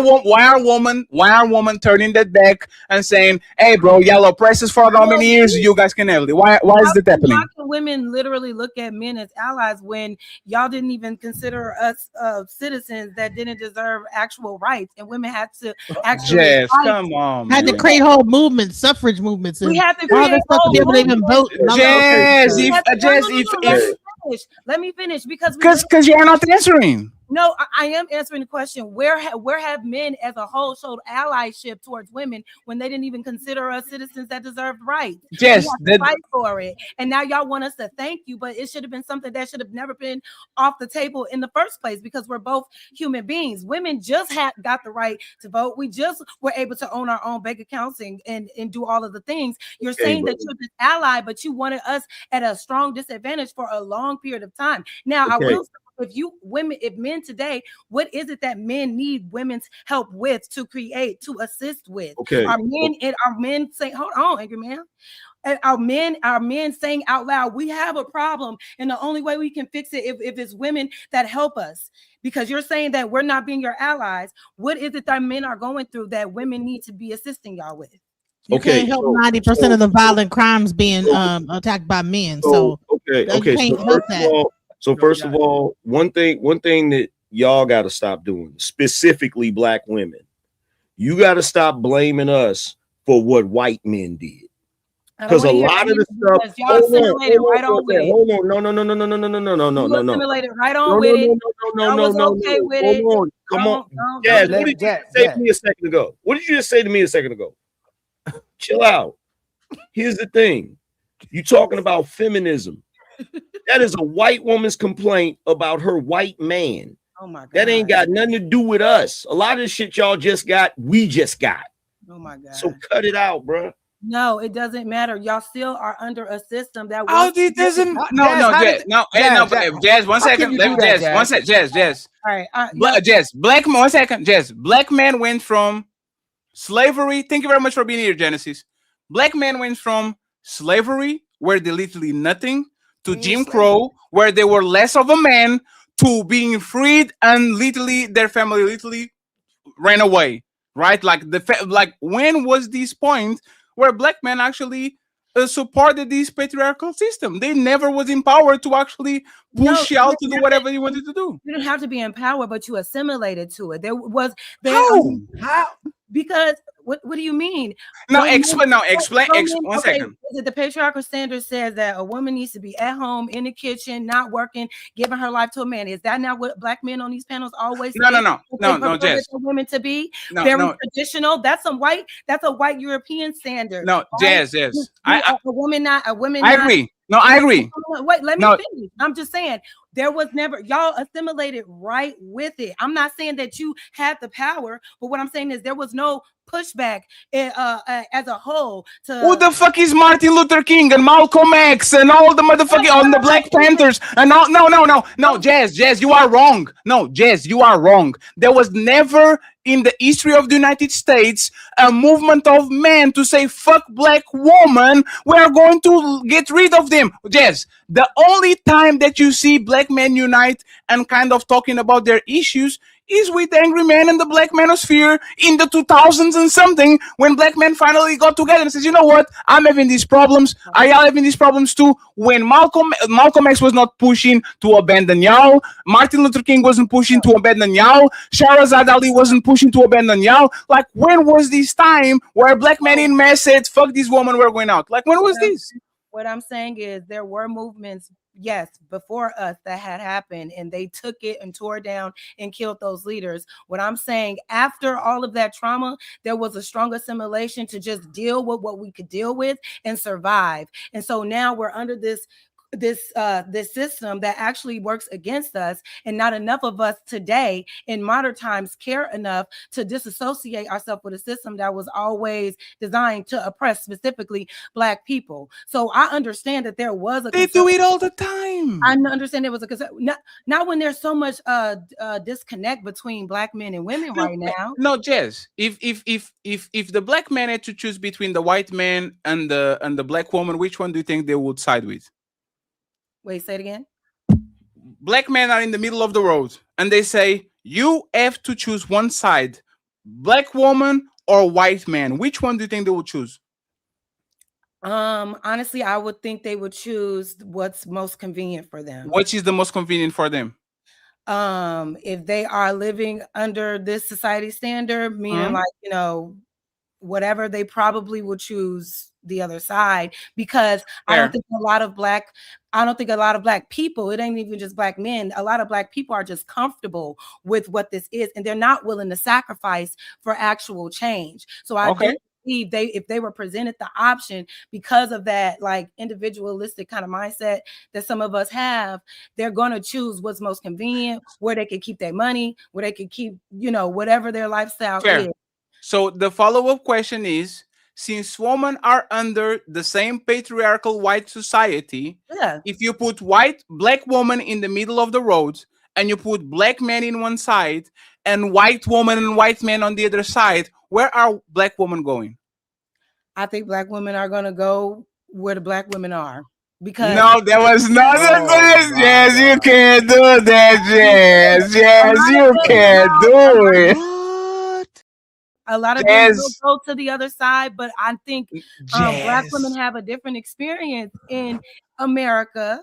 Yes, we have a different type of experience, and we probably don't feel safe either side. So if we have Jazz, white men were putting black men on trees, and Jazz, we know that. I know that, but unfortunately, a lot of black men of today are okay with a lot of things, and if it doesn't mean if they have to sacrifice their lifestyle, their money, their capitalism, the way that they have been able to survive in this society under this white patriarchy or whatever, I really don't think that a majority of them would choose going to the black side as opposed to the white. Now, when it comes to black women specifically, there are some that will go to that white side, but black women do have a different experience in America. So if they had the option to go either with themselves or with black women, I think they would sacrifice their convenience to go with black women, or where the majority of black people are going, just for safety message. As men, y'all are above us in society. As black men, y'all are above us as black women, right? So you are a little more safer on either side that you choose. For a black woman, we may have to assess it differently. That's all I'm saying. So in the world, you speaking about what the white society has done to black society, especially on the backbone, the back of black men being killed. Fred Hampton, Martin Luther King, Malcolm X, Marcus Garvey being thrown out of society. Ancient black civilizations allow women to have positions of power. They can purchase things, they can work, they can have ownership. They were working in the farms. They weren't just inside the household. you'll conflate that and say that the black man is the same thing as the white man by assimilating to the white man in the last, 50, 60, 70 years of the freedom that we're enjoying. In what part did a black man invest in oppressing, enslaving, beating down? Oh, no, hold on, Jad. No, Jad, you're saying that the black woman would walk where the black woman is, but the black man would support the black woman that's always supported the black woman. What time frame are you using where the black man didn't support the black woman? I'm not saying that y'all have not. I'm speaking from a systemic standard. I'm not talking about. So why does the system affects us but not you? Why does the system affects the man? No, you said yes. Uninterrupted. If the patriarchal system affects black men, black women are under it even worse. They are getting a lot of. So that's why they wouldn't probably not choose that anymore. If we have it the worst under that system, y'all have it okay under the system. Y'all can still win under the system. But if black women feel like they are not as safe, if they had the option to choose, they may not choose that patriarchal system anymore and sacrifice the convenience. I'm not saying that all black men, there are a lot of black men that will sacrifice too. I'm not putting that on y'all. I'm not saying that y'all did anything. Yes, y'all are the most educated. Y'all go to these white banks, get loans, go to these white schools, get these white jobs, get these white wigs. They literally y'all go to the same place. Like white woman and black woman are not that different at all. At all. No, respectfully, at all. Both of them rather pick up other woman than pick up their own man. That's the reality. And the bear, fatty. Both of them. Yes, they rather pick the bear. Yes, they are not that different. If you go talk with the white woman trusts. She will trust more the black woman than she trusts their man. I just don't get it. Why see the fact that you said there's no difference between a black woman and a white woman lets me know you don't get it. No, there's not. Jess. No, Jess. What I'm saying is that the distrust. Jess, I'm talking about the distrust on y'all men. White woman don't trust that man. That's why literally they started all this shit. Is because they didn't trust their man. They thought their men were oppressing him. The thing is, Jess, and like I said, Jess, 1 second, right? For example, they were here in Portugal. We have a woman that are first generation European with African descent talking just like that. Y'all oppressed us and y'all didn't take care of us and all that. And my question is, when was this? Portugal literally had colonies and invaded these countries for 500 years. You have to go back 20 generations to find a place in time where your grandfather actually had power over your grandmother. So if you know that these countries were literally invaded and colonized by white people and black men never had the power to actually put you under their thumb, who are you referring to? Like, who are these people? Who are these men?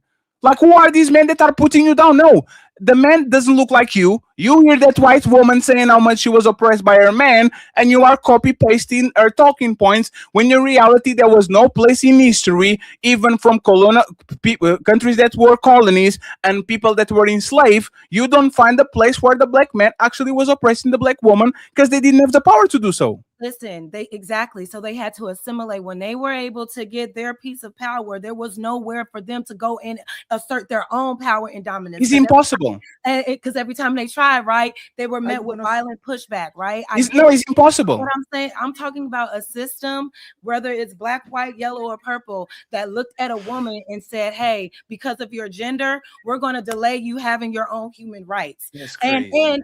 And all I'm saying is there's our community is broken at this time because everybody, when you give the example of what someone will choose, I believe that a majority of black people will not sacrifice their convenience in order to just walk totally with black people and leave the patriarchal system that we've been under and do things solely with black people. No, I don't think that we have that amongst black folks. And Ali, and before you go, I don't believe that a woman, if she had the choice, right, a woman would find protection under a system that you just admitted has us all the way on the bottom that we don't really benefit from, because let the original patriarchy tell it we shouldn't have our rights anyway, right? Hey friends, before y'all go, the 764 people watching, we need $100 in the Cash App, and friends, I need reparations at this point. And one more membership. I want more membership for Ali and reparations, please. Make the printer ring. We need $100. Please, $5-10 at a time. Let's get closer to the goal. Reparations for Fetty and Ali, please. Cha-ching! Now go ahead, Ilkan Ali, and interrupt it, and then let him just reply to you, Jess, and then we do final thoughts and we bounce. Okay, it's going to be 3 minutes. The church still supports the black woman. The Islam supports Muslims. Black Muslims support the black woman. The Israelites support the black woman. The hood supports the black woman. In every avenue you turn, there's people still crashing out and loving and supporting the black woman. These conversations I had because we still love the black woman. All the black men keep complaining about is they want their woman. They want their woman to cooperate. They want their woman to comply with them. They want their man their woman to reciprocate in value. They're not coming on here and say, I can't stand my black woman. I want to enslave my black woman. I want her to I just want her to do like whatever. You gonna let me land? No, I just said okay. Yeah. So if men are coming here still wanting your cooperation, still wanting your love, still wanting a family with you, where are you seeing all this where black men are collectively trying to oppress the woman when they're still crashing out for the black woman and loving the black woman? Can you point out these big movements that's going, we gotta enslave them, we gotta suppress them, and we gotta just do the foulest things to them? Like, where are you seeing all these men saying these things? I am not saying that there are movements that you said we're with the white man. What I'm saying, we have no choice but to be under this system. What I'm saying is, I don't think that if the majority of black men had the choice to break away from the system and start a system amongst their own and literally totally disassociate, like Black Wall Street, like totally disassociate. I don't think right now today that we like are Wilmington 1898. Yeah. Oh. Like Damn. literally like detaching ourselves, creating like our own Durham, government, creating our own. like I mean, come on, with Jazz. That's what. Hey, Jazz, Can do I you really finish? know your history? Can I finish? Jazz, Can I okay, finish? I'm sorry. Can I finish? I know. Hey, as I'm much not as you saying that interrupted, I had to write. The Freeman, all these what I'm Freeman saying towns is- that black people built to try to disconnect. But I go ahead, never go ahead. said that they weren't built. They were burned down because we were trying to make that progress. By who? I understand that. What I'm saying is today, Ali, I don't think that we are strong enough as a community today to do the same things that we did back in 1890, back in Rosewood, back in Black Wall Street. I think everybody is comfortable under under the system that we're under, that was designed to keep us at a disadvantage and oppress us. I don't think that the majority of us would sacrifice our comfortability to go and create and build on our own as totally black people. I just don't believe it. I would love for that to happen. I advocate for that to happen, but that's the only thing that I'm saying. You change your argument, which a lot of people might not disagree with you, because a lot of us don't know our history. A lot of us don't know where we came from. A lot of us have been indoctrinated. I may not disagree with that part. The part we disagree with you was you saying that the black man has joined the white man in suppressing and oppressing the black woman and doing the same thing the white man is doing as well. I said people. I didn't say black men. I said black people. I didn't put it all on you. No, Jazz, I said black people. Jazz, Fatty walked through that. Their comfortability. When Fatty walked this down, you said, "I'm going with the black woman."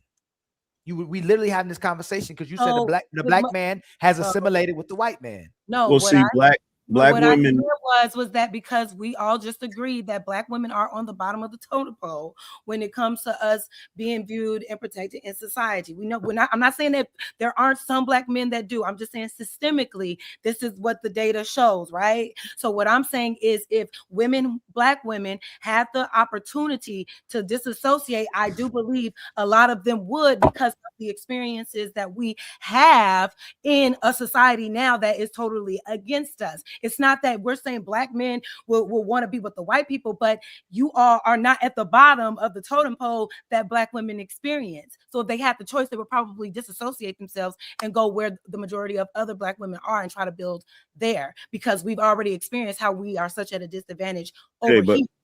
Okay, but like, I stepped away, so I don't know what y'all covered. So if I say something that y'all already said, my bad. Y'all black women keep raising this feminist argument. And the reality is, black men have never oppressed black women. We've never done that. Never said that. We've never done that. But whenever you bring up, whenever black women bring up feminism and start talking about, well, we didn't have the right to do this, we didn't have the right to have a bank account, we didn't have a right to own land, or we didn't have the right to vote, or whatever. like you're bringing up things that we had absolutely no control over. So I know, because y'all you can't. I understand this is the response every time. Well, we couldn't do anything, so we just had to let it happen. And so No, we didn't let anything. But hold on, we were able to fight out of slavery. Women were able to fight for their rights. Hold on, Jazz. Let me finish. Can't fight the right man. I get it. So number one, that's an incorrect statement. We as a people, we didn't say, oh, we can't do this, so we just got to accept it. That's not what happened. Black people fought for civil rights. Part of the rights that women have is included in civil rights. Black people fought for that. Around the same time that you see the feminist movement and stuff, there was also a civil rights movement that many men were fighting and lost their lives for. So when you bring up the feminist movement, that ain't got nothing to do with us. That ain't got nothing to do with Black people's struggle. Even though white women tried to attach y'all to that shit because they wanted to use you for your numbers. They wanted to use you for your plight. They didn't even really have a plight. Is the intersectionality thing is when white feminists go ahead and try to form a megazord with LGBT and Black woman so they can actually go against their own men. It's a scam because, like you said, like DI, who benefits the most? White woman. It's convenient for y'all to be around. No, Jazz, it's convenient, and this is what I'm saying, that you are, in my opinion, you are wrong. Black woman sided with white woman. Black men didn't side with white men ever. Okay. Like there was never Black woman said, "Yep, y'all are just like us. We are under the same thumb of these men." Black men never did that, huh? So because we wanted human rights, because that's the feminism. Black men didn't have human rights too. There's the point. What do you mean? During Jim Crow, did Black men have the same rights as white men? Will we be lynched? Will we be lynched? Not. No, absolutely not. So think about it, right? Jim Crow was in the 60s. Black people was the most married people in the United States. Black men get free, Black woman get free, and then literally the family disintegrates.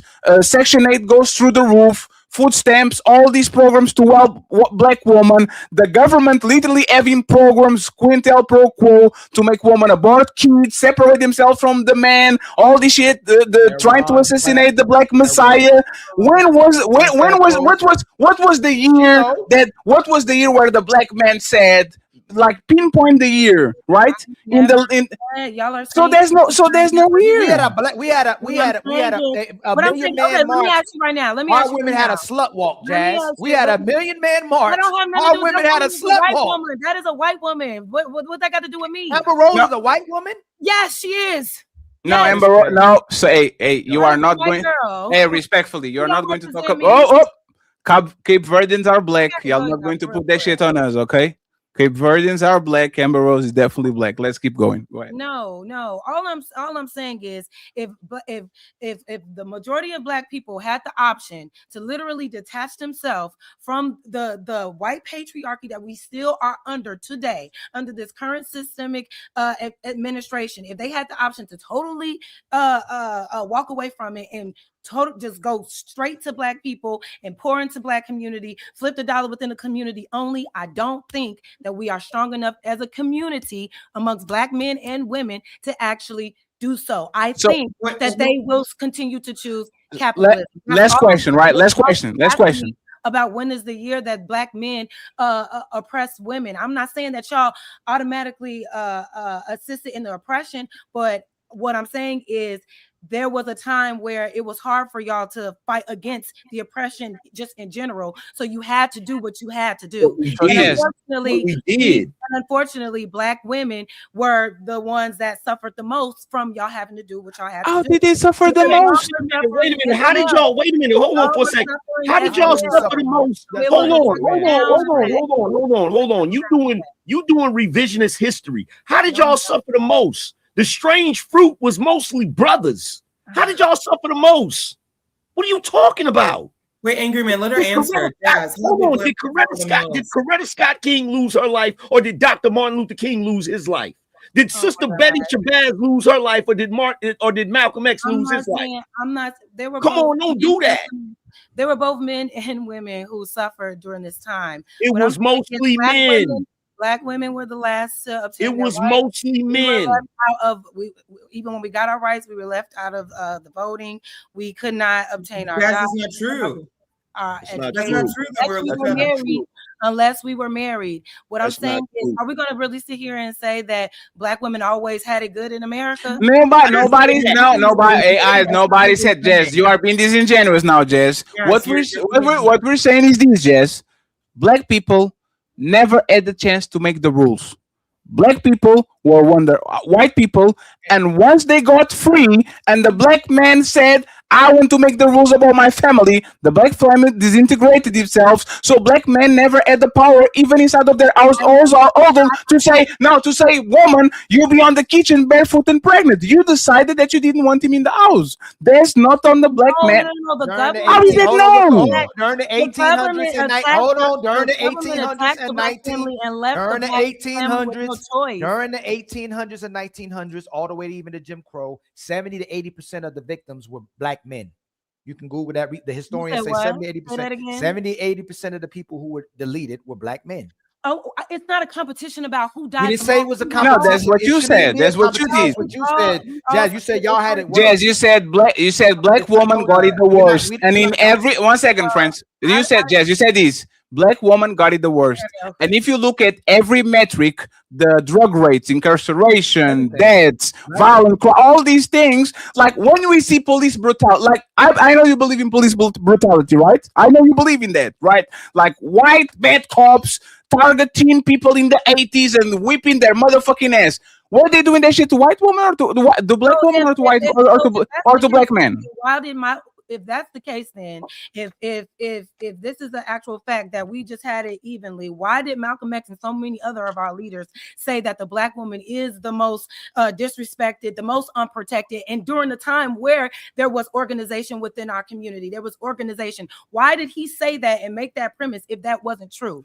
There was clearly an issue happening specifically towards black women that even our black leaders had to acknowledge to try to help and fix, which is why a lot of them were killed. So what I'm saying is, fast forward till today, there aren't any black leaders that are standing in the front line protecting, providing. They have assimilated to this system. Unfortunately, black women, black men have assimilated to a system that originally was put in place to oppress them, and I just don't think that they will be quick to give it up because we've gotten comfortable.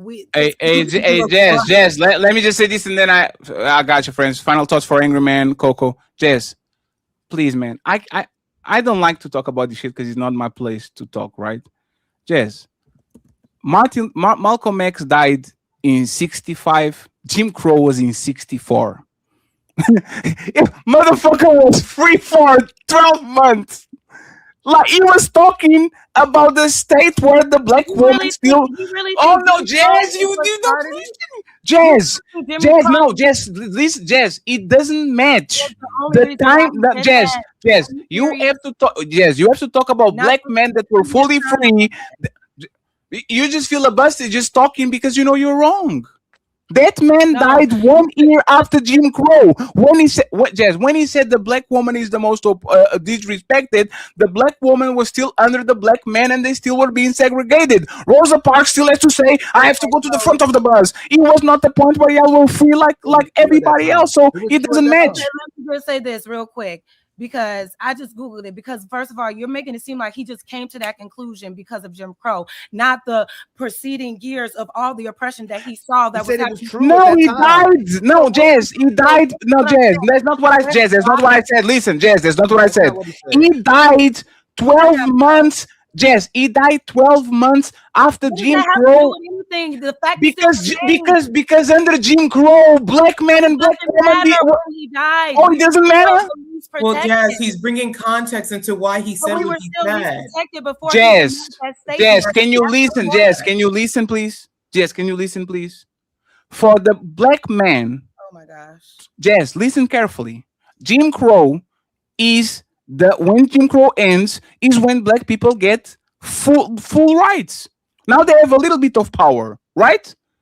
if Malcolm X literally died when Jim Crow ended, the black woman he was referring was the black woman that was under his wing, the black woman that couldn't go to at color fountains, the black woman that had to go to the back of the car, the black woman that was under the thumb of white people. He's not the free black woman because he never saw the free black woman. He saw always the woman under Jim Crow. A system. Y'all keep making it personal. Do you know what Jim Crow is, Jazz? We're not talking about person. Jazz, do you know what Jim Crow is, Jazz? Yes, Can I say oh my something? God. So, Jazz, what is Jim Crow? I'm not about to. No, Jess, what? Hey, you can Google it. Angry Man, take us home. Jess, what is define Jim Crow? I don't need to define it. We know what it is. No, you don't.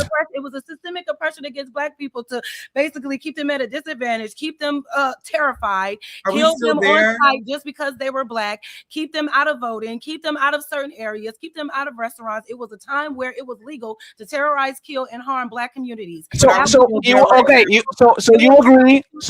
So it was legal to do that. I'm talking about a system that even though black people in general were still being affected by it, black women were still at the very bottom of all of it. Even when the black men got the rights, black women still had to come together in adjacent to feminism and do womenism movements. And are you still oppressed today, Jazz? Are you still oppressed today? Black men have never. Black men. When you talk about black women being at the bottom, black men were at the bottom with them. Black men have never, this thing that y'all do with feminism, white feminism talks about white men being above white women, okay? Black men have never been above black women in no situation. So when you talking about this, we've never been above y'all. Okay, we've always been right there at the same level. During the time when these white women in the 50s or whatever, the same way they were sitting at home and they man was going to work, our families, the men were working and the women were working. The women were going to their houses and taking care of their kids and cleaning up and shit. Black women have never had the same circumstances as white women. Their complaint should not have been the same. And when you look at what Brother Malcolm was talking about, when you look at Brother Malcolm and what he was talking about, and I can speak on this because I'm a former member of NOI, he's talking about the level of respect that those women get in the nation is the standard that he's talking about. So by that standard, yes, the women were more disrespected. The women were more were unprotected, because within the nation they provide all of that. They provide protection for the women. They make sure the women not only are respected, but that the women respect themselves. So he was speaking about a lot of things. And one thing y'all do is y'all always use that. Y'all always use that as an example in this day and age. Angry Man, black women are not. Question before I go. Go so, do you support the patriarchy? There's no such thing as supporting the patriarchy. No, that was not the question for you, Coco. What are you? Okay. So, I'm saying because when I mention the patriarchy, y'all always say that was white man stuff. We don't do that. We don't like that. Wait. Before I answer your question, I need you to give me context. When you say patriarchy, what are you talking about? Do you believe that a woman's role and her duty to society is to serve a man, to give children to a man, to be in the house only, to cook, clean, and rear the children, and not work? And just that's just her role. Yeah, like you don't believe that she should work for herself, have other goals and dreams. She basically lives for you. Her whole autonomy is based on you. No. Okay. But in all fairness, that's not what patriarchy is. That's what everybody has made it to be today. That's not what patriarchy Can you break is. it down what it is? Because when I look up the actual definition, it literally describes it as a system that upheld the best interests of men at the expense of women. Like that's not what patriarchy is. That's not what patriarchy is. Patriarchy is simply a system where men pass down their name and pass down their rights to land and all of those different things to their eldest son. Okay. That's what patriarchy is in essence. Okay, I got you. So it says, like you said, it's a system of government in which the father or eldest male is head of the family and descent is traced through the male line. A system of society or government in which men hold the power and women are largely excluded from it. A society or community organized on patriarchal lines. So when we talk about the patriarchy, you are correct that it is about the father and the eldest and passing down that lineage. Sure. However, what is the benefit of a woman being in a society where they are largely excluded from it? You don't have to go to war. You didn't have to pay taxes. You didn't have to want. You didn't have to go ahead and put yourself in jeopardy doing extraneous jobs. You didn't have to do Jazz. You asked for benefits. Once again, y'all only wanted rights when we invented. Let me finish, please. You ask a question.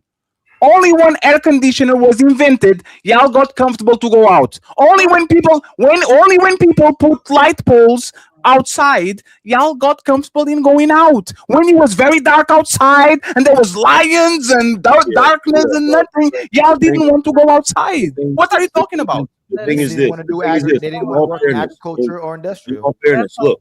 In all fairness, what they're saying is correct. She's talking about patriarchy from a position of the way society used to be.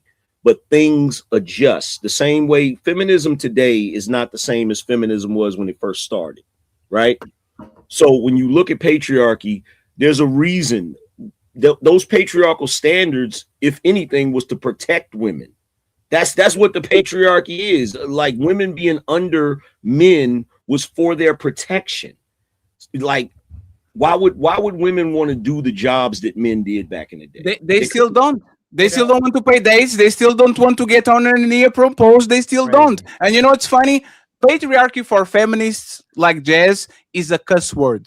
You never going to talk about the good parts of the patriarchy, the cops that enforce nobody touch you, the judge that give you the keys in the house and all that shit, all the firefighters that save your life, the military that goes to war for you. She never will talk good about the good parts of patriarchy. You go into a nightclub, you don't have to pay nothing. Your boyfriend pay all the dates. You don't have to go on your knee. Like, she will never talk about the good things that benefit women on the patriarchy. She only going to talk about the bad things. And respectfully, men are the most homeless. Men commit the most suicides. Men are literally trolling on education. Men are literally being punished by a system that is pushing women in front of them. And the only thing she wants to say is, but my mama and my grandmama told that we were oppressed. Where? Who oppressed you? Point the people in the crowd, and I guarantee you're not going to find the black man. Because respectfully, y'all decided to side with women, because white women were mad about their husbands. That's all. And you know what's fucked up? White women were literally in the robbery with white men. They just didn't like their cut. That's all it was. They just didn't like their cut. They were literally benefiting from all the pieces of colonialism, slavery, and all that shit. They just didn't like their cut. They wanted more. And y'all dumbasses says, you know what? We're going to side with them. Congratulations. Now you are in the same place that you think you shouldn't be, because once you remove your man from society, you are at the ends of the state, and anybody that wants to push whatever wants to push in your household because you don't have a man like that. So it is what it is. Y'all can do whatever you want. I just wish that Coco, take us on, please. Coco. And I'm him. Thank you very much for the $5. Friends, eat the cash app, friends. We need $95. We got 105. I see 90s in the building. 90s, eat the cash app. Not you're rich. Go ahead, friends. Team 38 and Ilkan. Let's get the cash app roll. And Angry Man, thank you very much for pulling up, sir. We appreciate it. Yeah, okay? Thank you so much. Thank you very much. Go ahead, Coco. Take us home. This is ladies first. I just wish that Jazz would be able to answer the question, how is she oppressed now? It's like it's always a reference to things that happened 50, 60 years ago. But if you ask, like, how are you oppressed now? How would she answer that question?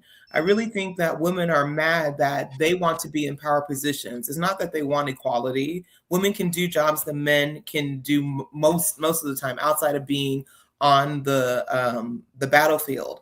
But really, when it comes down to it, most women want to have the power that men have. Most women want to be the ones to tell people, men, women, what to do. And since we don't hold the top role in government, then we're complaining about everything else. I believe that's generally going to say without the responsibility too, Coco. Coco, Without no responsibility. It's penis envy. Envy. That's all it is. All it is penis envy. White woman at penis envy, and they literally lock themselves into have to work 45 years until the day they die, when they were very comfortable before that shit. You want manpower, and now that you have to work for motherfucking Amazon for 45 years, now you're complaining about the patriarchy, when the patriarchy literally said, sit your ass at home, we got this, man. We will die for y'all. Now you are on the same warehouse I am, try to work for 45 years, because motherfuckers tricked you into actually make you go to work. That's crazy. Take over all the labor fields, be the plumbers, be the electricians, go to war, be the soldiers, be the cops. Let the men come home and be our house dads. Let us come home and take care of the kids and cook and clean. You do everything else. You go work on the oil mills. You go work in the whatever factories, industrial, everything, agriculture. Go do everything you want to do. Do all the parts that we've been doing this whole time, and let us come home and rest in our soft man era. They would never let that happen. They crazy in their minds. And when you get home, I'll have your bath water ready, and all I got to do is make love to you and cook and clean. Man, come on. Like, men would trade that off real quick, but they would never sign up for that. They don't want the patriarchy back. They want to keep the good things. It's like the Schrodinger. It's the Schrodinger feminism. The ball. Yes, they don't want to do none of the job, the position, the work. Is the Schrodinger feminism. I'm strong and independent, and I'm a victim at the same time. And depending on the situation, I will choose between both. And I will always be on the state of victimhood and on the state of winning, because I can choose between both. If patriarchy ended tomorrow, y'all will be fucked. Yeah, if tomorrow man said, you know what, ladies, y'all got, if the American man said, you know, ladies, our economy is booming, y'all the most educated, y'all get your money, y'all got this. Canada will be taking your shit in 24 hours. and I don't even want to talk about Mexico, because those motherfuckers, is woman defending y'all? I got you, my man. Like, how many women gonna push our fighting to dominate the positions of men working on oil rigs? How many women? Ali, I want to work on the oil rig. Ali, they are begging for men to be men again and to approach them and to get on a knee and to be men. Like, y'all want the patriarchy back. Y'all just don't want to give away your credit cards. And you know what's fucked up? Most men are okay with y'all having credit cards. Most men are okay with y'all having property. Most men are okay with you going to college. Just don't be a hoe. But think about it. But patriarchy pushed virginity. If patriarchy oppresses you so much, why the fuck do you have 20 bodies before you get married? Patriarchy should make sure, as a punitive and oppressive system, that your coochie is unlocked until you meet your husband. But that part of patriarchy doesn't affect you. But when it comes to the other parts that you don't like, they are prejudice, they don't let us do things. They don't let you close your legs and you still open your legs and you still do it. So is patriarchy oppressive and doesn't let you do nothing? Or no, it's just the parts that you don't like. It is what it is. And thank you very much, Nightish, for the $10 cash app. Be like Nightish. We need $85. He accepted the challenge, $10 at a time. Ali has a lot of super chats to read, so it is what it is. Friends, please, final thoughts, less than 30 seconds. We are going to send everyone to Nino Nation. Nobody? Do you want me to go first? Main thing is this, man. These conversations, the so-called red pills spaces, the manosphere spaces, all these conversations about how much men love the women and want women to just to reciprocate and value them. Like, and how men have like DJs love these asking when a black man supported the black woman. It's crazy. Hey, DJ Lovely, open a YouTube and see how much support you get from black men. It's not black women that are going to support you. The biggest supporters of the black men. Come on, man. What's it feel like? Hey, and once again, friends, I just say this is my final thought. Y'all are lucky. Ali is our guardian angel, man. Because that shit that happened on the beginning of the show today, oh man. Like y'all talking about entertainer. Oh, y'all are messy. It's only entertaining. We're talking about a deep issue. Everybody getting along. That's crazy. And let's not talk about that. She made my point, Fatty. Though we support each other more than the What women is do. going on? Like we can talk about depression. Hey man. I hope that y'all learned something even You there. talking too fast. You talking too fast. Is the culture is the cultural is like 4 The a.m. part right now. is tell us what he said that you disagree with or that's wrong. And she still as much as she could say everything else, but what she disagree with. No, Ali, at this point, you know what I do, Ali? Because like it could be the Frank Castle and all those things. You know what I do at this point, Ali? This is what I do. I will look at my Google ads and my YouTube studio, and I will see, okay, she's being extremely disrespectful. I have no idea why she's acting the way she is. But respectfully, I will go out of my way, right? And I just want to show you all this because once again, my editor is a little bit better than y'all. Okay. I just make a risk assessment. You want to be disrespectful, you want to be mean to me. I'm not going to give nothing to you. What I'm going to do is very simple. I'm going to make a profit out of it, and tomorrow you're on the thumbnail. Congratulations. I don't care. If this is what we're doing, being disrespectful for the sake of being disrespectful is totally fine. You want the highlights? We give you the highlights. It's more than welcome. Thank you very much. I appreciate it. That's my final thoughts. I'll read the super chats because Ali already wrote the ones. Coco? Yeah. Man, it's okay. Oh well. This has been interesting. I just women don't want the truth. Most of them do not want the truth. They just want to tell them anything, tell them what they want to hear. They don't appreciate the truth. I know they say women are better communicators, but I think we just talk more. We don't, most of us do not actively listen, because if we did, we'd be able to point out the things that we say we have the issue with. And if we can't point it out, then we just need to be quiet and observe and then really think about what people are saying instead of thinking that we heard something that we didn't hear.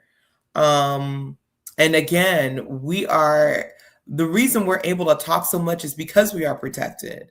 If we truly weren't protected, you wouldn't hear a peep. We'd be scared. We'd be paranoid. We'd be so worried about the harm that would come to us if we weren't so protected. If women weren't protecting, Kanisha will be scared shitless of talking to me the way she talked to me. You know how we keep saying, we had these conversations. There's a lot of white people. And shout out to the Cowboys. Leave me alone with the Cowboy shit. The Dallas Cowboys, you losers. God damn it. I have a Dallas Cowboy jersey.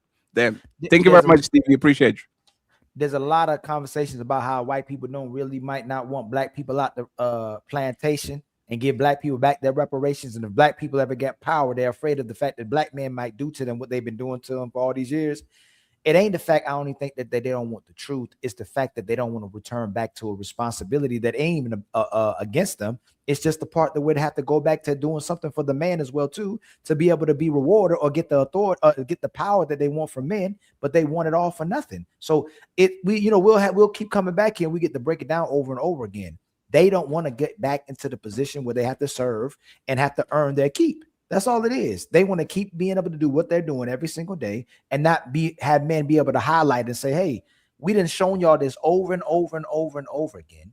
And y'all are still demonstrating the same type of behavior, playing dumb, don't want to see the so-called truth, manipulating and taking advantage of men to be able to be in power of men. You don't want the men to control you, but you want to be able to control the men. Can't save everybody. Friends, we're going to go about our business. Anger Man, once again, it was Ali's fault. It was not Fatty, it was Ali that decided this was a thumbnail. We're obviously going to change after the show to something more appropriate to what happened. But thank you very much for being here, sir. And glad to see you start clipping your shit. Jesus Christ. Yeah, about time, man. Jesus Christ. You clip your own self, man. Like that's not me clipping. Those are original videos. I'm not clipping. Oh, there's not even better. Oh, for real? Wow. Yeah. Well, I mean, I don't get as many views for clips as a lot of people do. I always get more views for like original videos. Yes, but like because we are about to get into it, me and Ali heavily, and you and Anton kind of usually is the the trend says we see what y'all doing and we kind of go afterwards and try to do it. And you're already getting like a bunch of views already from those. Like 20,000, 30,000. We're like, oh damn, that's crazy. We want that too. So shout out to you. I appreciate you. And be safe on these YouTube streets, okay? I know you guys gang banging again. Just be Yeah, man, it's crazy. Well, yo, I appreciate you. Hey, your man. No What good up? deed goes unpunished, my brother. Hey, look. No good deed goes unpunished. It is what it is. You feel me? It is what it is. But yo, man, I appreciate y'all having me, man. No doubt, Angry Man. Thank you very much, sir. I see you later. And Coco, bye. It is what it is. It is what it is. Friends, I'll once read it, again, thank you very much. The ghost. Let me put this on the big screen. Ali, do me the chin, please, if that's possible. Coco, she's flexing on us with how like she been to the gym. I something here. Like it goes down to it. AKA Angela Bassett. I'm trying, Coco. I've tried. DJ Ghost Entertainment in the building saying, turn the fuck up, bro. Thank you very much, sir. Appreciate it. Ching. Where my boy Stevie in the building saying, y'all boys be speeding. Salute to you. I appreciate you. Ching. The Knight's Lair come true saying, peace to the saints. Peace to the saints. Ching. I'm him in the building saying for coffee. I appreciate you. Thank you very much, sir. Ching. Damn. We have my boy Carl Anderson with 2. Not only first he sends 25 and then he sends 20 euros, which is dollars too. He says, AM is finally back and I hope you can rebuild some of the lost relationships, thrive and keep your distance from the harmful ones. Thank you so much, Carl, for always being nice to us in the voice of reason. Ching. Where my boy Sean, he says, she's been yapping. What's it? What? I started the support. She's been yapping. She's been yapping. Oh, she's been yapping. Yeah. He sent me a message during the show. Thank you very much. She's been yapping. Appreciate you. Ching. The lovely Misty Blue, untouchable forever. We appreciate you, Misty. Ching. And we have my boy 23G in the building. He says, for your mental health. Thank you very much, Fred. I appreciate Ching. And we have, of course, Carter, Mr. Carter, my favorite YouTube duo. Salute. Thank you very much, Carter. We appreciate you. Ching. Friends, this is the last show of the week. If you have anybody here that has a credit card that wants to get to our goals, we need $80 on the Cash App so we can get to the goals. Ali, please, if you can, check your Cash App too to see if you don't have nothing over there, okay? We are going to take a couple of days, but Ali, yes, is ants full Wednesday. You think to challenge the untouchable empire? Your icy heart will shatter. Your fire will burn out and turn to ash, just like your pathetic army. Ilkan Ali versus King Nini Wednesday, Warfare Wednesday. You want to put money on it? They don't. Yeah, man, shut up. this man will put money on. No, I don't. I want to lose money. The fuck?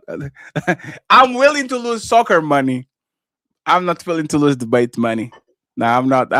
I'm not that into gambling. No, shut up. Boy, y'all sit your stupid ass down. Who the think you is?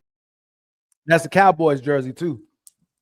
That doesn't count. That's the only like you that said doesn't football. count. You said football. You didn't say American. I have more 10 to go. Like I'm doing one by one. I have more 10 to go. I actually have another Dallas Cowboy shirt because this actually was the first NFL jersey that I got because they have a guy called Brian and that's the number 8. There's Brian. I thought he was friend from Kobe Bryant because he's the number 8, and there was Kobe. I was like, I have to get that. I have to get the Brian number 8. Let's go. TLG said, Coco, you benching 250? I saw them shoulders. Stop playing with Coco. We have my boy TM Panic saying, Read Kanisha, that one, I know. Kanisha is Aina. Everything her husband divorced her for. All feelings. That's why she can say one thing, but now she felt about his voice, even the vibes. You know what's funny, Ali? I have to start talking with y'all in Portuguese because my Portuguese voice is way deeper than this shit. So, olá, bom dia, como está? Tudo bem? You create more cultural barriers. Yes, the cultural barriers. Peço desculpa. Infelizmente. Mr. Walker in the building. Untouchable Empire, baby. Shout out to Mr. Walker, my boy TM Panics with the 5 untouchable. Thank you so much, Mr. Panics in the building. Smell the roses. Great show, guys, with a $20. I appreciate you. The Bell saying she's a Jamaican red, African pendant, and from America. Our cultures are mixed. We have the real DJ Ghost Entertainment. Thank you very much. He said, turn up. Untouchable Empire, baby. I appreciate you. We have Demetrius Parham. He says, what does it take to remove a penalty? They say that we are all about the money, but we haven't have bounties in like decades. So I don't know. The debater. Oh shoot. The debater says Kanisha worse than on our side. Oh, I definitely win. Hey, it's over. Oh, you are. She said, Hey, "Nah, I'm not with." Nene, you can't be folding. Nene said, "Like, nah, I'm not with her. I'm with you guys now." What you want? What is LeBron looking for? Oh, I didn't even She see said, that. "Get out of here. Get out of here." Thank you very much, and Maish. Hey, Maish, I don't know where you came from. Thank you very much for all the love, man. 10 untouchable membership.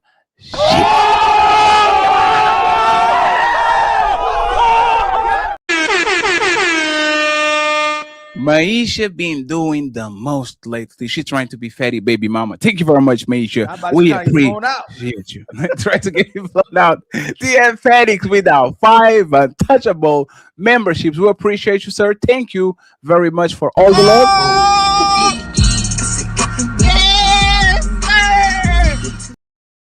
And now we can speed run this. The real DJ Ghost Entertainment says, how much to boot the goofy panelists? No, they're our guest friend. We can't do that. And he gives to you all membership. Untouchable Empire, baby. To Mr. Il Canali, I appreciate you. TM Penix comes in with a $10 super. Thank you very much. We appreciate it. We have Mr. All the Way 89 just to support the channel, Ali, and really appreciate the gift. And Melanin has definitely been the best example of how good woman should be.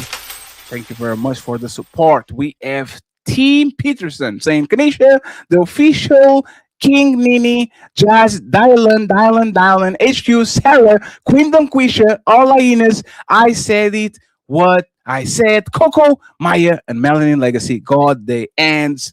The Untouchable Empire, baby. Oh, thank you very much. 0 fallout. We got the members. Gotta put one of them kind of debates together again. The melanin, the 8 no. So yeah, so smell the. I need to get somebody with smell the roses. That'd be fine. But the thing I'm trying to build, Ali, is I want shit to be organic. I want this shit literally to be WWE. People fight on the ladies first, super panel, whatever, and we set up a debate between them.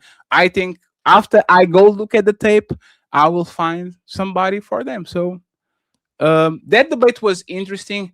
It's just like high maintenance. It's all like how much like they didn't want to concede. It was like your show. Hey, Teros, you believe in this? No, I don't. Me? Sisterhood? What is sisterhood? I don't know. Hey. I don't know what sisterhood is. What you guys talking about?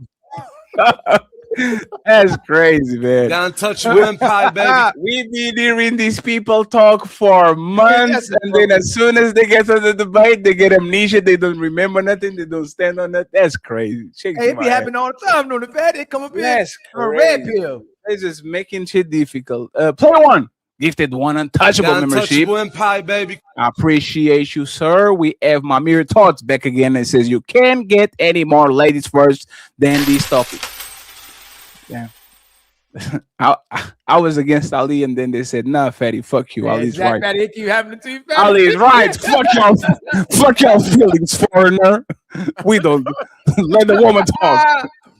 Told you Smell that the roses. the women don't want to hear that, man. You better shut up. Not the ones doing that shit. Stop crying, pussy. Shut up, pussy. Stop crying. Nobody wants to hear that shit. Damn. Know your place, fellas.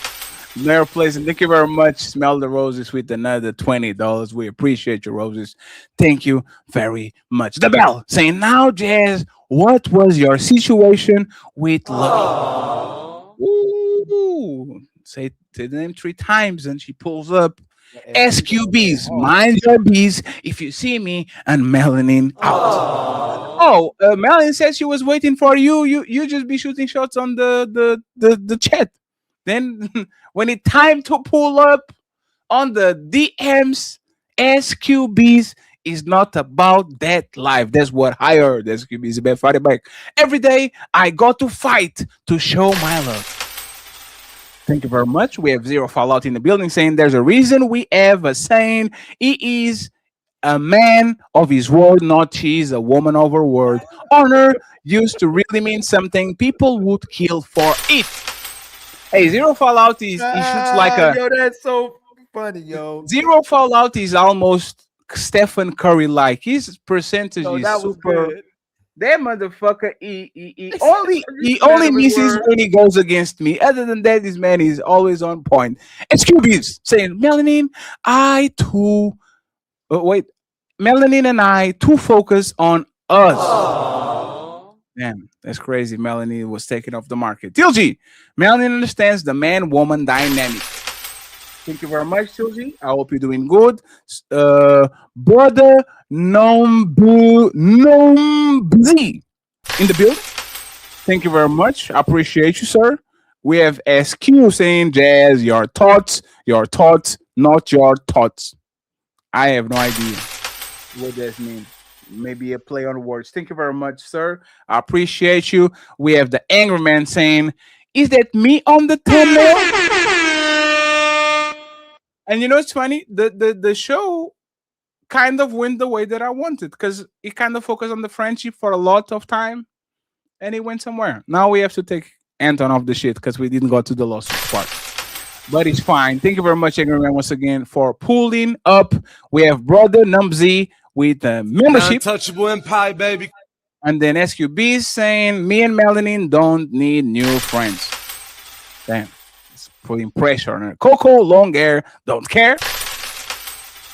We have Omi in the building. He says, you can disagree with Mel, but you can say she isn't consistent with her views from the beginning, and on every topic her views always harmonize. Remember, for 2 months. Thank you very much, Omi. We have SQ. Becky says, Melanie, they are not ready. My boy Tony Golden gifted 10 untouchable membership.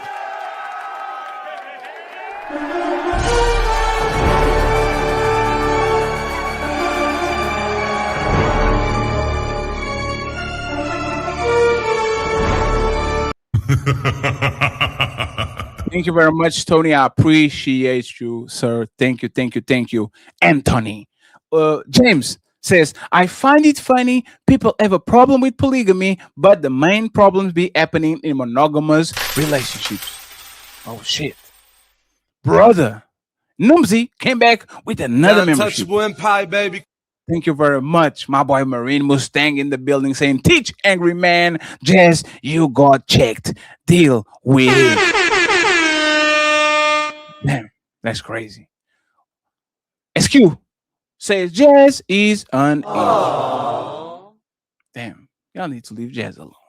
We have B6 head, big head, probably big head. He says, Melanin, stand 10 toes down. You are needed and wanted, Mr. Ilkanali. Don't let up. Do what you do. And Fatty, do you as well. They don't realize how much we be holding back, boy. We be holding back so much, man. Hey, man, like, if we don't get no credit from it. Then I'm like, you know, I wish the comment would say, damn, I see how much Fatty and Ali holding back. Then you know you ain't gonna get Ali. I said I was going to get the beard I literally came down and went to the window and looked into the horizon. I was like, let me look into the sky. That's the side. That's I saw. I was like, oh, this is where I said, oh my god. I said, oh my god. He said, oh my god. I can't even say nothing to Fatty if it happened. I'm like, oh my god. It's fine. Well, it's fine. We all survived to another edition of the infamous Ladies First. You talking to me? You talking to me? No. You know what actually got me aggravated? It's like, what did I do? Like, everybody on the bus says, what? Like, just say it. What did he do? Oh, it was the tone. And he was talking fast. He was going crazy. It's like, damn, that's crazy. It was the delivery. It was the delivery. And it goes from point to point. Sometimes he's right, sometimes he's wrong. What am I wrong? I don't know. I don't know. TLG, Jazz and Kanisha need to enroll in the University of St. Melanin. Get your master's degree. They need to go to the Riz Academy. Tone, A1, saying no snitching started with Italians and adopted by blacks. That's a fact. That's a fact. It comes from the Italian mob. Tice, thank you very much, sir. We appreciate you.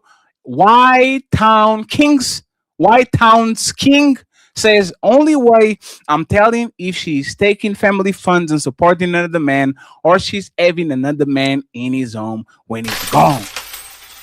Thank you very much. We have 30 to go. Tabitha. Ali taught me. Tabitha. Y'all remember when neighborhoods had block parties? James Moore says, Melanin for the week.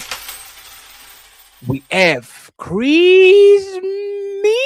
Christmas in the building. Christmas says, we need more cash apps, friends. We are $80 away from the goal, $10 at a time. We have 10 minutes to go. Please eat the cash app, so we can finish our week with a bang. Buckle up, everyone. Like the video, hit subscribe, and show love to Ali at $Ilkan. Even though Ali doesn't have cha-ching, Big Ed says nothing. He became a member. Untouchable empire, baby. Where is the TV? You give up the TV on the back? No, this is a different room. Damn. Alfo J says, MelaninLegacy, I don't know how you deal with some of these females with that respect. However, I truly appreciate your efforts and willingness to deliver a riveting. Thank you very much. An RS1 with $10 baller. We appreciate you. We have Mr. DF with the super sticker. Thank you very much. We appreciate you. We have She's Been Yapping. Polly is a team thing, not a money thing.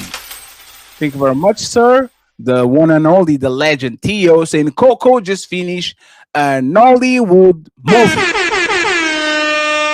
LOL. I hope you're doing good, Tio. Eat the strip club, my brother. Go ahead. Construct Icon saying one love, people. Fatty, Ali, Angry Man, and Melanin. Thank you so much. I appreciate you. We have She's Be Happy saying Angry Man is talking about the mindset. Thank you so much. We have, again, Big Ed saying, can Jazz walk and chew gum at the same time? And Ali, please check the cash app if it's possible. Yep. The Bell 5,000 saying, Coco, if you had a wife-in-law, she could take care of your son and you can talk. Juan Solo in the building. He says, it's a matriarchal society with a patriarchy face. Again. Where are we at now? Stevie S. We're talking about the cash apps? Yeah, the last one you sent me was from. This is a PayPal, right? Yeah, no, this one's PayPal's Carl and Zero Fallout send you a cash app or a PayPal? A cash app. So we are $120 in, if I'm $115 in, if I'm not mistaken. So we need $85 to go, something like that. You need $85 more, y'all. Thank you very much, Zero Fallout. always on our back. Shop hard thing. He did. Cha-ching! Thank you very much, Zero Fallout. We appreciate you for the $20 baller. We appreciate you, sir. No, the $5 baller, but I'm going to pretend it's 20 because he sends a lot of money online. Thank you very much, sir. We appreciate you. Thank you very much, Tracking the Reach. It says Thursday, April 16, Angry Man versus Jazz. Topic is mono or poly, the natural state of man. Adjudicators, Coco with Jazz, Ali with AM, Fatty as breakfast. Y'all want to see blood. I see what y'all doing. I see what y'all doing. Thank you very much, Tracking the Reach. We have my boy in the building, Eugene, Dr. Eugene. He says, for the life of me, I don't understand why some men want more than one woman. Coochie, extra coochie. Oh my God, Mr. Yeah, Marine. you know what's funny? They don't know it somehow when they get in a relationship or get married, but they knew it the whole time they were single. It kills me. You know why? You know why I know you single, you good, you trying to tear them all up. I don't know one man that wants to be in a. You know why I know he knows? Because Dr. Eugene Steele is on the Nika Marie, is on Six the Goddess, is on Lucky. The Eugene Steele, your love, your heart is big. It fits a lot. That's the easiest way to smash, right? How many women do you think a man should be with? It fits One. a lot of women. I see you. Hello, darlings. I see what you're doing, Doctor. Dr. Steele is one of the first one to get there and the last one to get out, like motherfucking Kobe Bryant on his prime. Shout out to my Dr. Eugene Steele is in the building. I be watching y'all. Y'all think I don't be watching now? Oh, yes, I do. And my boy Zero Fallout come in with that $10 ball saying support. Friends, we need $75. Now we need 65 now? How many we need now? 75. 75. We need a hero. To the end of the night. Marine Mustang with a $50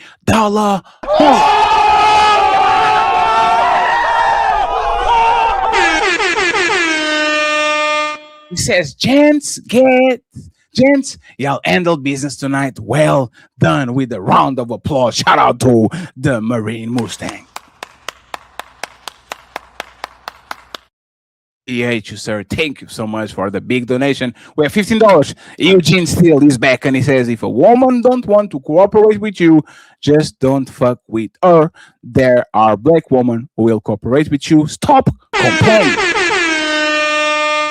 You babies. We need Juan Solo in the building. He says, back in the day, if a man let his wife hurt him, the man will mock and humiliate him. If a man doesn't the same today now, back in the day, if a man let his wife hurt him, the man would mock and humiliate him. If a man does the same now, he's ostracized from society. Oh, there's a fact. We have Mac SX in the building. He says, Jazz not trying to understand. She's trying to offer. And Jazz was said, I'm out. I don't want to talk. Brandon, how you doing, sir? He says, don't be Jazz lit, man. Then I was seeing people in the chat saying jazz planning and jazz lit. They literally have a term now for jazz. Jazz planning and jazz lit. Thank you. Jazz did good today. Construct Icon.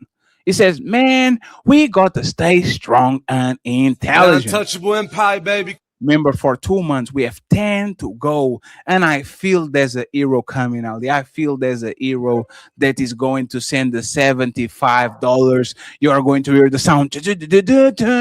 I feel it in my bones. 30K with one membership. Untouchable empire, baby.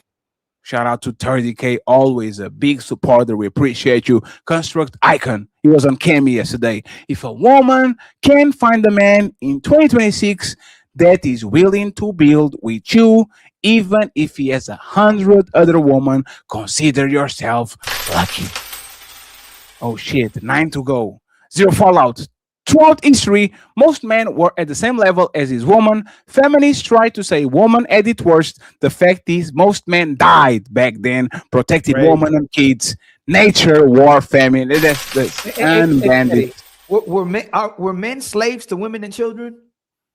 They were oppressed. They had to go out and slay themselves. It sounds like crazy, oppression. ain't it? Like they were the only ones oppressed, but we taking care of y'all. We weren't oppressed to that, right? Like we had to take care of y'all. It's always the good parts. Is the picking and choosing. Is the buffet. I'll pick the good parts and take the bad parts out. That's crazy.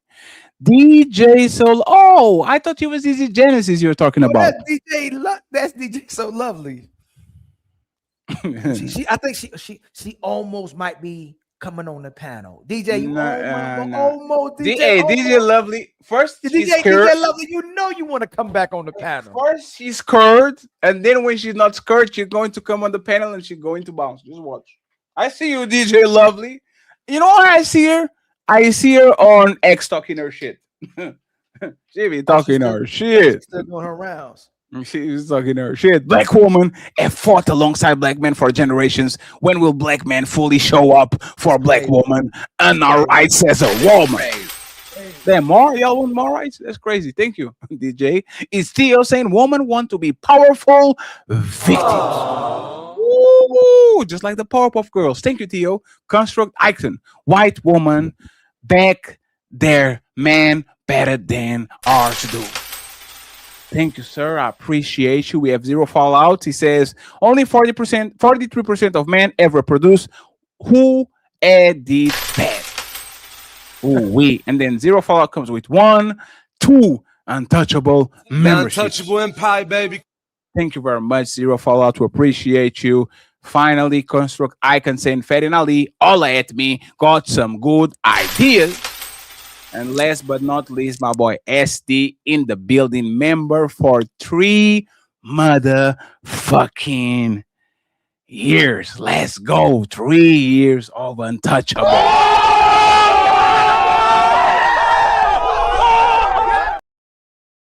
And friends, nobody saved the day. I was feeling it. There was somebody from Wakanda or Valhalla. They were coming and says $75. I got y'all. They'll be killing it lately. Let me put some. But they went to church today, Ali. We are competing with the, what do they call the thing that you put on the collection plate? Collection plate. We are Then competing. We almost have it all. We are competing with a collection plate, so there's nothing we can do. We try our best to give you the best shows. We don't ask for extensions.